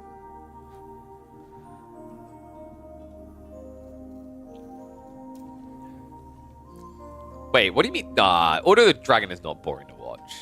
Why do you find it boring to watch? I disagree with that. I think they're very fun Civ to watch. They play so differently. They feel so different anyway. No, it's not Order of the Dragon versus HRE. It's HRE versus Otto, remember. So, once again, it's Order of the Dragon versus Jean. Which means that it's gigantic man versus gigantic lady, basically. I guess, I mean, we might end up doing all of them, we'll see. Let me have a look. Is it me or was it pretty split between Order of the Dragon and HRE Otto? I think it was like 50-50 split. So, let me have a quick look.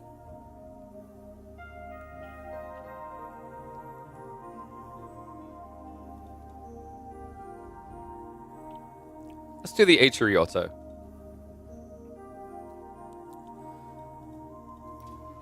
I probably should have done a poll.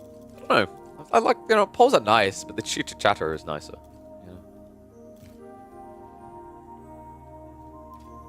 It's on Golden Pit as well, actually. So that could be quite spicy. Golden Pit kind of being missed sometimes, but sometimes it is quite the fun party, right? The rush out to the center of the panic for everyone just grabbing for the same resources. Besides, last time we watched HRE Otto on Golden Pit, it was a jackpot because it was Beastie versus Recon. And you just had the grand heist to take away the HRE relics.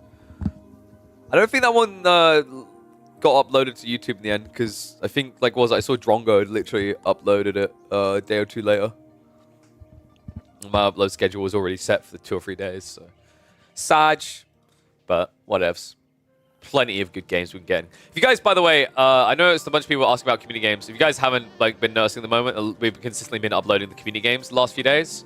I think the next day or two, I'm planning to upload 1 or 2 of the series from Slapfest because despite Magic's awkward downfall in the playoffs, He actually had an amazing series in the qualifiers versus Anatan that will definitely be appearing on my channel.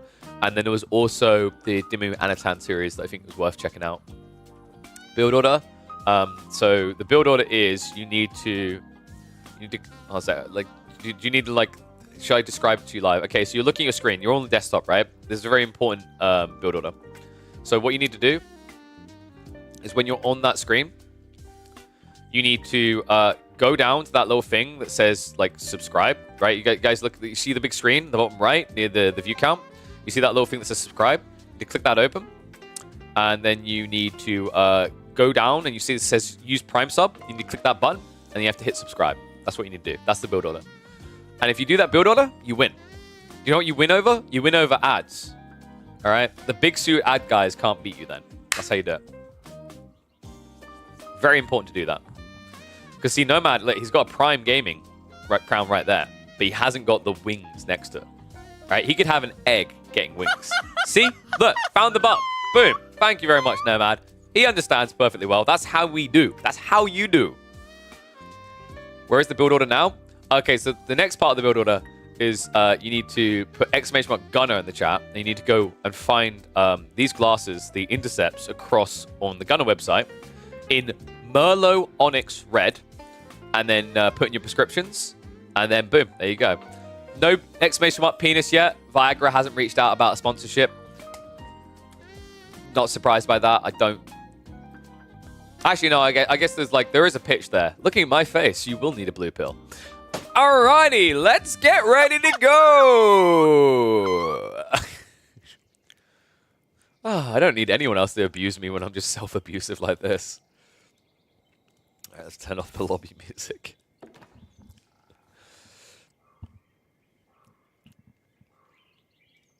Nothing gets me out of bed related to RTS than hearing the words C and C. Well, technically the letters, but... Oh, it's not that type of C and C. Oh, I'll take this one as a backup. It's Crackity and Core at it again, this time in a pub match on Golden Pit.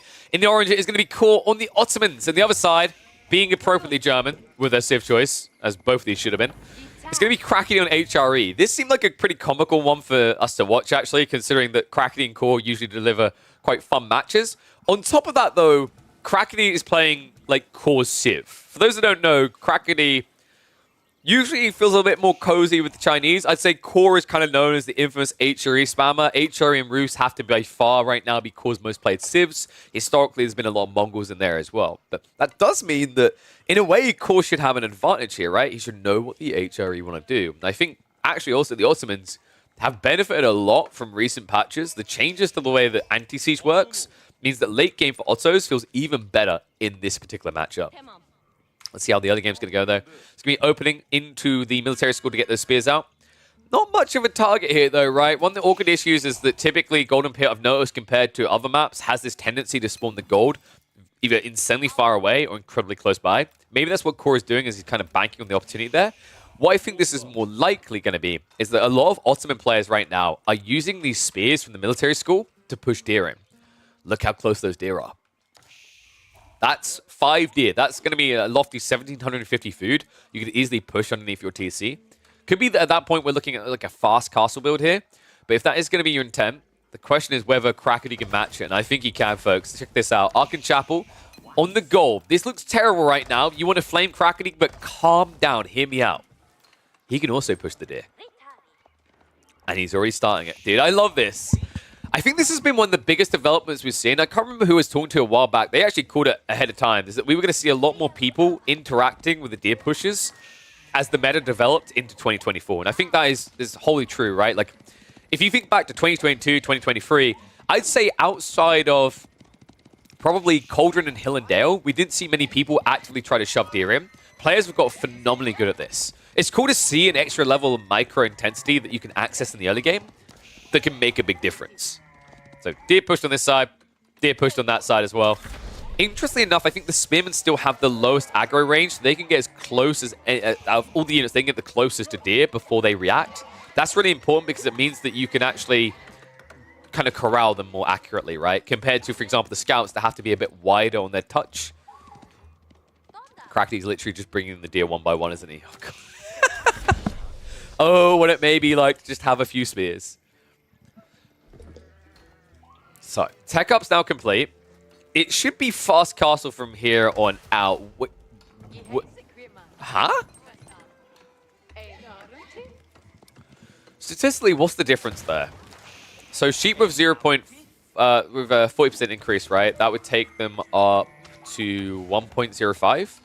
But deer with a 40% increase would take them up to, I'm pretty sure it's like 1.2 or close to. So glad he's finally moving on the deer because the deer are a lot better. They're worth that initial little walkout. I think in Crackley's mind, he's like, well, I'll exhaust all the food anyway. So I might as well exhaust the sheep that I've clubbed down here and then move across once instead of having to move across and then move back afterwards. Oh, come on. Cool, shot down the deer. You absolute griefer. Feels a little bit better for Core, right? Like long term, but unfortunately short term, it's going to be much worse. Remember, he built the military school that someone Crackly didn't invest in. On top of that, Crackly's playing HRE with a 40% gather rate increase. That means you're always going to surge forward to Castle Age a lot quicker than the Ottomans. So, hit the speed up here. Wolves are already coming in. Core is moving out for those. It's his only option here, but honestly, if you try to take 3 or 4 villages to wall these all off, it's going to feel very painful in your eco. Probably better to settle on just 2 villages. If they can get between 4 relics, great. If not, you've still idled them out a bit. Regnant's now on the way, cool. Trying to idle this up the spears, but he can't afford to dive the TC. These are, of course, Dark Age spearmen, so only 80 HP to work with. We are on 2 times speed. I thought we'd just accelerate through this early game, right? This is kind of very idle. There's not too much going on. Underneath a little bit of poke and prod here. There's no all-in play. Prelate is already waiting in the center of the map. Crackly actually produced 2 additional prelates already. That's interesting. Typically, we see 2 prelates, but I guess he's aware that the wall-in's going to come, so he wants to try and get there quickly. Wall on the center. Looks like the scout is going to scout what's happening on the west side, but he's going to go down for it. So Prelate will try to walk this one back, but unfortunately for him, the double spear will eventually take him down. Safest relic is already on the way home, though, so Crackety is at least going to get 1. Knights are now being summoned. And only 2 Dark Age Spearmen here means that this is not going to be enough to hold back a single knight. Core on the other side of this. Almost ready for his own tech up. We should be looking at a pretty standard choice here. Mehmed Imperial Armory is just kind of the go-to. We aren't watching a Corvinus game, so we're not looking for the least built landmarks. We're looking for the most built ones here. Prelate's just kind of circle jerking here. Will heal long enough. It's actually kind of funny the daisy chain effect this has. The knight isn't going to go down. Double heal now on him to prioritize, so the spearman cannot win this fight. The scout is going to need to leave as the second knight does arrive. So central relic is going to go the right way here for Crackety. So that's 2 relics already looking to be secured. A third one is feasible near the base of Core. The other ones have now been walled in. That's very difficult for this opening. Crackety has gone for the weakest opening up against wall-ins. When you go knights, you're spending more resources on 1 unit at a time, which means you have less overall torch damage. So compared to if you went, for example, men-at-arms or even spears, you have a lot less burn-through effect on these walls. Cool. He's already looking to play out with the... Wait, really? That's dangerous. Imams, when you're up against knights like this, is incredibly dangerous. That's a permanent loss of like Vizier point investment, right? So you need value here. He's trying to circle around. Unfortunately, folks, that... Oh, God, it's even worse. What? He didn't build gates? No. You can't be serious with this. Cool. And this is why people build gates, by the way. Like, once you make the choice to delete the wall, that's it. Oh, man, he's not getting this relic. There's no way. All knights are rallying over here. Is it at least going to be able to sneak out the other one? But you can already see that in this position, Crackety... Wait, where the hell are you... Wait, no. He doesn't know. And what's worse is because Core spawned on an offset, Crackety thinks he's here, when Core is actually onto the right side. So this Prelate is going to scout it out just in time and shift to the left. But this is looking like one of the relics to get yoinked back. So this should be a 3 relic game, possibly a 4 relic game for Crackety. Oh boy.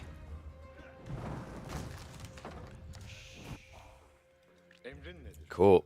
Well, where's your next Imam, right? He hasn't even built the mosque yet, so he doesn't have an ability to produce extras. And on top of that, this was greedy going the right side instead of sending both left. He thought he was being optimal about this, right? Giving him a hedge bet, an opportunity to always guarantee a relic. Instead, he just ends up with what feels like less because of it. Burn through almost complete. I mean, you just can't stop this. You've literally got Sipahi. He's building in Knights as well, but like honestly, the Prelates are the difference maker here. Sacred Sight's also locked in. Does Krakeny still not know? Are you kidding me? Okay, wait. Come on. Are you for real? Look at the difference there.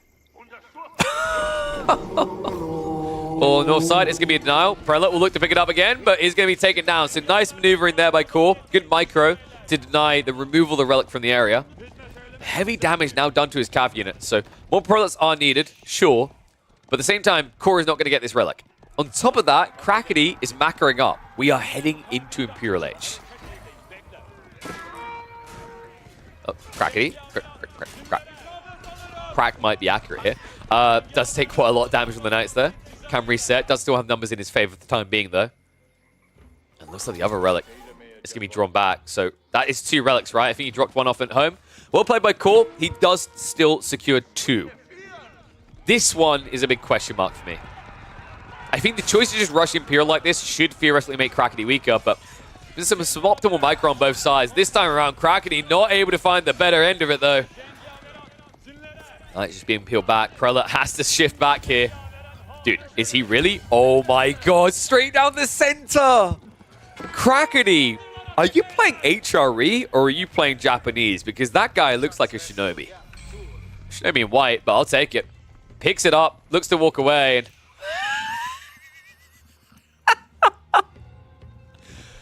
Oh no. No. Oh, he's seen!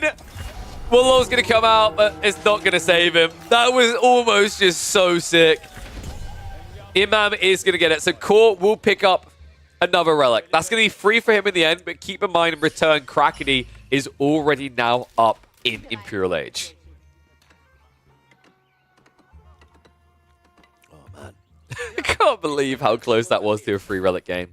Sacred Sight should be decapped as well, so that win condition is removed, but keep in mind, even with 3 relics in the purview of Core, it's still more passive goal for the HRE, right? And now it's an entire age difference. It means it's not just going to be the relic count that matters, it's going to be the villager count that matters. Passive production adds up a lot as the game goes on for the Ottomans, but until you're at max cap, it's not going to count for much up against the eco lead you're facing off against here. Krakeny, before they're both at 50 eco, already has the effectivity of 4 TCs. And they have a big discount, right? Only 17 food per worker.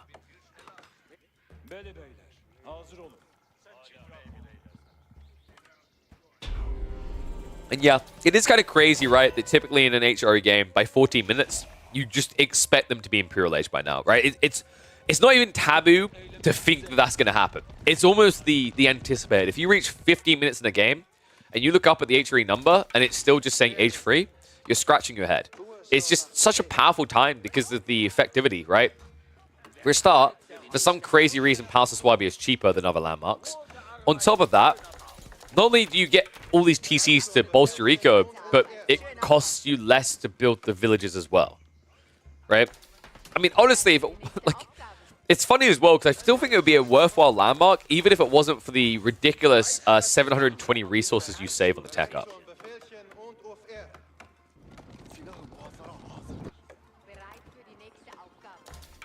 Farm's now coming in. So this is going to slow down the game a little bit while he transitions into permanent food, right? Because there's not much in the corner here. He could play board, but realistically, when you're playing HRE, you just want to max out on Ark and Chapel farms. The negative of this Chapel placement, by the way, got him a really great timing on Castle Age. Hurts him at this stage, this transition point, because the wood isn't being buffed.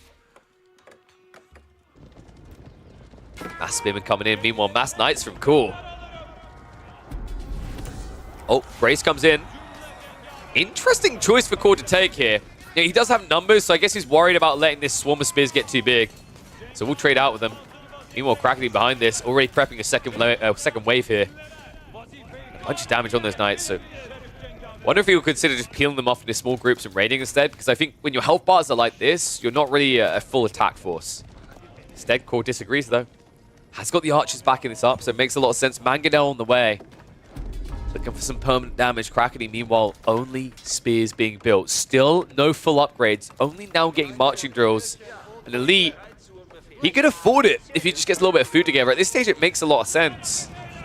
It's going to be too late, though. Blacksmiths being targeted down. Has got the E-repairs. Wait. What? You went fast in with no outposts?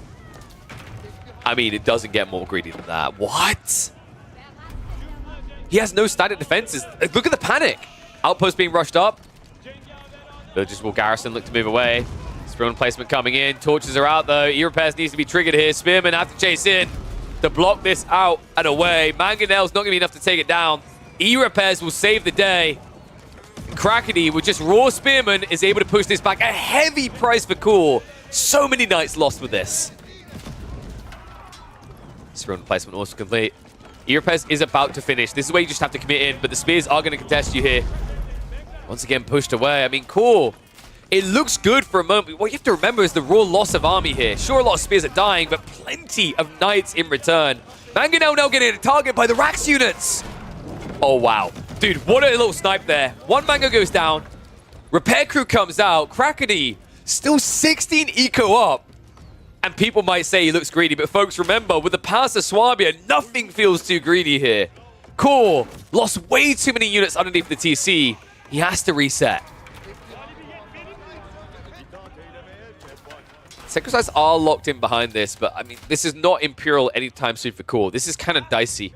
I think he needs to prep another wave going again, just keep Crackety down, because Crackety has been absurdly greedy here. Those relics should have been an upgraded outpost a long time ago. Instead, he neglected to build a single outpost until he was being dove. And arm switch up. I mean, a little bit surprised by this. Yeah, you saw archers, but surely you have to know there's crossbows mixed in there as well. I thought maybe we'd actually see some sort of siege play from Crackety. Typically, when you see you're up against the Mangonels now, the play is to build one Culverin. And there it is. Siege Workshop is on the way. So we will be getting into Culverin plus melee defense. Outpost coming in the flanks. Funnily enough, Crackety doesn't actually have enough stone access to go for cannon emplacements, which is very unfortunate here. You need them. The cannon emplacements are what keeps the enemy out guaranteed. But because he's lacking the stone, he's currently buying stone at the marketplace. And that's another reason why Core keeps sparking here, right? Raid on the right side blocks out an extension there.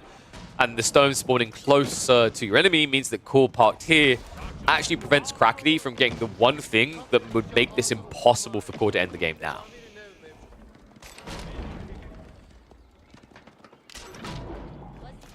Triple ram on the way. We haven't got Inspired Warriors either, have we? I would be surprised if we do. I think it's worthwhile at this stage.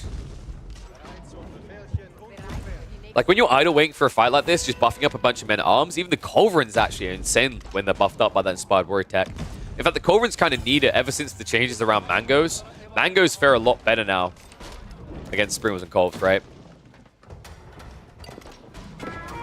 Instead, Crackety prioritizing getting into those men-at-arms, getting into that Culve and a Mango as well. A little bit surprised by that. The keep drop from Core, though. Woo-hoo-hoo!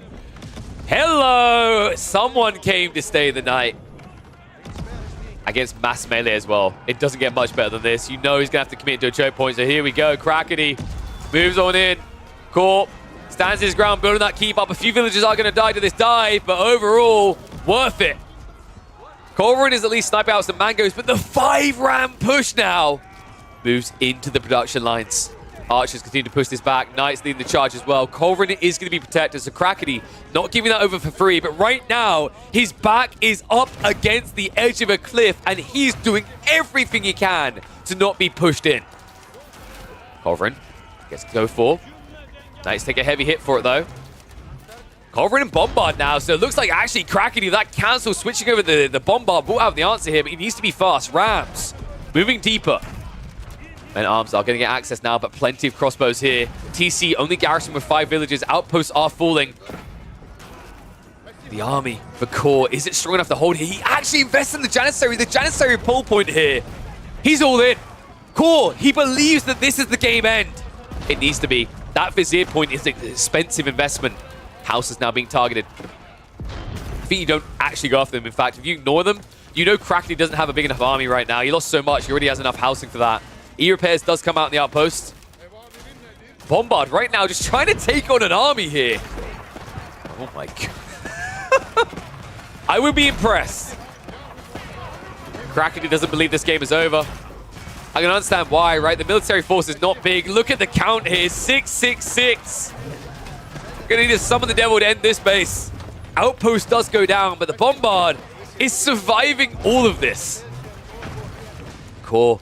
I think he got too far ahead of himself for the second time in this game. Military now down to 20. He's out of food. Oh my god. No way this is happening. I mean, Core. This is the crazy thing, right? Like, the keep drop, I love it. The idea of the Trebs behind it, love it. But the all-in with the ram push has come at a high price. After all that pressure, all that effort, they are now neck and neck on military count. And the eco count still favors Krakeny. Oh my god, I mean, it's crazy as well, right? Like, I'm wondering what Core saw here that made him think that this was over. Because remember, Core, he has more games on HRE than most players on the ladder. He should know this matchup pretty well.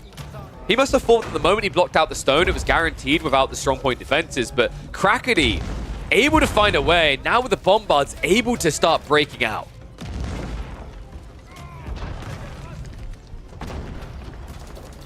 Keep being repaired, but that's not long-term sustainable here, right? Like, if a second Bombard comes out, these villages aren't going to be good enough. For the time being, Core does have 1,200 stone, so he will be able to keep this up.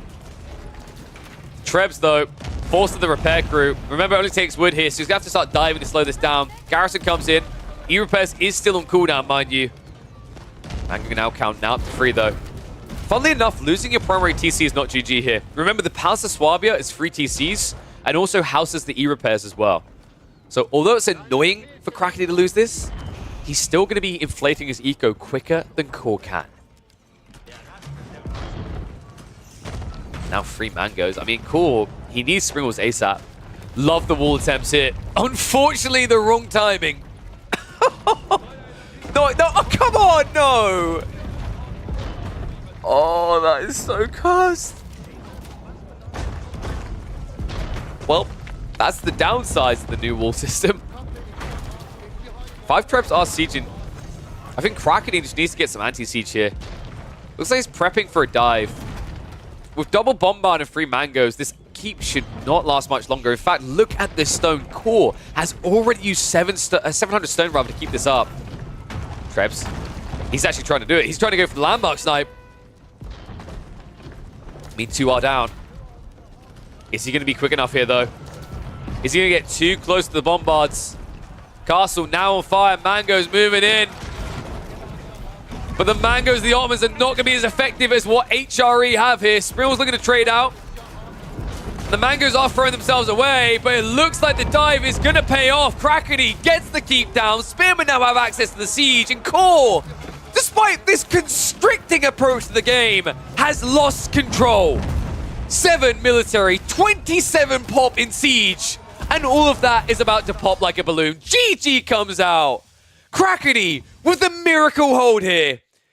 And Core, he's going to be kicking himself. He's going to be shaking his head. I'm not surprised. This was the final game of the evening for him. You know, someone asked what the all-time score between Krakeny and Core is. I'm not sure, but I can tell you we're going to be trying to track it the best we can. We watched so much of them, and I feel like it's such a back and forth affair. But an impressive game here by Krakeny to hold, to find a way of beating Core with his best Civ.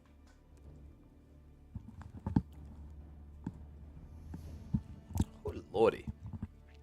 What a game. That was a sick turnaround.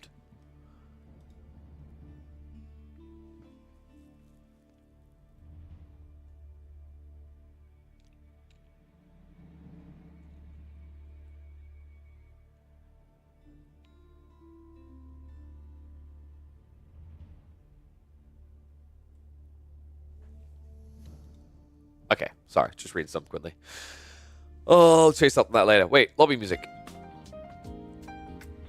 Yeah? No? Is this better or worse than the last music? Okay, what do we cast next? 300 plus viewers? Pog. Woo wowie woo. That was a good game. That was an absolute banger of a game, I think is the correct term, sir. No, agreed. That was a fun one. more 1v1s or commie games? Do we have enough people for community games? I'm wondering. In fact, I'm kind of curious. I haven't checked the mod section in a few days. Has anyone uploaded any new maps or anything? Wait, what was that on the thingy side? What the hell? That's kind of interesting, right?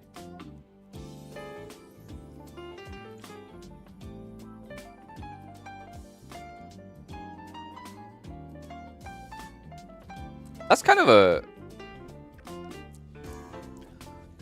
I think, like, some of his maps have looked a bit dicey, in my opinion, but this looks kind of interesting. I mean, there's... It looks like there's some spawn issues, maybe. Subscribe to it. Might be good. I like this idea of, like, 1v1 duels, cross-map, and then people trying to sneak in. Who is Energy? Energy is a former... Marine, I think it said. Apologies if I got that wrong. They used to be in the military, but I'm not sure what they do now. But basically, they're just a big fan of Age of Empires 4, and they put $1,250 into Crackety and Matisse's tournament they came up with. And he said that if the viewership is good enough, he's going to sponsor, I think, 2 or 3 more events, if it was. I think it's 2 smaller events and then 1 big one. So I think it's like $1,250 twice more and then $3,000 afterwards. Seemed like a really nice guy. Really love to see that type of support. I know we've got a few people in the community, actually. Like, I guess I'll take this moment to say that I have a few tourney ideas I want to do. I've been trying to reach out to Microsoft, but things have been kind of slow at the start of the year. Hoping that's not for negative reasons related to all the layoffs. But I want to try to host some tournaments. Actually, I have some interesting ideas. So if there are any people that are interested in funding that, because I remember like a year ago I had 1 or 2 people reach out, but I just wasn't in a position to prep for those tournaments. Now that I've got time, I'd definitely be interested in doing those sort of things. When FFA tourneys are messy. FFA tourneys are really, really messy. They don't function. I think FFA tourneys are 10 times better as an invite format than they are as a scored format. God, what is this music? Get me somewhere else. Right, sorry. We're quickly going to check the mods, won't we? Because we already saw one interesting map. Let me put a poll up so you guys can vote on what we do. Cast 1v1s. Cast community games. You guys can have 3 minutes on that. Go, go, go. Go, go, go.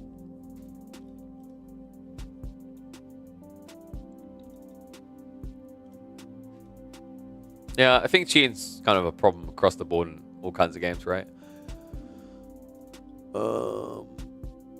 Let's have a look here.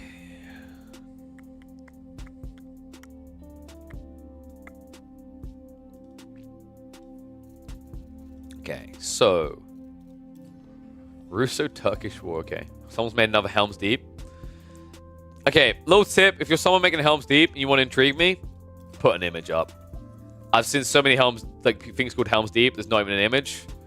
I can't be asked to keep loading a game if you can't even be bothered to give me someone as a sample of what I'm clicking on.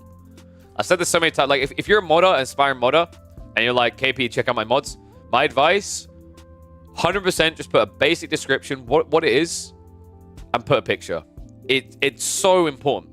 If you don't, because here's the thing, here's the mentality, right? If you can't be bothered to put that much effort into your mod, why are you expecting me as a user to put in the effort of loading it and seeing if it even is worthwhile?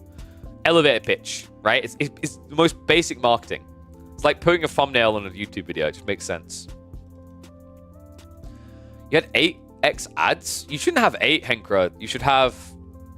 It should be... So I've got mine set to the lowest that it needs to be that makes sense. Yo, shout out to Car with the Prime sub. Appreciate it, buddy. There's rule number 1. I'll say if you've got Prime, use it. Because it will save from those ads.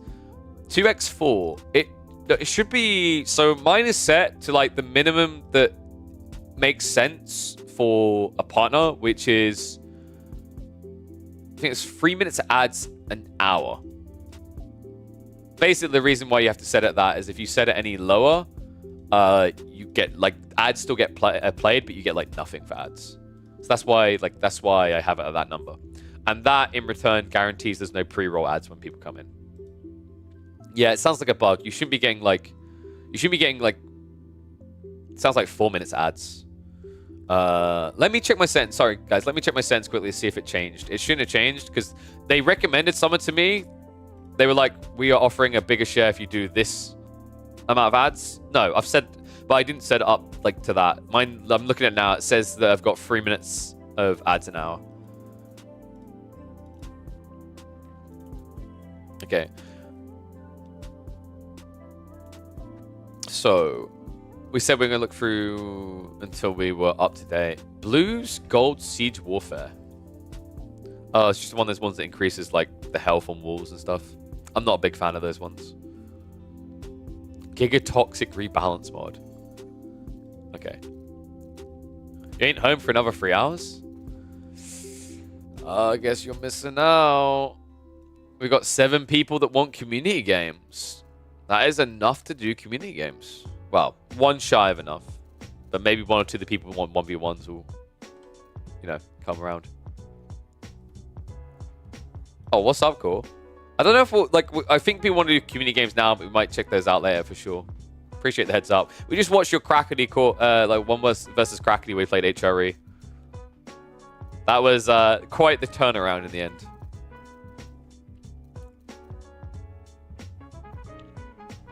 You both went random? You don't play autos? Ah, okay. How did you feel about that one? Because I was just talking about it. I feel like the Trebs was a good idea, but the Ram dive maybe cost you the game. It was weird as well, because I think the first time made it look really good because Crackety was greedy and didn't build any outposts. Right? So he panic rushed one in the moment. But then the second time, obviously, he had the outposts up, had a bit better of a defense. Okay, yeah, fair enough, buddy. How you play them properly is you rush Imperial Age and you get bombards. Come on, dude. Come on, you know this. I think those are all the new mods. There's no other new ones that have been added from what I can see. What we can do is we can try another new map, maybe? Let me have a look.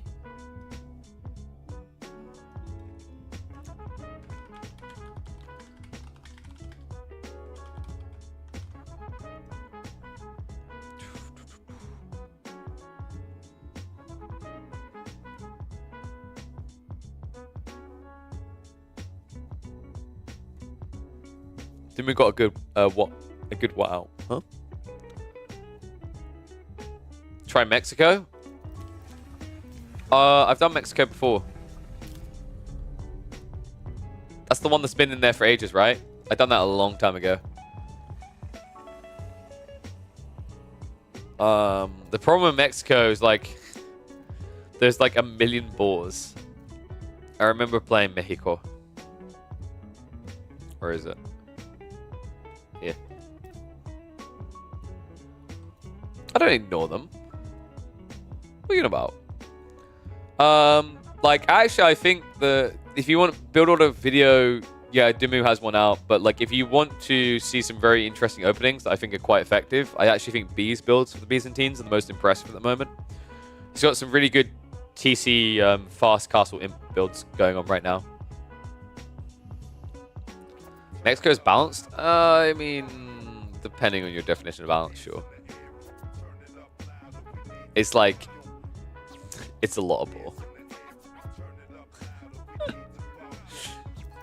And like that, you can tell that map was made a while ago because like the guy didn't know how to spawn Gaia, so he just spawned carcasses. There's like 10 dead boars next to each other. It's hilarious.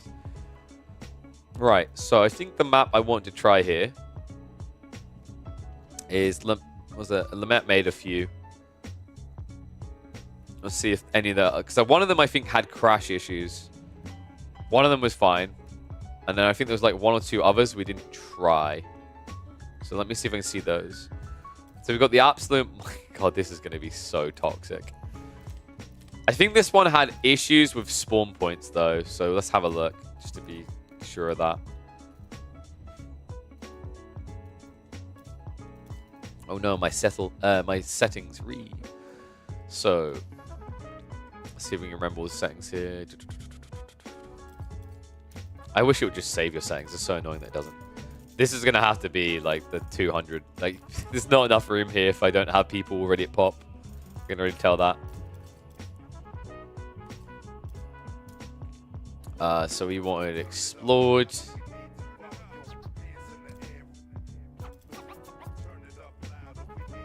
Ten villages is going to be cursed, but whatever, we'll do it. No, treasures. I don't know why these settings are on by default. Like, why is treasures on by default? Whoever wear what? What? One timer, 15 minutes, sure. I mean, honestly, 8 minutes if you somehow get a one. Like, I don't even know if you can buy a one. I don't know if there's enough resources on this map. So I'd be impressed. I guess we'll have to do bounty mod here.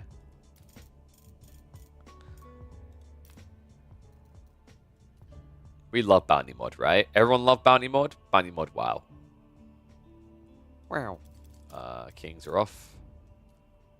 Everything else looks correct. There's probably going to be something I'm missing here, but I think we're correct. Oh, there you go. Religious and wonder need to be on. Boom. Okay. So, let's see how well Absolute Micromap works. Super King? God, no. Not again. Can we have community games with KP participating as a player? Would love to see him play the game for a change. I don't know if that would be that cool. And also, my PC just kind of sucky. So, like, last time I played a free-for-all, I just kept moaning about how bad my frame rate was. I really need a PC sponsor. So, this map would be a bit of a gamble, guys. I don't know if you get enough villagers spawning inside.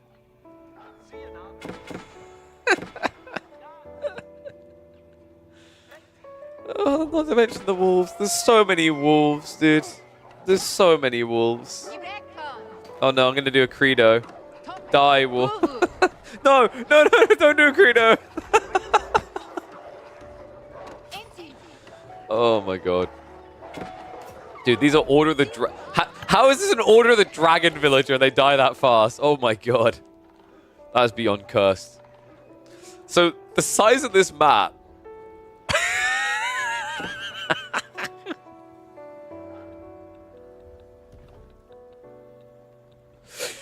There's no way we could stick 8 players in this, right?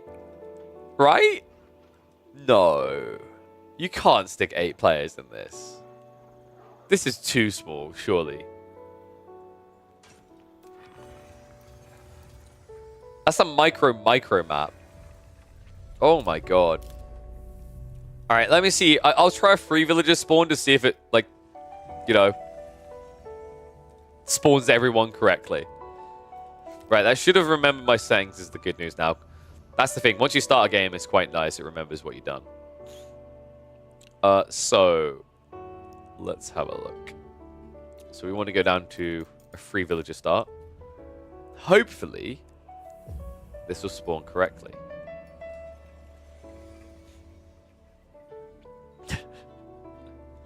Oh no! Come on. I forgot to add the AI.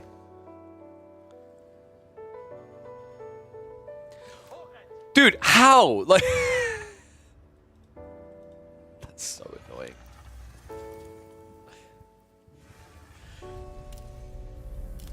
The annoying thing is there's no way of spawning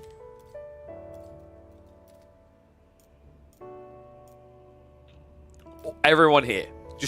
There's no way of spawning everyone there. What PC specs do I have? I have a Ryzen 3700X and I have a NVIDIA 2080 series card with I think 32 gig of RAM. I think something's wrong with my motherboard though. Sometimes I'll get weird stutters. So yeah. If anyone like happens to work at a PC company or have a contact to something similar, please do slide in my DMs. I've got a pitch deck together. I'm looking for people like contacts to reach out to because basically, I mean, what I'm offering is really reasonable for a sponsorship segment. Okay, so We can't do that map, unfortunately. Like, the cliffs are just too problematic. Shouldn't 20 be fine? Maybe. I think the bigger problem is, like, well, for a start, I do 1440p, and remember, I also record and stream. Right? So CPU is the bigger bottleneck there for a game like AoE 4. Oh god, I don't like this song. So we said that that micro map didn't work, right? Not well. Let me give Sacred Hill another spin, actually.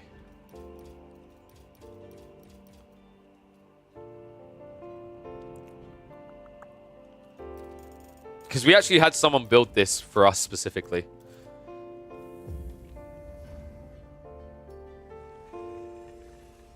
If PC's too good, you have to underclock it? I don't think that's true. I just think Crackety probably... Nah, I'm not going to mean.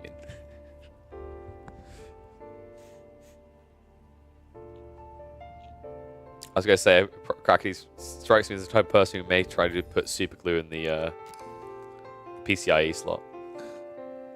Alright, that map crashed. That's not good. I want some new maps.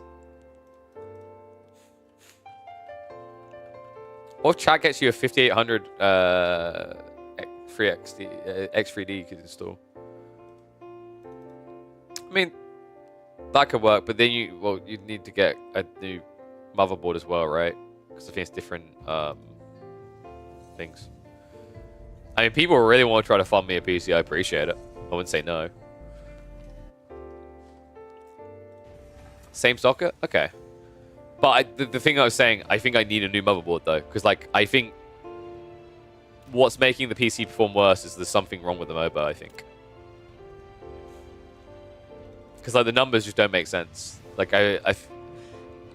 doing a complete reinstall of Windows at least got rid of one of the issues where sometimes the sound would desync. If you guys remember, I used to have that issue. But I don't know what it is. The problem is, like, because it's, like, an old-gen motherboard, replacing it's harder, right? Because it's a 5700X. Yeah, I lowered the RAM rating down to the minimum. But that then like the thing is with the Zen 3 architecture, that makes a big difference in like performance overall for the PC, right? It's really funky. But yeah, my goal is, like I said, like numbers trending upwards. I mean, if people in the stream want to like help fund a PC, I definitely appreciate that.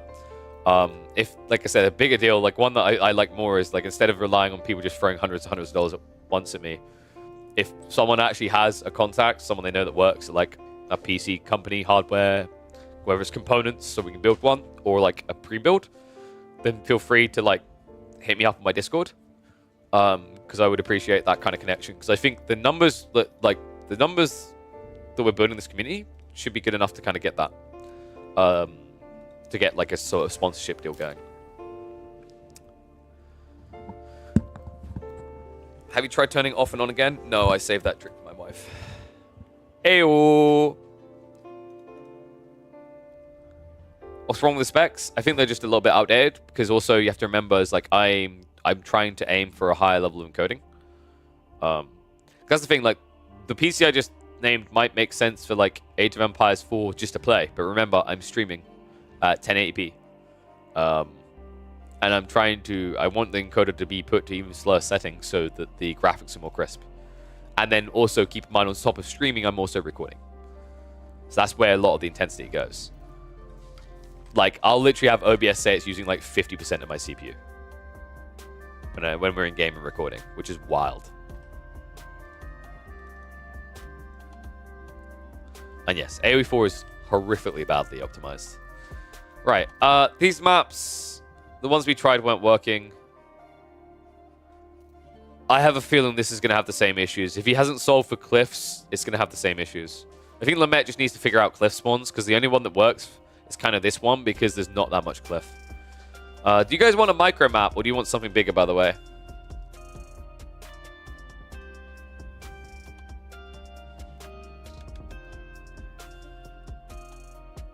And yes, I've seen IT Crowd.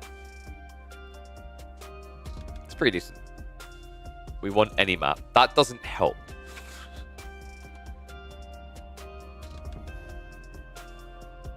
Where was the new one I downloaded? I mean, Mini Dry Arabia still works, right? We had a crash issue, but that was in a specific situation. I can't remember what it was. I think it was with one of the mods.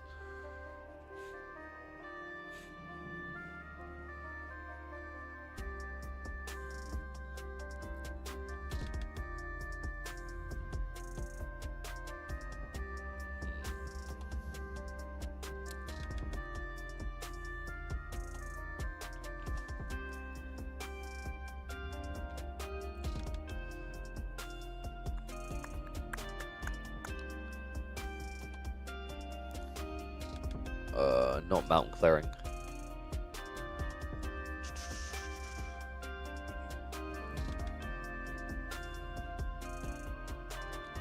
Thinking we do. Let me do a quick small and triple stream. I've got a feeling it's going to be too big, but just confirm that of how it looks. So bear with me one sec, guys, while I just spawn this. Wonder if Explored is actually going to work. That would be nice. I've got a feeling it won't, but we'll try it. And 10 villager start, which adds. What time am I streaming till? I reckon we'll go for another 2 hours. 2 hours-ish. So, like, that'll be about 6.5 hours to 7 hours stream today. Just gives me a bit of time to prep the Stormgate stuff. And also eat.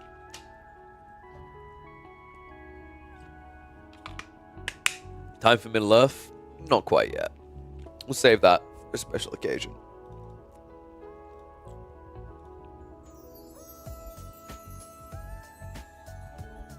Come on, baby. Come on, baby. Just work. Hellstorm's maps usually spawn pretty consistently. Oh my god, it's so big though. Wait, what? Usually being the key word there, guys. Oh my god, that's cursed. What have you done?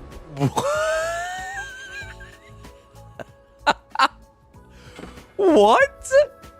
What happened? Oh my god. Is that consistent? I mean, if so, that would make it smaller, right? Look at the minimap. Dude, it's meant to be a player spawns on each island, but this, like, how... I mean, in fairness, like, size-wise, that kind of makes it a bit more sane. I say that, it's still pretty big, right? It feels really, really, really, really big. I don't know if people would want to play on a map this big. Oh my god. Dude. Do people want to play on that map? We did say thank you to Carter for the Prime, right? Just double checking they did. Yeah. If not, thank you, Carter. I do see the Prime. My brain is fried today. I'm pretty sure I said thanks for it. It's like Jousting Field, but cursed. Yeah, I'm kind of curious. Does it spawn like that consistently? It could kind of be interesting if it did. Because there's like, it's 2/3 the map. Like, you know what? Like, well, not 2/3. It's 3/4 the map. Oh, for God's sake. Do you know what? At that stage, it's literally like Avalee's Coastal Cliffs in a way, right? There is always Coastal Cliffs if people want to do that. It's basically just imagine you're playing a Dry Arabia 8-player map, but squished. What? Dude, I feel like I'm playing MapleStory listening to this. Is that good or bad? Any Maplers? I'm not talking about the people that cover their body in maple. That's different. That's a different kind of maple. Wait, how did this open? What? Nani? Just noticed that opened. Weird. What was showing up on screen there, actually? I don't know.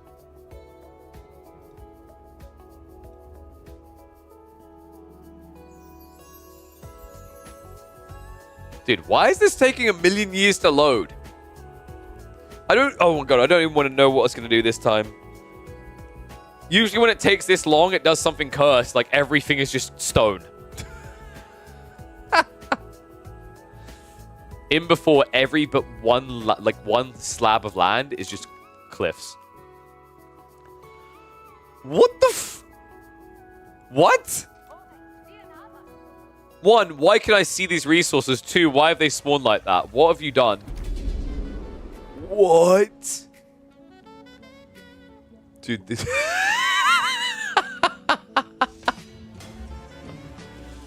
Oh, that's interesting. I think it changed the amount of resources spawned based on the players and the density. Alright. That actually looks so fun. Dude, no. This isn't cursed. This looks fun. I want someone to actually make a map like this. Just one fat lane. 4v4. ARAM, baby. We need ARAM in Age of Empires 4. So the reason, by the way, the reason why I said I think it spawned like that is because we spawned in with just us. We didn't spawn in with extra AI. So if we add in everyone. Has he put any notes about this? I don't think so. So there's no special notes. Like, for example, our mini Dry Arabia, the way it works, if you, depending on whether you choose teams together or random locations, it changes the amount of resources that spawn.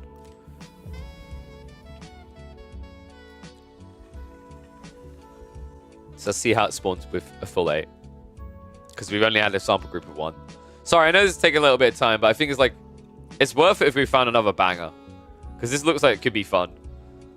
So if this just doesn't work, we'll go back to something we have, which means we'll be able to get the community games quite quick.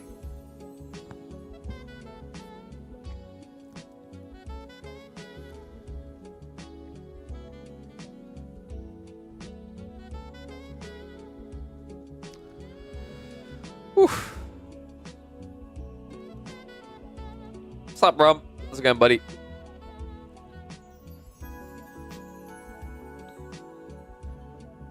Yeah, I kind of don't mind cursed within reason. As long as everyone can do something, I'm fine with cursed, because it kind of makes it more interesting.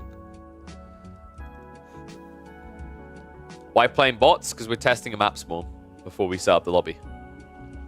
So it's all about seeing whether it'll be a good map for the free-for-alls. Can I play? Anyone can play. It's the whole idea of community games. So when I say, everyone will use !join with their in-game name to be in with a chance of joining. I have to wait until I say to do it, though. Yeah, so that's interesting. It consistently spawns with one side cliffed up.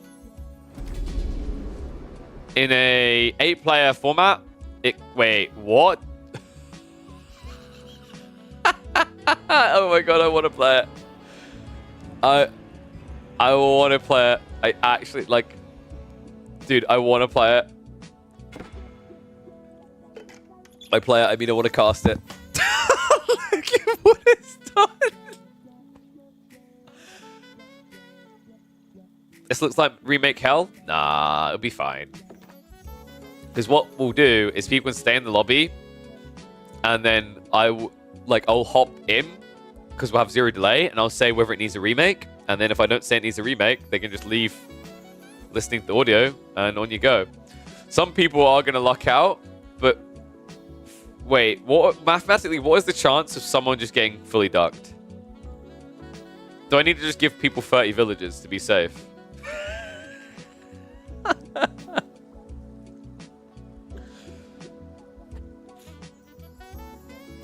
If I give everyone 30 vills, the probability of them not at least having one villager free is quite small, right? 1s if people want to play this, 2s if no. God, this is so messy. So messy. People actually want to play this. All right.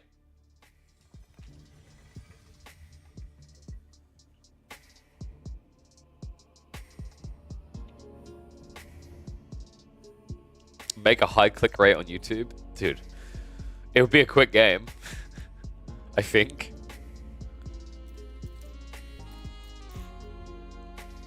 Wait, was that 50-50 on whether people wanted to play it in the end? Okay. I think a zinc if we do 50? Can't risk it for the biscuit, right? Hey, you guys can build houses. Screw you. Actually, no. I should make it 50 mint, right? Oh, this is gonna be so bad. This is gonna be so bad. We'll do the bounty mod. The bounty mod, for those who don't know. Actually, do you guys want bounty mod or not? Bounty mod is where when you kill things, you get resources for killing things. I find it's much better on bigger maps, especially because it just accelerates the game. Oh man. We're not going to do max level units. We're not going to level up for units. Can you get handicaps since you suck at this game? Yeah, just like what you do is you pray to Gaben, and then everything spawns. Like the top player, all their stuff spawns out of map. All right.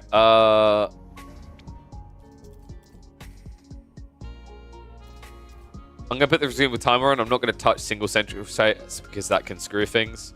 It's a big map in theory, so we'll do the normal 15-minute wonder timer.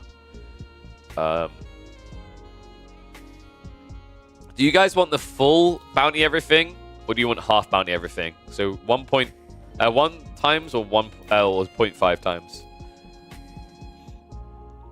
Can add new ways on top of this? No.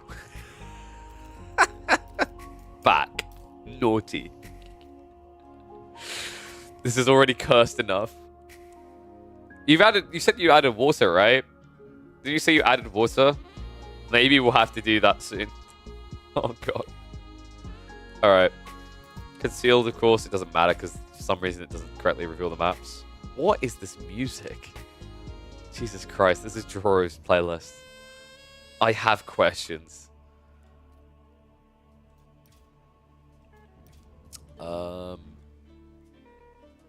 30 villagers should be safe.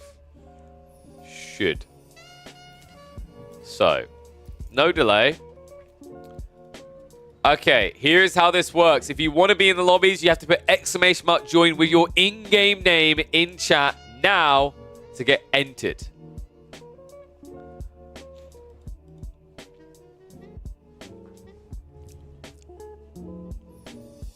Henker, why are you putting play? What? !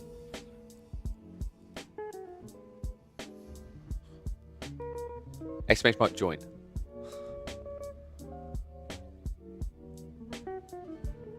No, you have to put ! join. Alright, Golly, you're in. This is the importanto of words. Giga Chad Goldie's back. Return of the Krent. The Krentinator. Dude, he's up to diamond now? Holy crap, Krent's OP. Hossein, let's get you in. Riftul DM. You are also in. Oof, you're in. It's gonna be oof if you spawn in the walls, right? Don't spawn in the burrows. Market, you are in.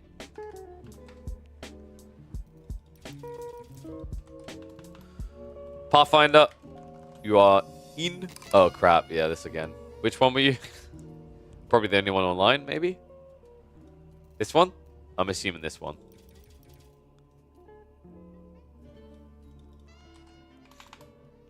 Blitzkrieg. Oh, someone's gonna have to invite you, aren't they? That should be 8. If you didn't get in, don't worry. We'll be doing more of these. Just got to be quicker next time. I'll force download it in a sec. Okay, so after I leave, one of you is going to have to invite Blitzkrieg. It's the one with the arrow, the fiery arrow. So let me see about downloading these mods for you guys. Don't worry, I can force it.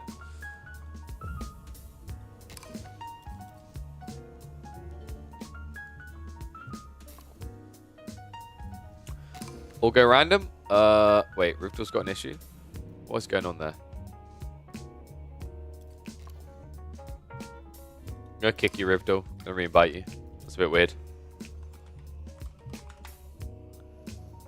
So, what we'll do, you know the rules, guys. If you're above platinum, random civs. If you're below platinum, you can pick your civs.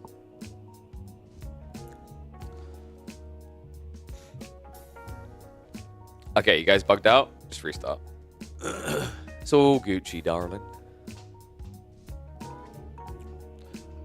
So we'll probably have time for like 2 or 3 community games before I go off, so that's good.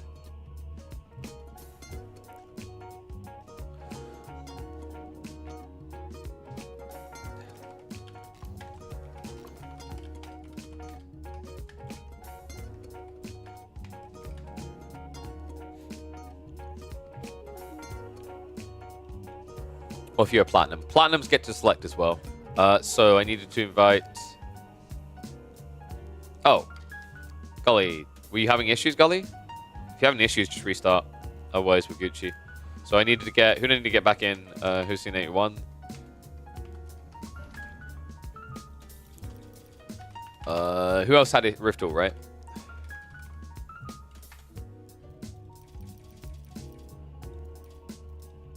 And Gully, I don't know if you restarted or what. Looks like it's restarting. So I'll get Gully in, and then we'll get Blitzkrieg in, and then we'll be good to go. It said Dry Arabia? Okay, that's weird. Let's see if it's right now. Are you back on? If it shows, guys, if it shows Dry Arabia for you, restart your game. Go restart your game now. If it says Dry Arabia, I'll get you back in.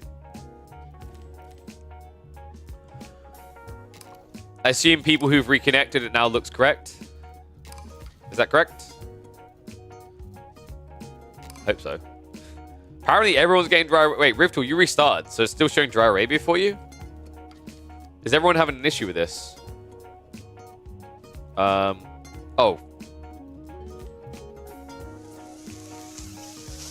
That button! 1 sec, I need to put all the settings on again. Dude. Screw the reset button. I can't believe that. That's so towing. Alright, I'll try re-inviting Gully to see if it shows correctly. If it doesn't, then we'll just... Okay, Gully's not even online. Let's quickly invite Market and see if it's showing correctly. If it's not, I'll restart my game to be safe and we'll just do another map. We spent enough time on this map to get it to work. If it doesn't work now, screw it. How's it showing Market? Is it showing Dry Arabia? Or is it showing triple stream siege? Excuse me. Alright, I'm going to restart my game just to be safe, and then we're just not doing that map. So this should be quite quick then, because we'll play a map that we know works. Sorry about that, guys. Whoa. Big sneezes. That's fine. We know that doesn't work. It switched to Lipany? Okay, yeah, I don't know what in the jankiness is going on there. It's weird as well, because Hellstorm makes quite a lot of maps that just work. Like, he's got 10 plus generated maps. They all seem to work quite well. It's funny, like, I knew someone was wrong with that one. You can tell, right? Because, like, parts of it were not spawning correctly, but that actually made me want to play it, because it was just a mess.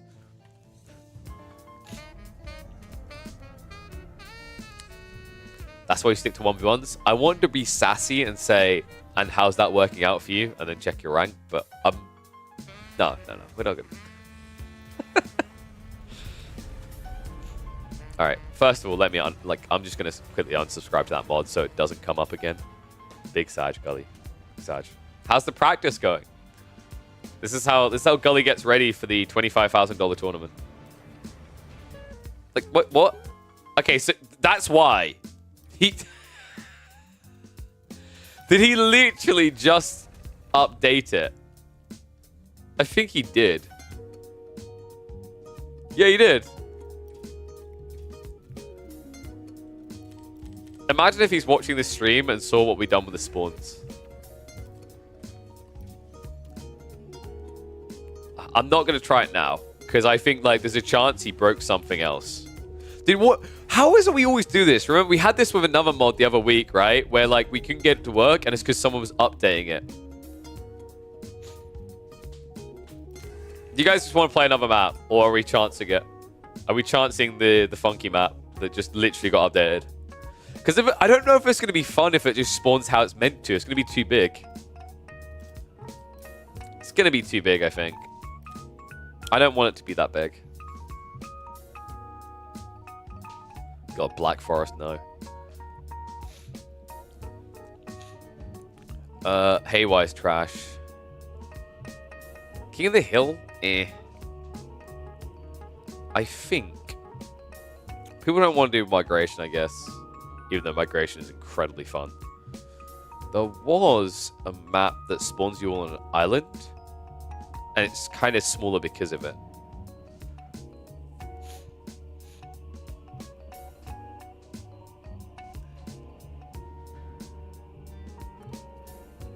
Ah, screw it.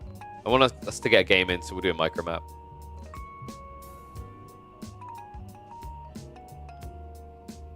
Or we do Italy. Okay, I'm changing my mind back and forth there on it. Let's just do a micro map to start off. I feel bad for people who've been waiting. Played Jousting Fields FFA, but Jousting Fields FFA is huge. It's so big. Safety Bay, Safety Bay doesn't spawn that well. Split like because we was team games, free for like you have to do nomads. I don't know. Do people basically Safety Bay is Boulder Bay? Do people want to play a Boulder Bay type map? I think we just go micro. Do we use Merlin's? Do you guys want Merlin's micro map or Lamette's micro map? So do you want? Where was it? This one with a little bit of water, or do you want this one that just has a lake?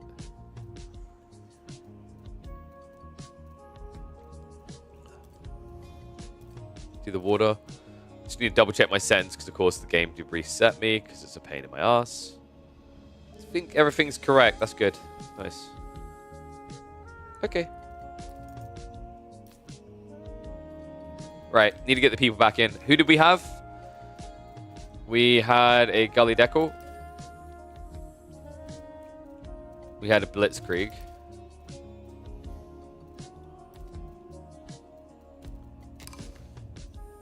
Market, yep, of course. Hosen was in, wasn't he?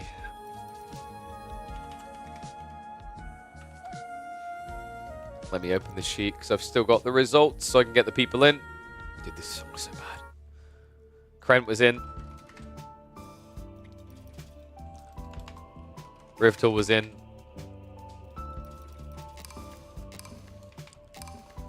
Oof was in.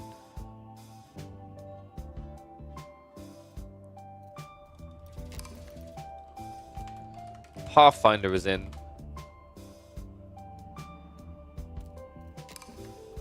Little tip, you should all be killing Gully Deckle. Just saying. I can see the ranks. Just saying. Definitely should be killing Gully. Poor Gully. No. And then who am I missing here? Gully, Krent, blah, blah, blah, blah, Yes. blah, blah. Who's in? I'm missing one. It's Ufin, Uf's Market, and Pathfinder. Oh, Pathfinder's not in. Guys, when I drop, one of you is going to need to invite Pathfinder. You are looking for... You haven't made it easier, Pathfinder. You're looking for the online one. I think it's the only online one, actually, so that might make it easier. But let me set spectating on. Do I still give you guys 30 villagers? No, that's too many. That's way too many. Let's put you guys down to 15. That's still a lot. And then, remember, it's going to be 0.5x bounty, which means you get half of the value of anything you kill. We're not doing any of the other stuff for this one. It's just going to be... Actually, do I do a regicide? Ooh. Ooh, do I do a regicide? That's a bit annoying. I guess I'll let you guys just have a free-for-all for this one. So, let me force the download for you guys. Regicide is where when you lose your king, you lose the game. You always lose your king. Maybe you should put a tracking device on him. Get it? Could you lose him? Yeah. Market hasn't downloaded. Nani?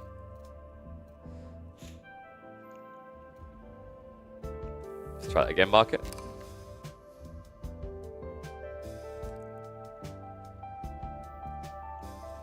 Market on toilet break? Market? Alright, presumably he's going to correctly download. Oh, there we go. Nice.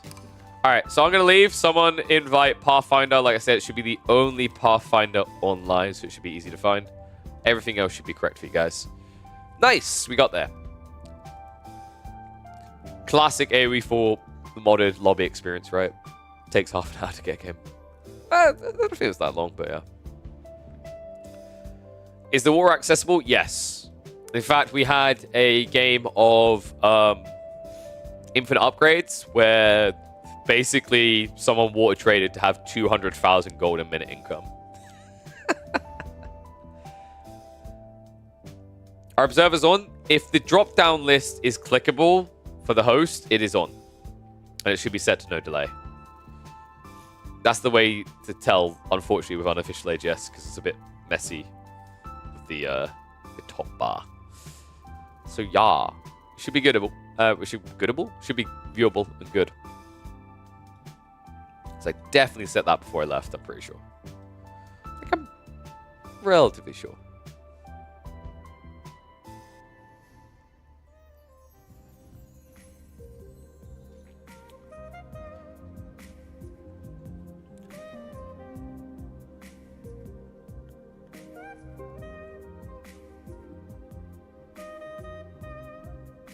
Kind of vibey. I actually feel like I need to be laying naked on a rug with this music. Whew. Get them in the game. Is lobby full? Lobby full?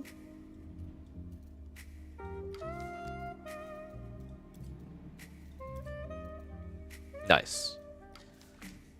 Alright, should be ready to rock and roll then.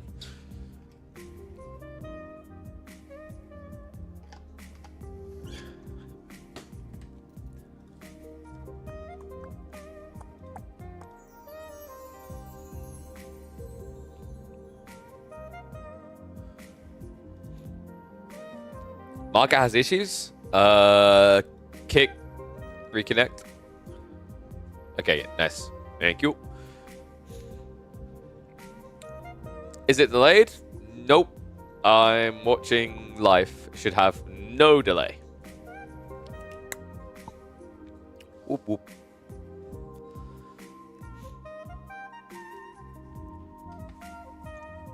I want people to make more world location maps, actually. We still need to do the Italy one, but I know it had some spawn issues. I need to talk to the map creator to see if it's all cleaned up now.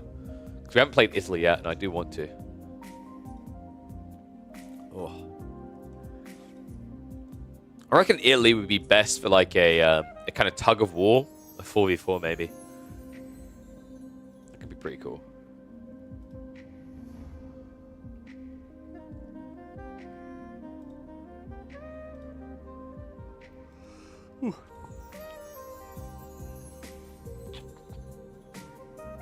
So I reckon, depending on how long this one's going to be, I mean, because it's one of the smaller maps, I imagine this is probably going to be like a 30 to 40 minute game.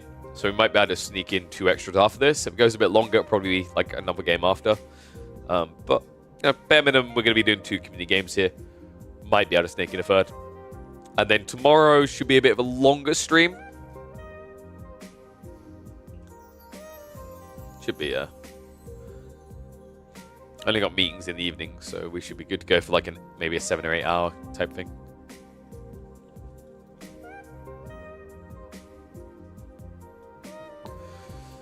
Whew. What I need to do is I need to find more tuning packs that are intriguing. I think people had a lot of fun with all the new units that Hosen added in his. So I want to find more ones like that. Problem with searching my popularity is most of the popular tuning packs probably haven't been upgraded. Permanent bodies just seems so dumb, yet simply comedial, doesn't it? Wouldn't that just end in people's PCs crashing? I kind of feel like it would, and I'm kind of intrigued. Oh, man. I have such dumb ideas. Thick woods. No. It's really heavy on hardware. Oh, we just get like 20 minutes and crash. Everyone does. You guys never done that before? Any like classic like Red Alert 2 players? I still remember my favorite 2v2 of all time was like for an hour, me and the enemy just staring at each other across the lake. Then my teammate typing in GTG, and then he took all of his Rocketeers, which are flying jetpack troopers, which are quite animated, and sent them across the map into enemy AoE anti-air, and it just crashed the entire game. All four of us just crashed. All right, nice. We are getting started. Oh, that reminds me, I will need to switch all my things, won't I? Should be boom.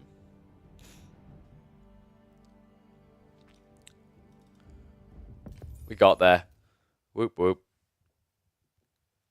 Don't know what that was about. Must have been some well, might have been something to do with the update. I don't know.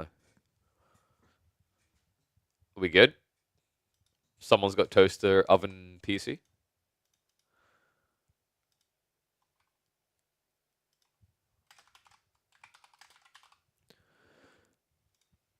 All right, we are good. We done it, folks. Whoop whoop. Oh, I forgot to put Peace Treaty on.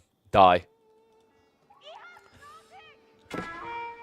Well, I can't think of a single better way to begin this replay. One and all, welcome back to the community free-for-all action. We have got a micro map, and it starts with a micro brawl. I don't even know what you're fighting for on this hill. Whoever doesn't die is just stuck here. We are indeed recording, so hello YouTube moment for everyone watching live in this game.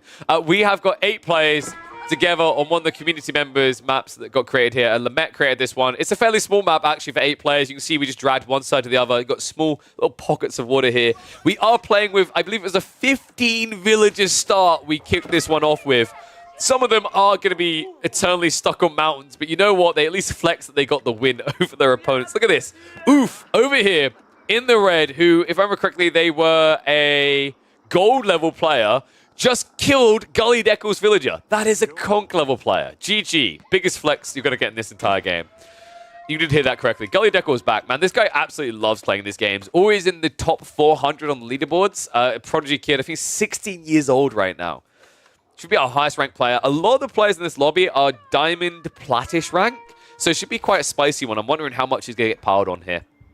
Let's intro the players, though. Yellow is going to be Pathfinder playing on the Deli. Meanwhile, in the center near Gully Deckel is going to be Rivtal DM on the Order of the Dragon in purple. Gully himself has got the Roos in the pink. Over here in the red, we're going to have Oof playing as the Japanese. Down in the south, we are going to have our Giga Chad Krent, who, by the way, has gone from gold to diamond. So apparently they're quite the flexer this time around. In the green is the Roos. And on the west side, in the orange, we're going to have Blitzkrieg playing as Zhuji. I believe there's one player who hasn't made his base yet, and that would be Hosin. Hosin has got all of his villages together as the Japanese, and it looks like they're heading towards a central drop for the TC. Wait, we're still missing someone else. 1, 2, 3, 4, 5, 6, 7. Rogan? Who am I missing? Market. Oh, Market, no. Oh, he's having a hard time of it. He's got 7 villages left, and wow, no way. No way Market dies before he drops a TC, right? There's absolutely no way that happens. It's not looking good. Folks, if you wait too long, you know, it's that classic take a dump or get off the pot type moment. Market was looking for the ideal location. He's now down to 4 villages. Oh my, no. No!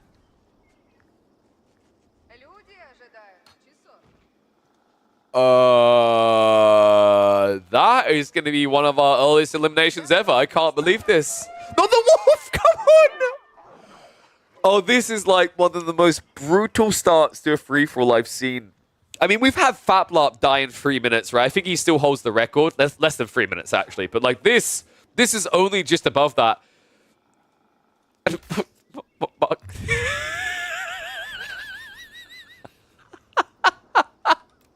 like, if I could just reach. If I could just slide down the hill. Oh my god. He cancels the TC. He's now building it. Poor Market. He only has one villager. It's a one villager start. Somehow, he spawned into this game. He started with, I think it was 10 villagers actually in the end. One or two of them ended up on the cliffs, but the rest just died to other people's TCs and wolves. He has one villager on 8 HP. Can you guys just imagine if Market comes back and wins this? How incredible this would be.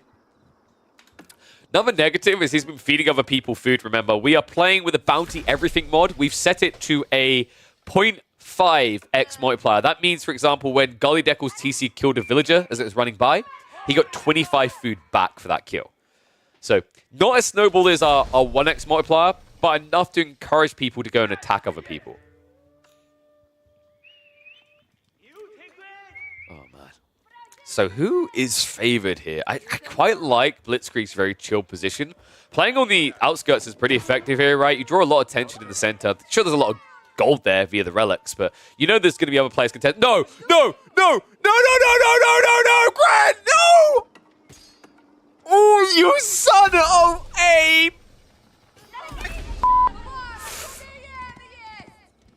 I can't believe you've done that to him.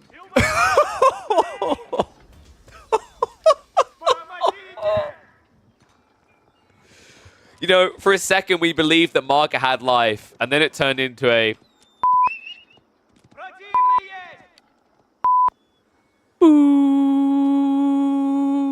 Sorry, I need to detach the censor bleep button. I like it too much. Oh man, I feel so bad for him. That is painful. I cannot believe that. Market goes out in 8th. Not even 5 minutes into the game. Rough start.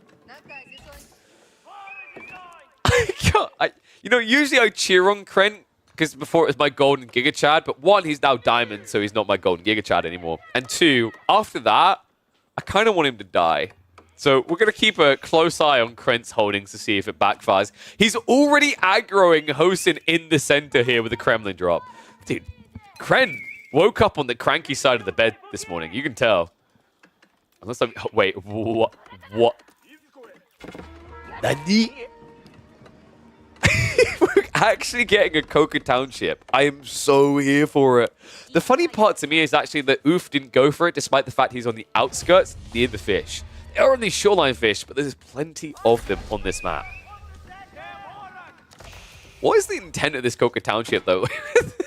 Riftor has gone for the early meta arms play. Gully Decker already aware of it. Dude, oh my god, the damage there. Remember, you have castle turrets on this.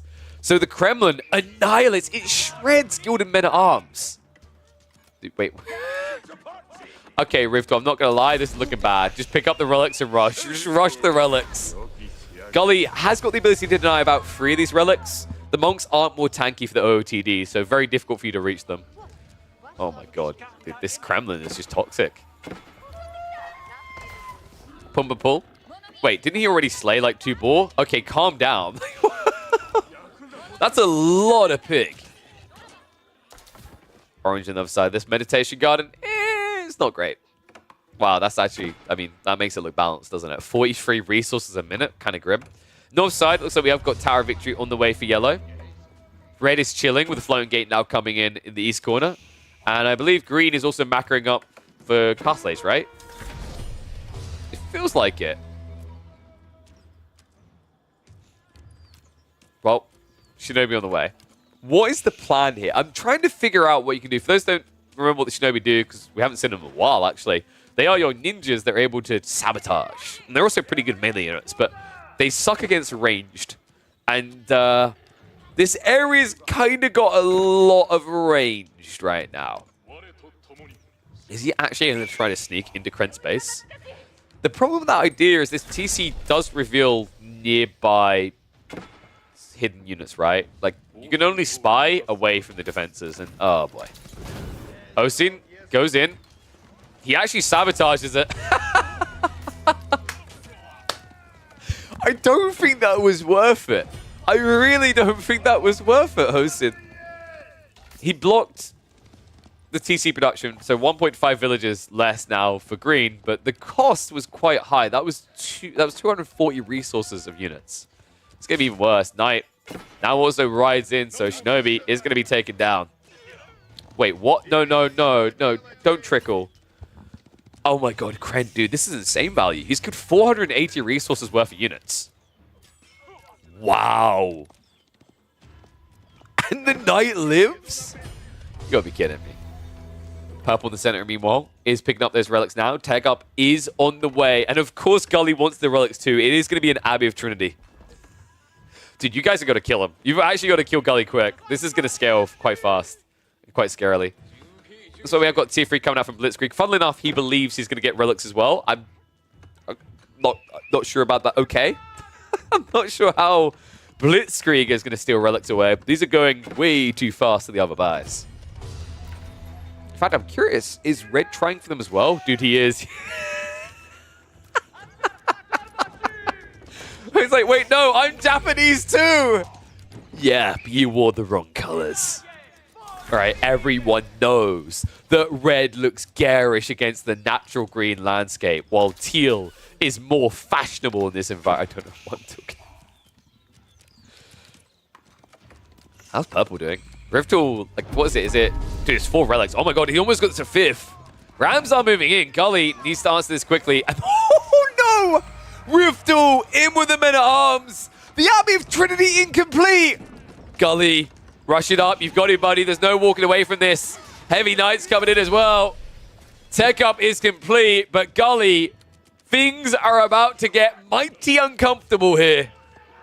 I mean, he has nothing right now, right? Like, he's got some wood, maybe a little bit of food, no gold access, and the Kremlin's going down. So Riftle will look to slay. He'll succeed in it. And that raid in, that's the entire eco now idled, right? Gully has nothing. I mean, you can try to run, but what's the point? All your landmarks are on one screen here, so Gully Deckle, our by far highest ranked player, is not going to make it past 7th place. That happens a lot to him, I've just realized. Oh, villagers have to vacate the area. I mean, the entire eco is idle, right? Like, there's no way Gully can recover this. A handful of crossbows against this many men-at-arms, it's not going to stop. In fact, we've got Riftle now moving out onto double bore just to keep the fun going. Oh, boy. Well, Gully, at this point, is just like, please, someone save me. No one's coming, though. GG. Gully Deckle goes out in 7th. And if Market actually didn't lose that final villager building in TC, he, funnily enough, would have lasted longer than Gully did. Looks like Krent now wants the relics, but folks, I don't think there's going to be any relics left. Is it going to be a GG out? Hosen gives up. Oh, man. He must have seen Purple coming and knew it was all over. Dude, this is going to be an 8 relic game for Purple. I don't think anyone can take these away. He's even letting everyone know. All right, Riftle has to be the favorite person now. I wish we'd actually put predictions in. I just don't see how anyone's going to stop him. Riftle now has 2.3k gold in reserve. Food is also going to be fine. Remember, there's all the boars around here, so they're never running out. Oh, man.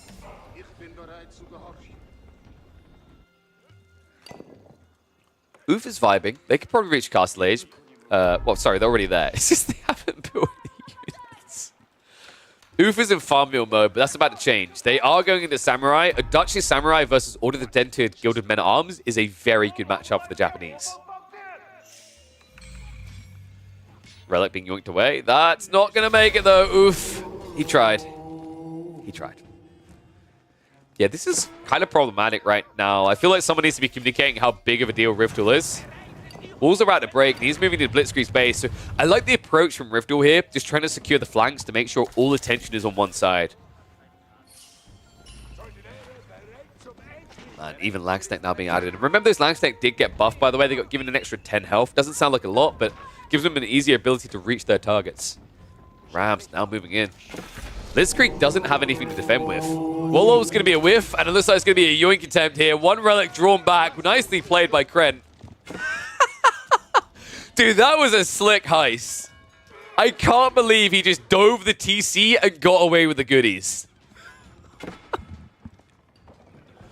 Well played, sir. So one relic is at least going to be clawed back. Keep in mind that he desperately needed that. He did go for the Abbey of Trinity. So if this turned into a 0 relic game, pretty grim. It still looks pretty bad when you only get 1 relic.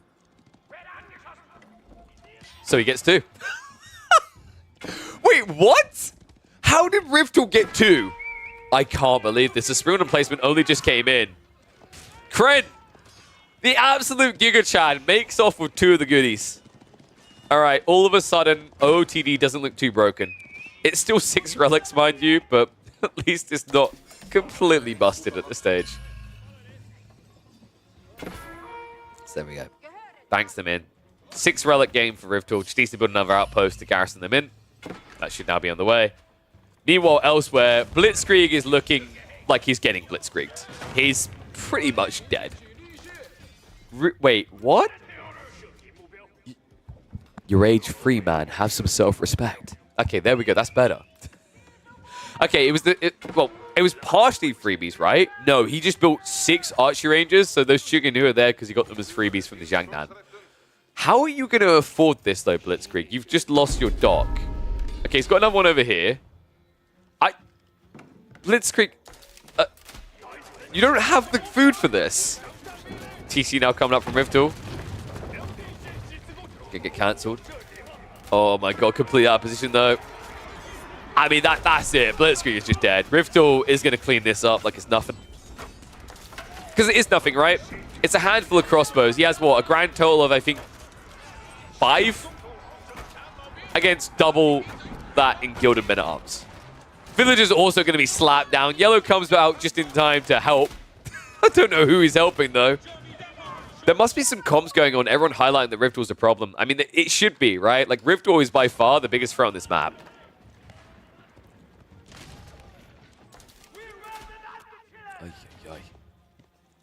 And people asking, Gully's asking, did Riftel see your tech up at the tower? I think you might have been on the very edge. No, he would have seen you. Look at the range, right? 100%. That's extra vision from the thingy, though, right? So 25% less. Yes, I do believe that he should theoretically have seen to about here. So he should have just about clipped that Abbey of Trinity with the tower. So that's how you need to dive you. Another relic going back, though. Like, wait, what? Okay, it's crazy how well Riftel opened this up and how he's followed it up. This has been really messy. He has still got a relic here, right? So there's still 8 relics in total on the map, and he has 6 of them. But a long time that he hasn't had it garrisoned. Yeah, this is his relic. He brought this one from home. Kren is trying to throw everything to this fight, and actually, if anything, it's going to turn into a dono if he's not careful. Does start to back away in time. Another outpost going up. Riftel hasn't finished off these players behind him yet. What on earth? Okay, that looks cursed. That looks horrifically cursed.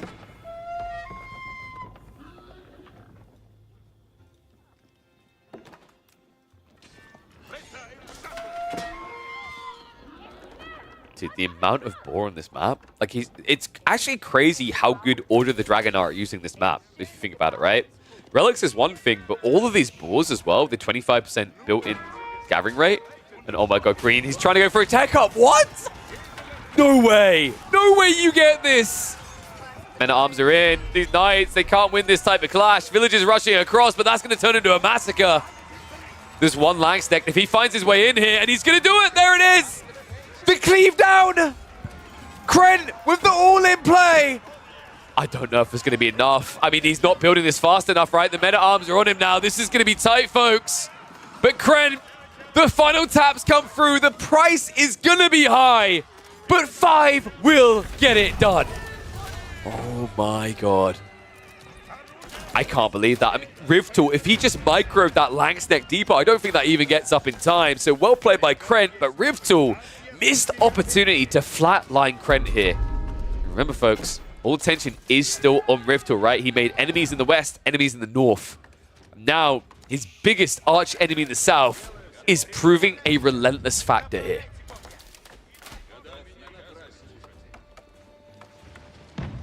And yes, good reminder coming out from chat. Remember, we are playing with the bounty everything at a 0.5x multiplier. So every time, say, green dives the base, loses troops, or purple runs into orange's eco and loses a bunch of troops, that is feeding half the cost of those units back to your opponent. So it's why actually Riftel needs to be very careful from his position if he kind of like just overflows and gets a bit too greedy about this. Let's say he throws away an army of men-at-arms, 10 of them. That's 2,400 resources that he's lost, but then 1,200 resources his opponent's got. So always something to be conscious of with the Bounty Everything on. We do play most of these with Bounty Everything. We just play it with varying factors. I find that Bounty Everything is really good for free-for-alls because it rewards people for being aggressive, whereas standard free-for-all formats are designed to make people camp because anything alternative is bad. Oh, this is looking bad right now for Riftel, though. Yellow from the north, green from the south. Orange is not joining in on this, but the pressure of 2 could be enough to make it bow.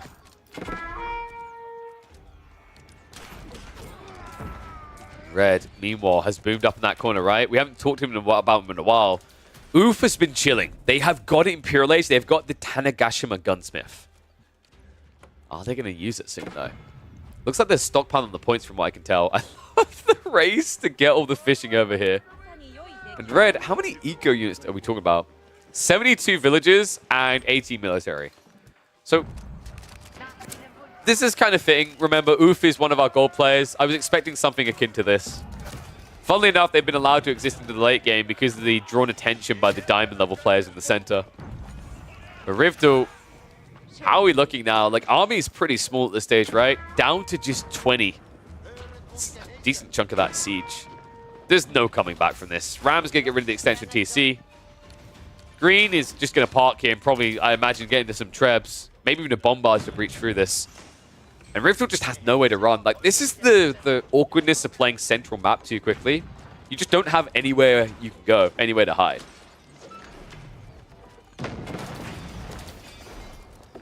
Trebs. Sieging in, though.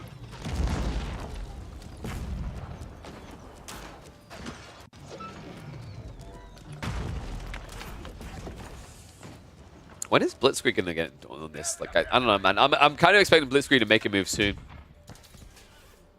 I mean, he probably feels like he can't, right? Because the farms haven't been set up yet, and the fishing is pretty much all gone. So he just might be a non-factor for quite some time here.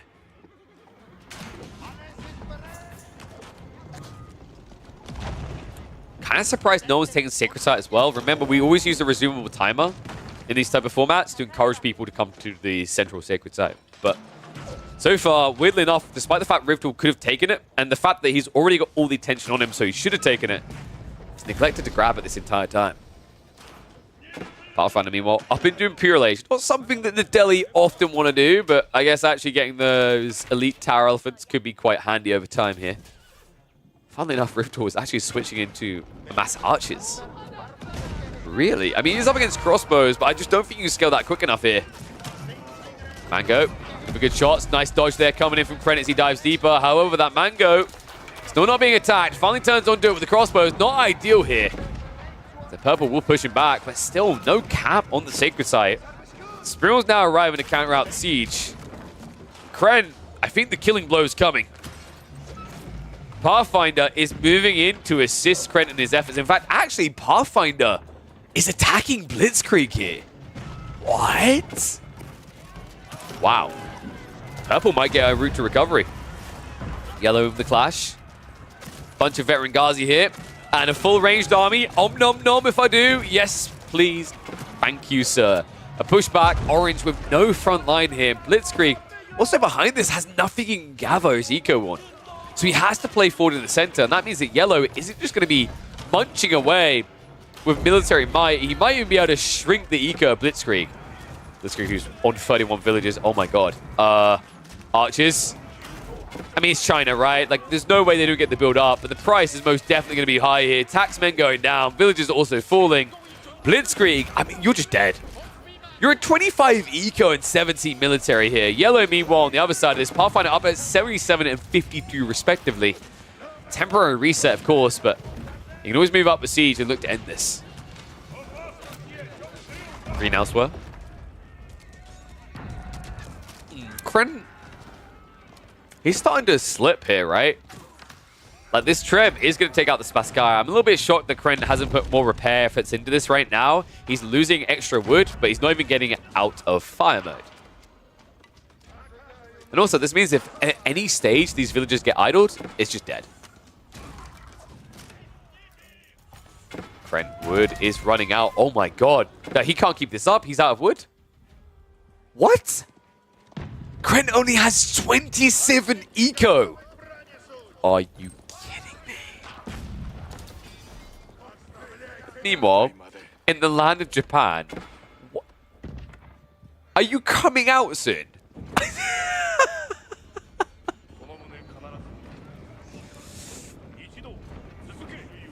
The islands sit silent as they wait for the moment to pounce. And from them shall spring the samurai. Dun dun dun. 22 Azutsu. Mass Samurai. Oh my god, Riftel is just dead. Folks, those are Oda tactics. Their torch damage is high. No way. Riftel survives the north, survives the south. But now he shall survive no longer. I mean, he doesn't have what it takes to stop this, right? All landmarks on one screen as HRE always does, and immediately starts yoinking the relics. Regnit's down. TC next on the chopping block, and that is an immediate GG. Riftel can survive 3, but not 4. The Shintos. Oof has been waiting all of his life for this moment. Oh my god. What a play, what a timing. You vile little rat, I love it. Out of the corner he comes, and with such force and ferocity here.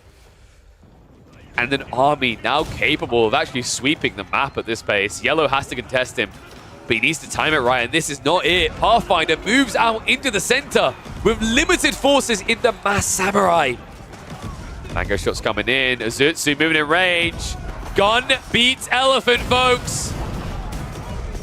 Wait for it. Say hello to my big friend. All right, that is it. Oof. You know what the funny part is, folks? I designed this game mode with the bounty everything at a 0.5 multiplier to encourage people to fight.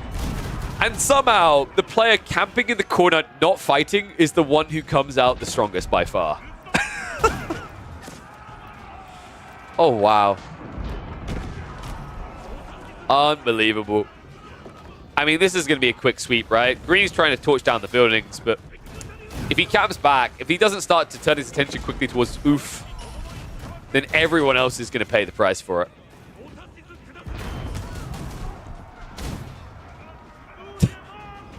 Oh my god.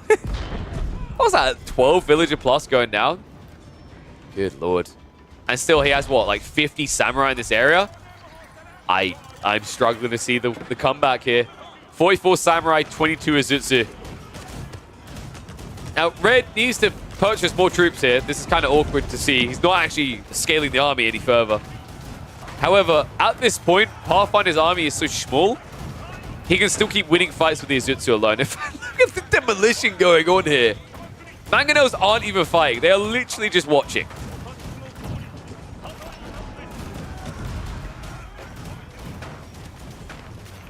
Oh, man. Pathfinder, how the resources looking here? Food and gold is good, so they can actually get into crossbows. The problem is they need wood right now. They need to get anti-siege. I don't think they're getting it quick enough. Sprill not able to get any freebies here. Trade out here. Azutsu moving for the keep. Pathfinder, that castle is not going to last long here. I think we are going to be saying farewell to Yellow, unless Green can intercede, but I don't see that happening. Kren just kind of vibing in the center, rebooting with the second TC. He's going to be waiting quite a while before he engages in any of this.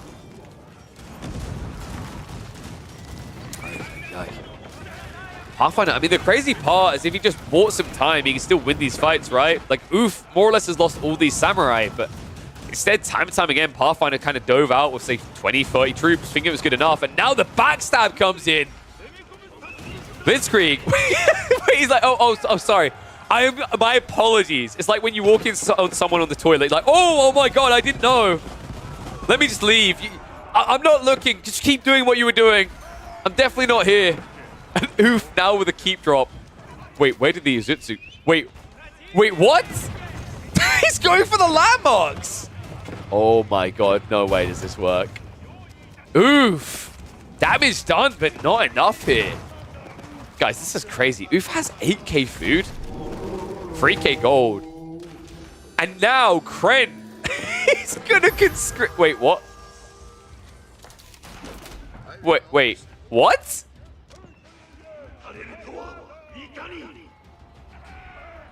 What?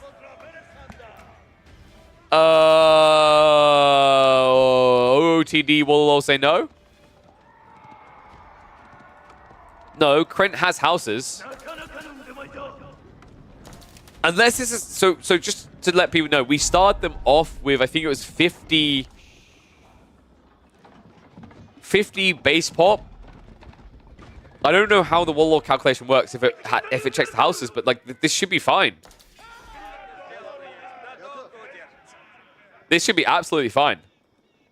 Like, he wouldn't get all the units. Some of them would die, but the other ones would convert. I don't know what just happened there, but Krent just got robbed. That's a pretty sizable force he wasn't given. Wait, did he cancel it? Am I an idiot? Did he actually cancel it? You can't cancel a Warlord. No. Alright, I don't know what... Moving on. No, you can't cancel Warlords. The only way a Warlord gets cancelled is if you die. I don't know what just happened there. That's weird. I've never seen that before. You know what it is? Order of the Dragon, they're a very religious sect of the HRE. And they believe so strongly in the Catholic Church. They refuse to be tempted by the ways of the Orthodoxy. There you go. We made it law. And yes, Oof has made new troops. He's one of those classic damage done, rebuild it again type players. He's got 25 eco, bless him. I kind of want him to win with his 25 eco build, I'm not going to lie. What happened to his workers? His workers came out here to build Raxes and got killed, and then he never rebuilt them. He's slowly getting back into it. Has got the Shogunate Castle coming in soon. What a slowdown now in this game. Okay, can one of you just capture the sacred site for the love of God? Just right there. Just take it. Someone. I have questions. Pathfinder. Probably going to blame that one on Pathfinding there. They are out of wood, actually, in fairness to them, right? Like, so this is the issue for Pathfinder. No wood. Or low pushback.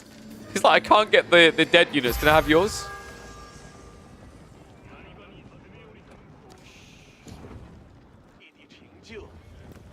So this map does run out of wood quite fast, right? This is kind of awkward. Like, if we look at resources, that's going to be the draining factor. So when we look at the remaining civs, what ones use food and gold? Quite a lot. It'll be Japanese, right? Rus as well. I feel like the civ that's going to be hurt the most by lack of wood is probably going to be the Juji more than anyone else. Rus do get hurt a little bit by the siege factor. But, like, ultimately, if you think about, like, who's, like, the spam horseman and also nested bees, like, the amount you're going to build of those is the Juji. Oh, man, the amount you're going to lose as well. Pathfinder's like, I need wood. Give me wood. Give me wood. Some freebies there. Blitzkrieg, a little bit overambitious here. Sacred Site has now been locked in. There we go. Finally, Krent starts the 10-minute timer. Flash coming in. I mean, this is an easy fight for Krent. There's no way Oof wins this. He's just... Wait, is he clicking on the mag? No. Krent, just let him through. Like, he's not going to reach it, but let him at least believe. What is this? I cannot believe it. Oof clicked on the mangonel at the back of the army and loses everything. And oof. Now down to 30 military, 30 eco. You can't afford losses like that. Look at Krent's eco now.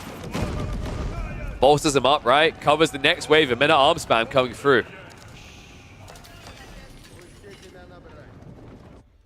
The Tanegashima has not been pumped in a while. He has 19 tickets as it stands. So that's a reboom in the Uzutsu he had last time, but At this stage, with the Mangonel plays there, I don't know if these Zutsu are good enough on their own. You need a big enough army to justify going for them. Keep dropping the center. Kren, dude, he's going for it. It just makes sense, right? Like, Blitzkrieg has nothing. 26 military and no wood. No gold. I mean, this is actually like making me want to breathe into a bag pretty heavily right now. He has barely anything outside of food. His combined gathering on wood, gold, and stone is under 200. Food is the only thing that Blitzkrieg has. It's a good thing he's making monks, I guess. Oh, God.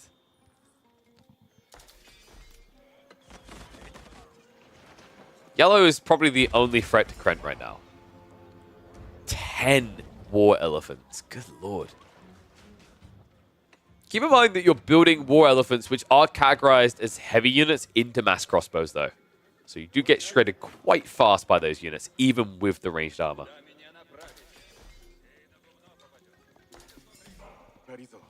Red, what have you got for us?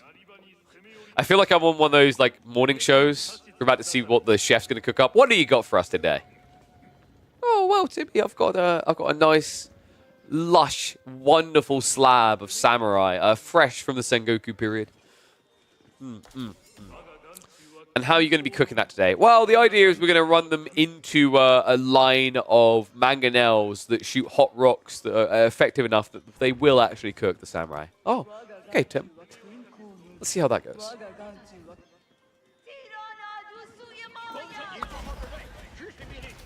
Wonder what the comms are like right now, because they need to be convincing each other to commit onto green. Like, this inward fighting, yellow versus red, yellow versus orange, is going to lose them the game. And yeah, red is most definitely forgotten about the Tanegashima Gunsmith. It's now up to 23 tickets. And funnily enough, that's what they would need to break this, right? Because you either go for mass gunners, which is very effective, or you can go for one or two Roboticons to get you through the front line quick enough to hit the back. However, the front and back is quite fat now for Kren.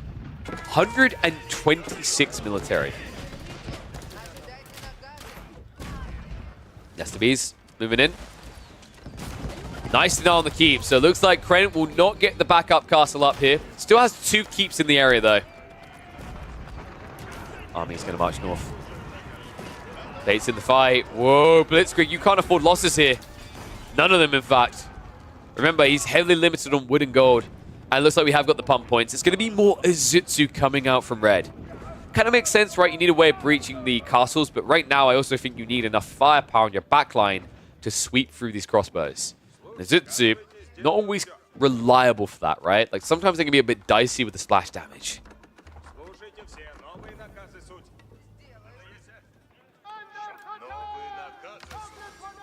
And yes, Azutsu do give resources for kills.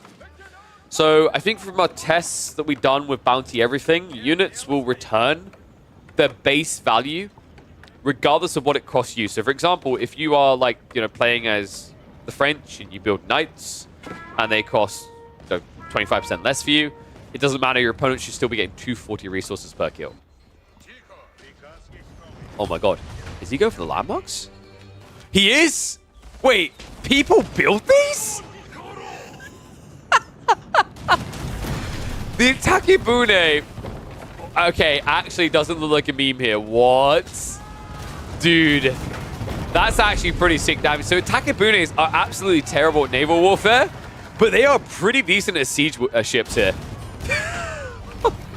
Now, keep in mind, there is still a Sky Tower in the center here, so Krent is not going to die to this straight away, but he now needs to defend without any backup eco for I think about another 8 minutes. He only has 1 lamp Onk is going to be able to rely on, right? The backstab's coming in towards the Kremlin. Krent is moving the army, but Yellow is circling as well. It looks like Blitzkrieg gave up. We're down to 3.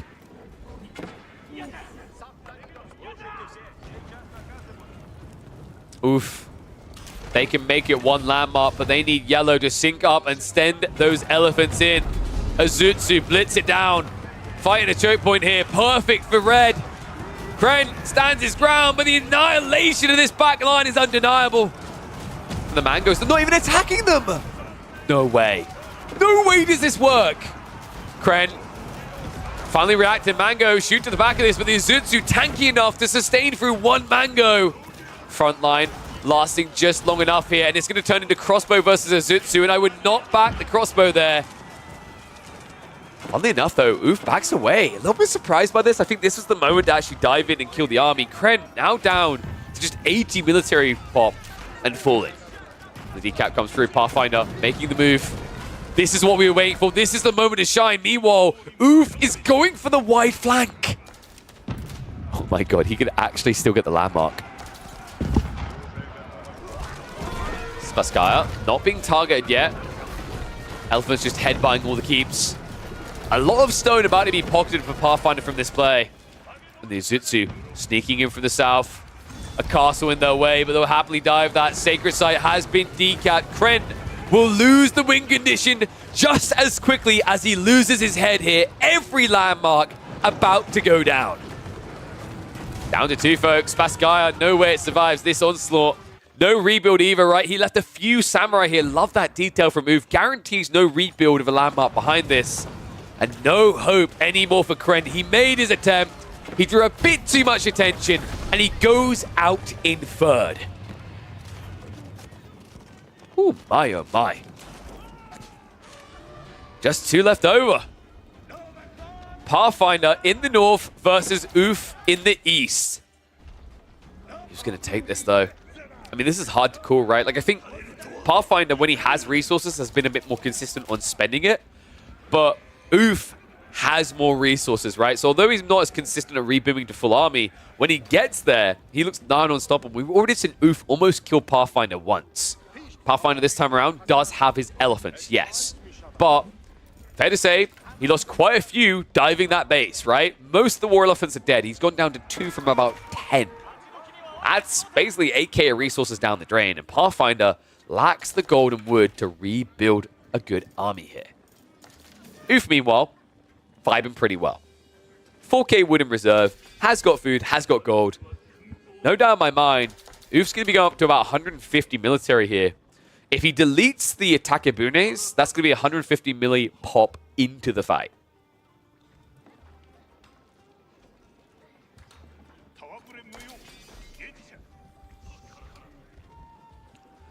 And yes, they're allowed to trade. Anything they can do, they can do. There is no rule against trade here. So, for example, Pathfinder could be shipping over to Blitzkrieg's dead dock. Funnily enough, Oof doesn't have any options. He did delete the dock down here. And there we go. He's deleting the attack of Moon. So this is it. Oof. He wants that final fight.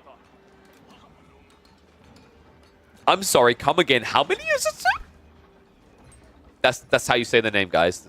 Don't ask about my voice and the squeak. That's how you. That's the perfect pitch.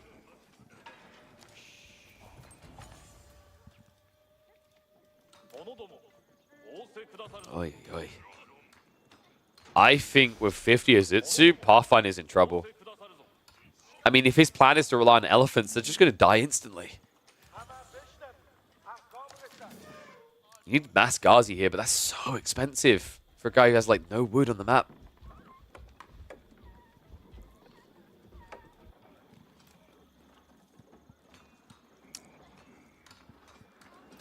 Oof's going to go soon, right? He's about to hit the pop. Interesting. Has also got adjustable crossbars coming in. Only 2 mangoes, but considering there's a decent number of crossbows, that's pretty important here.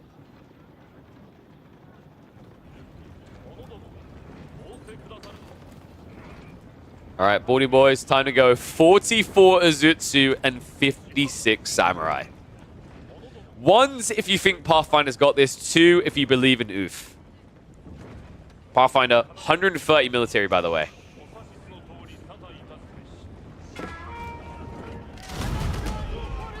Shots come in. Pathfinder caught, not looking.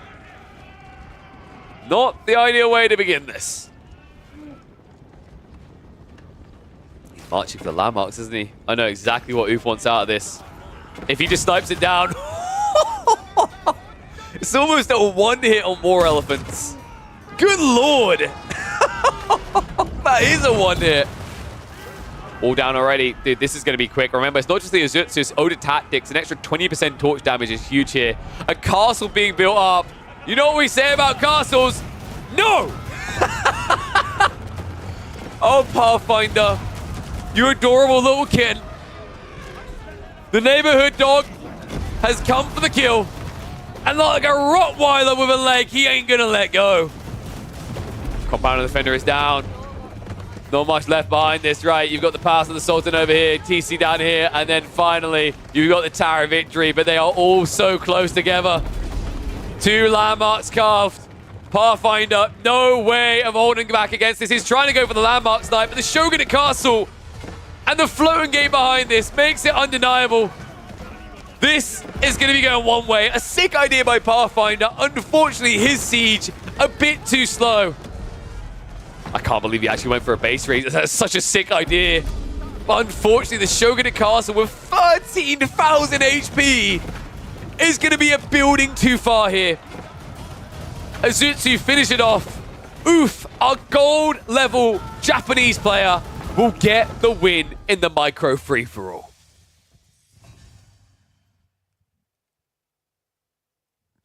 Yeah, you know what the problem is? We need new ways and we need Bombard Elephants. That was the problem there. Bombard Elephants would have won that one. That's all I'm saying. GG, folks. All right. I think we've got enough time for one more. We'll do one more. Because that one went on a little bit longer and obviously had the initial setup time. It was a bit rough. So we'll do one more game. Let's see. I think... Yeah, I want to do the new ways with water, but the problem is we don't have a micro map that would fit for that, right? So we'd have to do a pretty big map.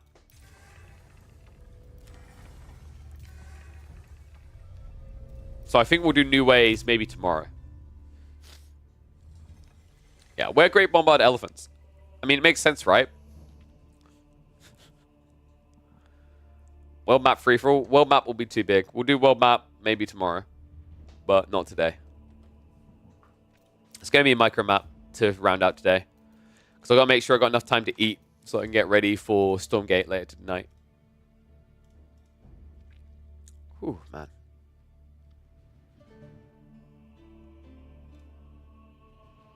So let me... what map do we do? Do we do Merlin's?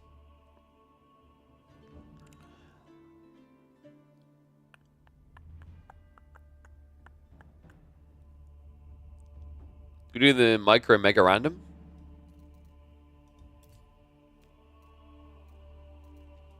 We do it quite a lot, but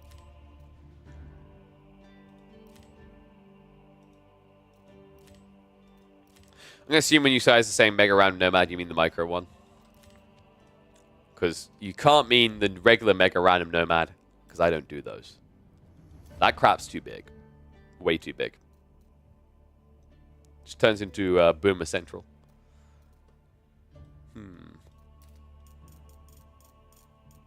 What can we do to make this spicy?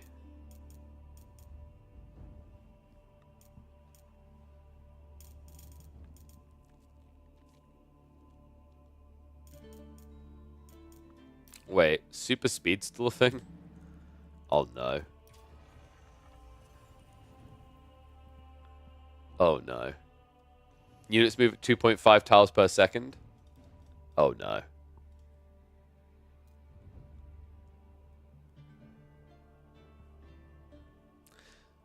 Everything is instantly built, recruited, and researched. This feels like a bad idea.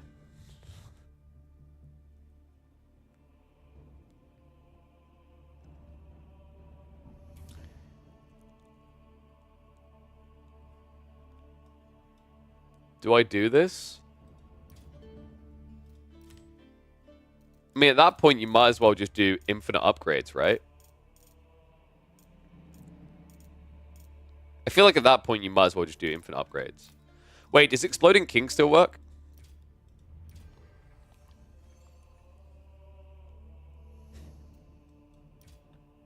Oh, no, you have to play the game mode. Okay, that sucks. We're not doing that then. Boo. It should be a tuning pack.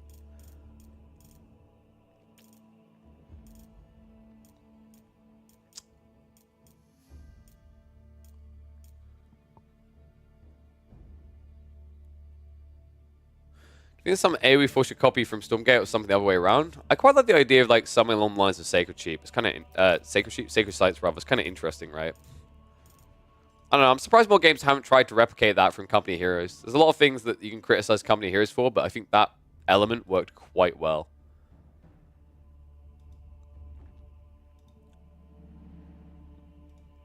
Exploding Kings is like, if you've seen it on AoE 2, basically it's absurd. It's like when your king dies, there's a huge nuclear explosion.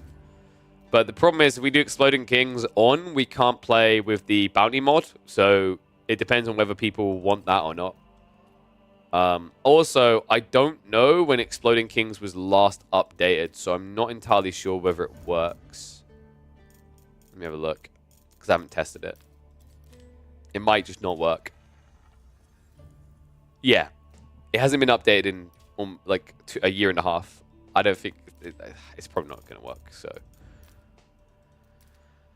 let's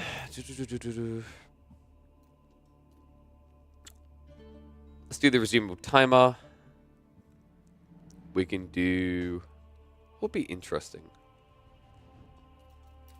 Do I just do the max level for units to like? This is just going to end with one siege weapon being god tier, but I don't care. So, if I remember correctly, the experience is like the value is the self cost. So, for example, so the way that the level up works is that what's that? So it's kind of like if you play Command & Conquer and you get the promotions. So the way this works is that as you level up your unit, its stats will improve. More health, more damage, all that kind of stuff. The way this works is I put it on like Giga Chad levels of max level. And I'm going to put it down to 1. It's going to be absurd. The way it calculates is the cost of your own unit to get a level. So every time you get every time you farm like the cost of yourself, you get a level. I don't know how Jeanne d'Arc works with this. I don't think she does work because she doesn't have a cost, and if the cost is 0, mathematically it doesn't make any sense. What does a level give? It'll give an increase in stats. I can't remember the exact percentages. But we've tried this before with the toolkit, which is chests that spawn. But sadly, the chests include a reveal all map, which kind of breaks that. So we're going to try it out. So basically, if you have a knight and you kill 3 archers, you will upgrade your stats. That's how this works.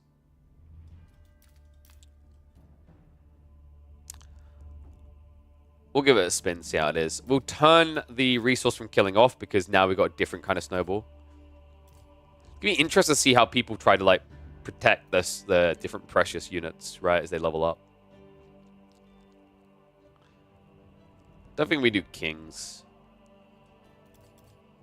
I will give people... Yeah, we'll stick on 15 villages. I like that. Can I put early marker on in case someone like desperately needs to, like they just don't have gold? So at least kind of keeps them in the game. And that should be everything. Okay, exclamation mark join with... So we've got fried up. You're in. Julie Beck. You're in.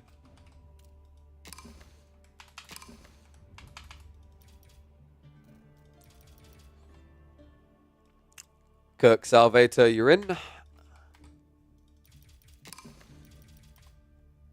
Hanker's in. Mad Lad Krent is in. Oh, forgot about my lobby music.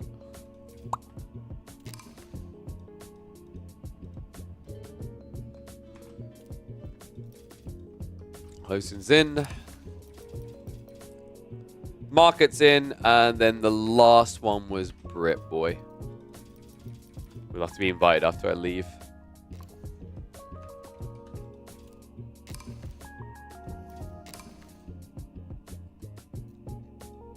I can force mod sync. 1 sec. Oh my god, what? Dude. That's cursed. It's so long I can't even see it there. That's crazy. Someone needs to fix that. That's kind of messy. But we definitely put it on. You guys have 15 villages, which is fine. Give give you a min pop of 100. Okay. I'll hit the start game to force the download. Blitzkrieg, you were 9th there, so you don't get in.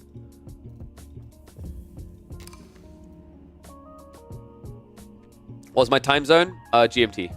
I'm in the Britlands. So Henkra has got both of them. Okay, so final person who needs to be invited is Britboy.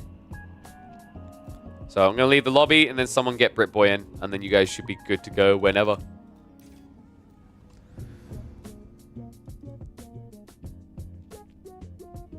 Who won the last one? Oof did. Oof, red on the Japanese did. This will be the last game today, guys. Like I said, I got some things I need to sort and I need to eat before I even do those things. It's time zone is tea and biscuits. Now my time zone is we made this. Time. We made this time.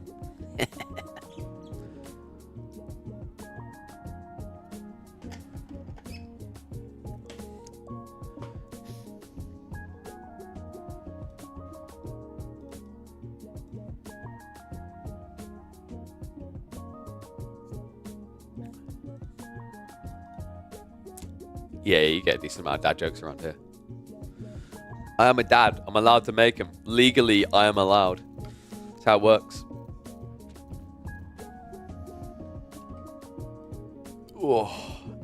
If you're making loads of dad jokes, but you're not dad, just go adopt a kid. And then legally, you are, once again, allowed. That's how it works. Dude, what is this song? Wait, have I got anyone added from the lobby? Oh, crap. I don't know if I have. I just realized that. I'm so used to instinctually having someone added from the lobby. Who was in? Krent was in. There we go.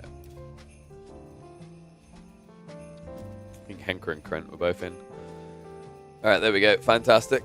Can you observe from observe? Sometimes it's like a punt in the dark. It doesn't always show the games, but it's fine. You got Krent. Giga Chad Krent. Big poogers. Oh god, this lobby music's gonna put me to sleep. Alright, final game. Let's make it a good one.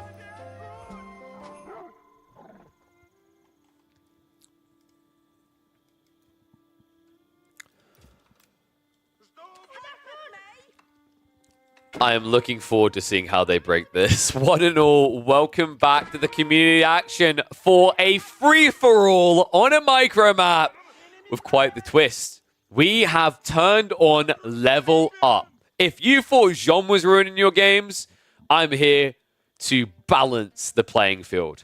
We've activated a mod that guarantees every time a unit of yours kills its value in units, it will level up its stats. It will get increases in damage, health, armor, you name it. This can get pretty crazy, as you're probably already imagining. First thing that comes to mind, get a bombard. Start killing units, upgrade. Does take a while, right? Because you have to kill 1,000 resources worth of units. But the reaping of the rewards might be juicy. We've got a bunch of community members here. If you want to be in with a chance of joining these type of games when they're happening, by the way, be sure to head across to my Twitch side and follow there to catch them live. I even stream these games across to YouTube, so you can be in with a chance of jumping in and being part of the fun. And my oh my, is it going to be very condensed fun here. Turns out I forgot to turn Peace Treaty on. Whoops. Definitely meant to. Okay, I'm not convincing anyone here, am I? So we've got claustrophobic time here between Market and Husin playing as the Japanese and the Order Dragon, respectively. Looks like they're going to have a rat in the corner, though. Fried Up has snuck down here in the red. North side, we are going to have Britboy, as usual, playing as the French. This guy always plays French and only French. English is going to be Kirk Salvator. Krent is going to be on the Chinese. Over here, we're going to have Julie Beck on the Zhuji. And I believe, finally, it's going to be Orange as Henkra playing as the Rus. Now, interesting thing is when we do these games, I've set it up so that if you are below plat rank or plat rank, you're allowed to pick your civs. Otherwise, you have to random. Funny thing about this lobby is we actually have a few diamonds, but a lot of golds and plats in. So over half of this lobby, we're able to pick the civ. I'm going to hit the speed up because we're about 30 seconds out from live. I like it that way so that when people get eliminated, they can come in, they can actually be part of the experience watching it live. So we're going to get tech up. Wait, Hosin? Okay, thank God. Dude, I thought he just started a mine work and walked away there. What a weird position for it, though. He doesn't have many options, right? Because Market set up the TC over here. Market, by the way, has plenty of stones, so I'm wondering if there's going to be a rush on the Daimyo levels, just to be more annoying. I'm wondering, actually, like, what will be the strategy here with the level up mod? I mean, that's one way to go. So here's an interesting thought, right? Like, if you have the same unit and you kill the enemy unit, you're going to get a level up. So, like, say you have a villager and you kill an enemy villager, you're going to get a level up. Let's say you have an archer and you beat out an enemy archer because your archers are better. You're going to get a level up. There's an interesting degree of snowball here. For this game, I believe I turned off the bounty system. It should be off anyway. Actually, no, I think it might be in 0.5 times. Apologies. It's either 0.5 or turned off because I want the focus to be on snowballing through quality of units and their level up instead of just trading and getting resources in return. So easy way to check this, actually, is if we have a look at Julie. Maybe we can find an early unit dying just to confirm, but bounty should be off. So Julie over here is going to get this eco kill because Britboy is a bit too ambitious. And when she does... See, no bounty. So we did toggle bounty off. But this scout, if this scout kills another villager, folks, it's actually going to increase its damage. Oh my god. Do it. Do it. Do it. It's going to take so long. We'll come back to this. It's going to take 40 strikes to kill.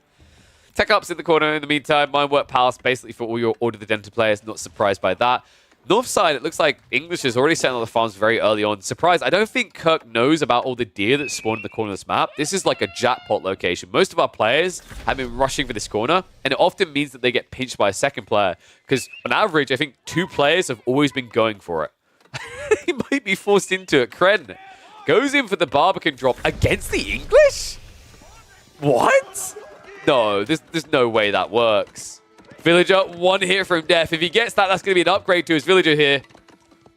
Goes in for another snipe. The Barbican built too fast here, folks. So, tech up complete by Kren. Kirk yet to start their own and already losing a bunch of villagers here. Meanwhile, elsewhere, looks like Julie didn't get that second kill. Dude, I'm looking for the upgrades. I'm frantically clicking through to see if we've got any sort of Giga Chad unit that's just taking a big dunk and a dump on people. Abbey of Kings is an interesting idea, actually, from Kirk. Just to be able to level up the units pretty quick. Elsewhere, Orange has gone for the Golden Gate. So, yeah, kind of an interesting choice, right? Usually you need the defensive landmark, but makes a lot of sense when you consider that the map is very limited on resources, right? This just gives you permanent access to things like stone when everyone else dries up. Allows you to sell into gold with things like food quite easily. The amount of farms already being built this early, and oh my goodness. Hossein getting ready for the Burgrave spam. I mean, he wants purple gone, doesn't he? This might be about maybe red. I mean, Julie Beck did keep poking at the backside of him. How did Julie do with this meditation garden? Okay, that's not too bad with the new medi on this type of map. 75 resources, not crazy, but it'll do. Especially considering a lot of it is wood, and wood is one of the resources that dries up incredibly fast on the micro maps.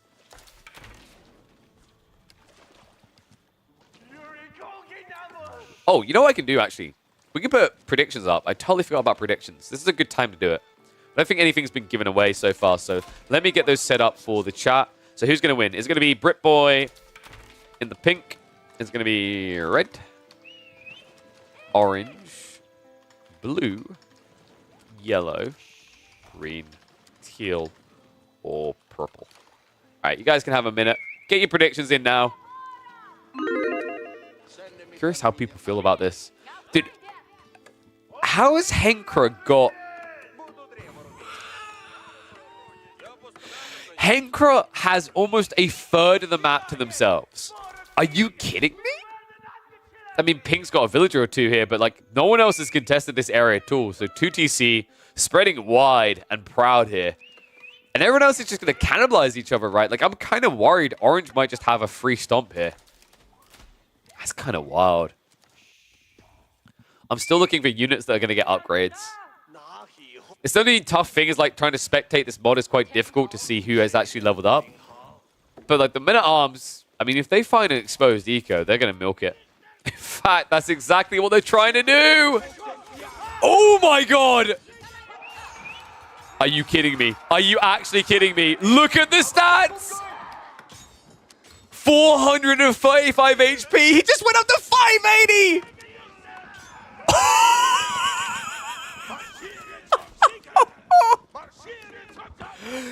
I warned you. People fall like they heard me say level up, man. Like, that doesn't sound too like powerful.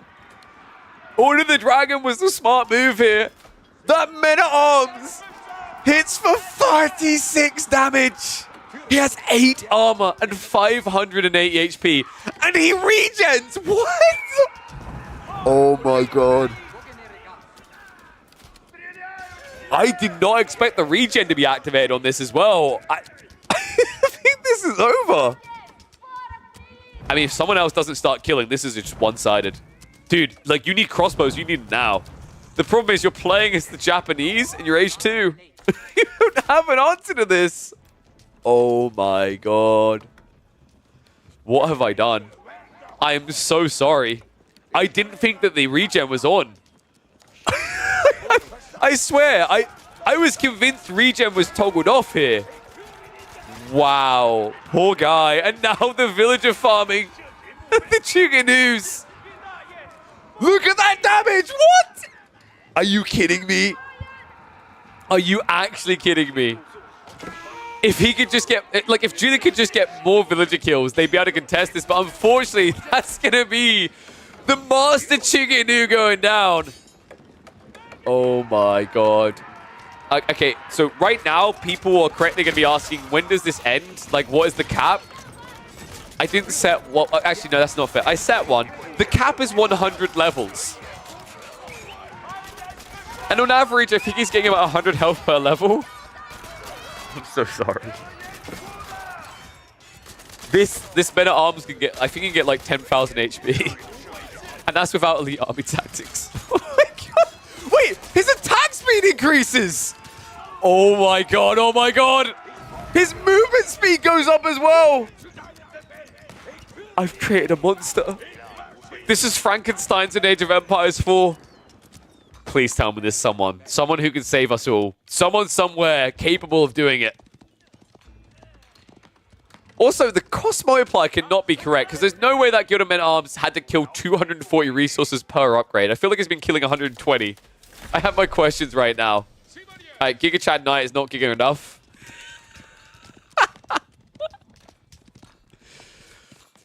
So, the last community game we've done with different settings, people just sat back and boomed and they won because of it. Not this time, folks. He who reaps shall reap the rewards.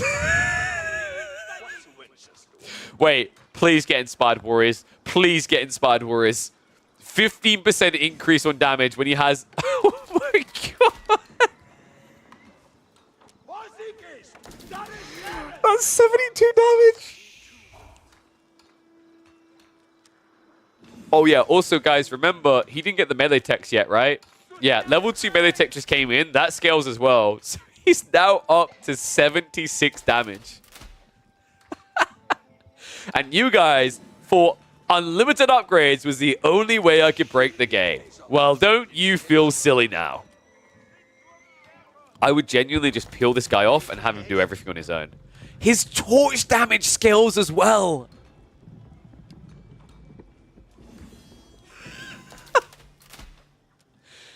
Oh my god.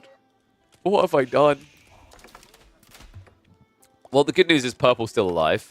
And actually, in fairness, this might be the one thing that can beat that Men-at-Arms right now. The Shogunate Castle might save them. Oh my goodness. Trev is slowly sieging it though. Dude, Teal's gone full chill. Like, why? Just murder. Keep going. Stop vibing, start killing. Elsewhere, have we actually got a champion for anyone yet? The King? Nope. Longbows haven't done it either. One or two of the Chuganoo, maybe? I think, no. All the good ones got killed. Right now, the only person who actually has scary units is Teal.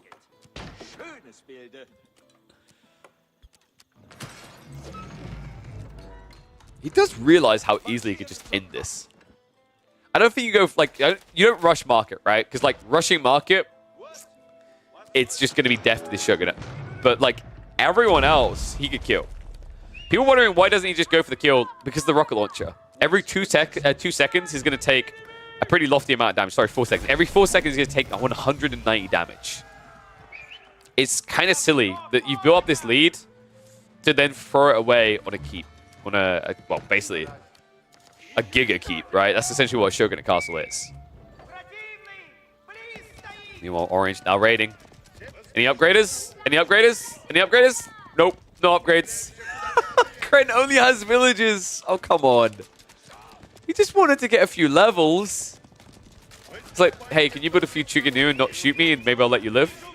I kind of expected someone to negotiate that, by the way, to get upgraded. Orange is going to ride away now. I think orange, pink, yellow, and green are in for a rude awakening soon. He has the Inspired Warriors here. Also, oh no, come on, no. Guys, you know how sometimes Golden Cuirass looks a bit underwhelming? Doesn't look very underwhelming when it activates at 20% health. Sorry, 30% health. And you have 1100 HP. Oh, Chuganu Crossbows trying to defend against this. The men-at-arms are going to get so strong so quickly from this, though. The dive in, the prelates come in behind this. That's more getting upgraded. Yo, where's Obi-Wan? Where's the chosen one? Where's Anakin actually? It's not even Obi, it's Darth Vader. Where is he? Show him to me. He definitely has not died. We're getting a new Darth Vader rising. Kylo Ren has arrived, folks. Oh my god. Dude, there's no way he's having to farm the cost of his unit here. I think genuinely. So I set it to a 1x cost, but I think what that meant, I think that actually meant every 100 resources you get a level up. It feels like it. Oh my god. Julie Beck is out. What the hell have I done? That's an 85 melee damage unit. Sorry, 86? I'm so sorry. And I love this. I love that he's now gone for Langstack. If these hit anything, oh dear god. Wait. This right here. If those Langstack touch, oh my god. So he's killed a few villagers. No upgrades yet. It's kind of hard to tell with these guys, right? Because like, who's getting the final hit? But I feel like they aren't farming the cost of their units. Send the Langstack. Send the Langstack. Krent, meanwhile, GG's out. They've given up. Raids from Orange too heavy. And oh my dear god, 2.44 movement speed. This guy's insane. Villages, everything. Purple, no! Wait, no! No! Langstack, come on, get the kills, Show me them big boy stats! Somehow, the men-at-arms just attacked too quickly. The Langstack did not get any of those kills. Oh my dear god. It's fun time again, folks. Oh, this is an absolute massacre. What? Are you kidding me right now? He one-hits everything. Dude, the torch damage as well? 192. Lancelot, when he's off horseback right here. This is King Arthur. 3,000 HP. Oh my god. BritBoy, meanwhile, GG's elsewhere, but I'm not taking my eye off this guy right here. This is all that matters to me. 4.6 movement speed when charging. Over 200 damage per strike. Approaching 4,000 HP. This is King Leonidas. So Sparta, this is full-on Sparta right now. 4.5k HP. 295 damage and the torch damage. Oh my god, watch the landmark. Watch it. Look at the attack speed.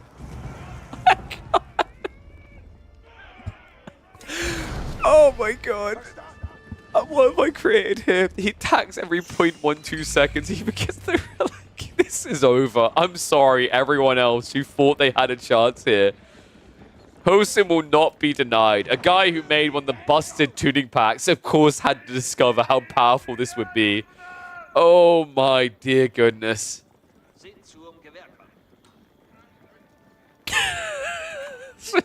The only way you can kill this Men-at-Arms is if you now level up a stronger Men-at-Arms. Meanwhile, elsewhere, Kirk has been finished off.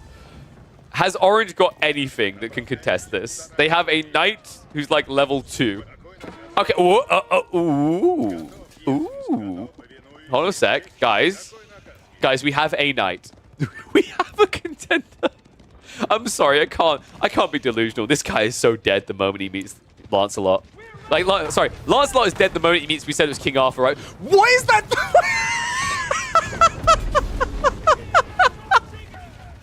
What is that range? Oh my dear God.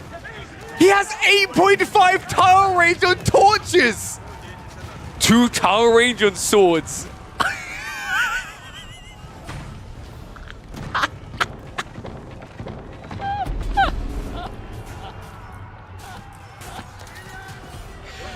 I can't, dude.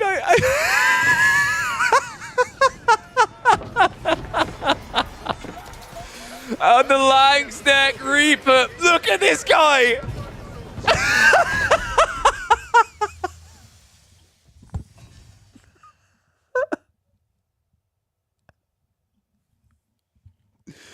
What? I'm done.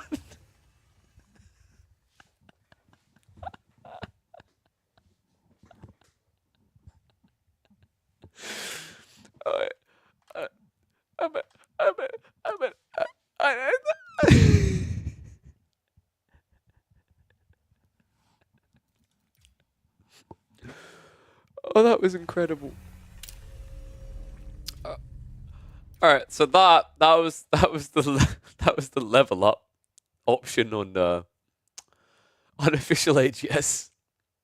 What did you miss? Oh, not much. Just a casual. How much health was it towards the end, guys? I think he had 300 torch damage, attacked every like 0.1 seconds, 8.5 tower range on his torches. Oh God.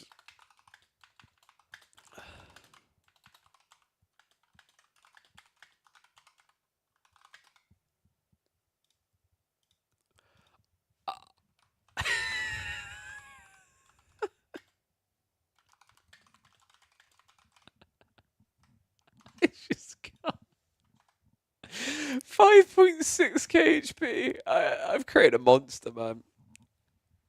370 swords, 0.12 attack speed. Don't forget the 2 tower range, guys. 2 tower range on a melee unit. Oh God. You know what? That's kind of inspired me.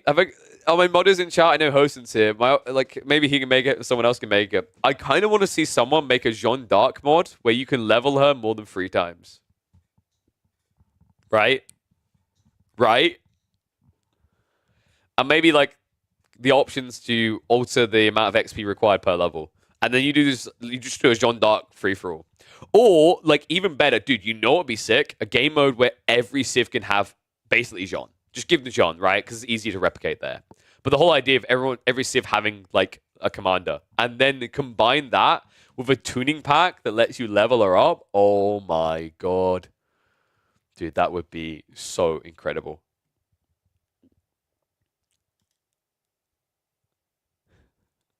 Yeah, fired up, man. Chill in that corner didn't work out. A certain someone was running around the map farming everything.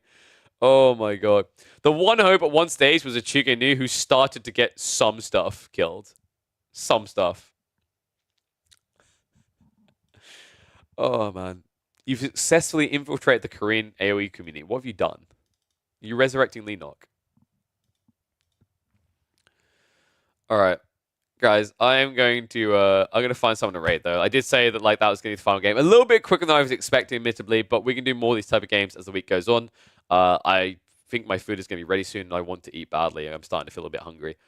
So we'll find someone to raid, and then another stream is going to be up tomorrow. So it should be same as per usual, where we do the Monday, Tuesday, Thursday, Friday. Need a little bit of breathing room because I need to prep for Stormgate.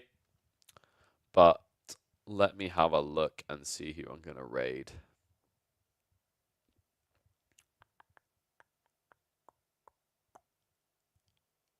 I think I will actually raid.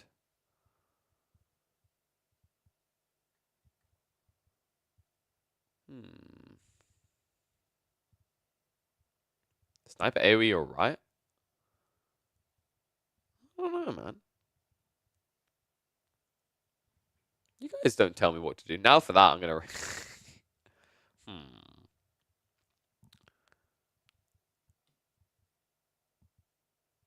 Snipers... Doesn't Sniper just stream in French, though? I could have sworn Sniper just streams in French, no? Let's have a look.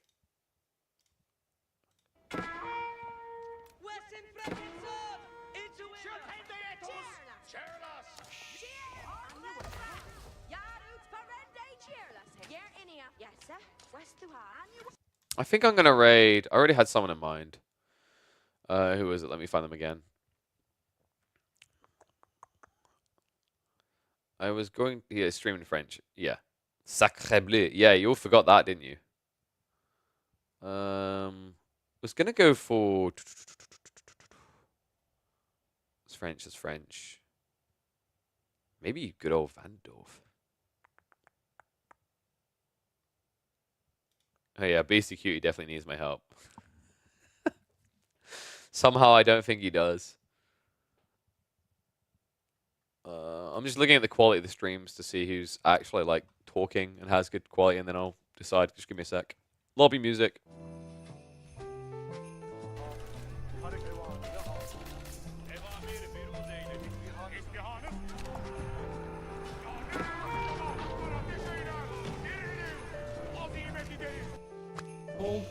I get imp, and even though Dès le début d'H3. French! On a mis la tour.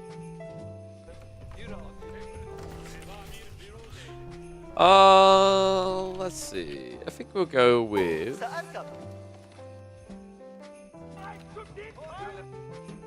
Let's go with some Makomi. You know, if you say Makomi one more time, I'm not going to raid it. Like, chill. I'm looking. I mean, everyone would love a raid. Except when you're in the game and your opponent's French. Raid me? You didn't stream in time. You also didn't create a tournament that has mid-week games, so screw you, Cal. Got him.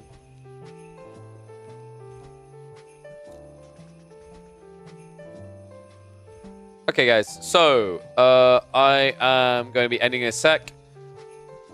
Gonna raid through to Makomi.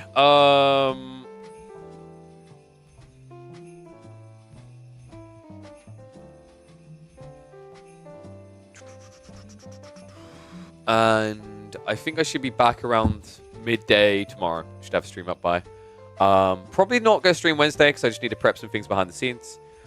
Weekend should be busy. There's some things going on. You'll see them eventually. But Stormgate later, I'll be playing some Stormgate. So I'll actually I'll be playing some Stormgate on Bemolf's stream, and I'll probably be playing some in the background. A little bit rusty because I haven't kept up to date on all the units, but I can still remember a decent amount. I need to do my keybind, so hopefully I'll have time for that after I've eaten. But you're 1v1. You want to 1v1? Maybe. Maybe. Oh, I'm sorry. Is macro games not your style? Sorry, is micro games not your style? Yeah. Stormgate is kind of like very different feeling. I think like I watched a bunch but didn't play that much because I didn't like the input settings on some things like camera because I hadn't given alternative options yet. But hopefully it's there though. But I'll be playing some Stormgate tonight. I'll be back tomorrow for more Age of Empires 4. Hopefully you'll join me then. Has been an absolute pleasure. Thank you for tuning in, folks. But now I'm going to raid across to Makomi. I'm going to go get some food. And then I'll be back live again tomorrow for more community games. And something tells me I'm going to do more of that stupid level up game mode. Oh my god, it's so bafflingly ridiculous. I'll hopefully see you all then. See you later.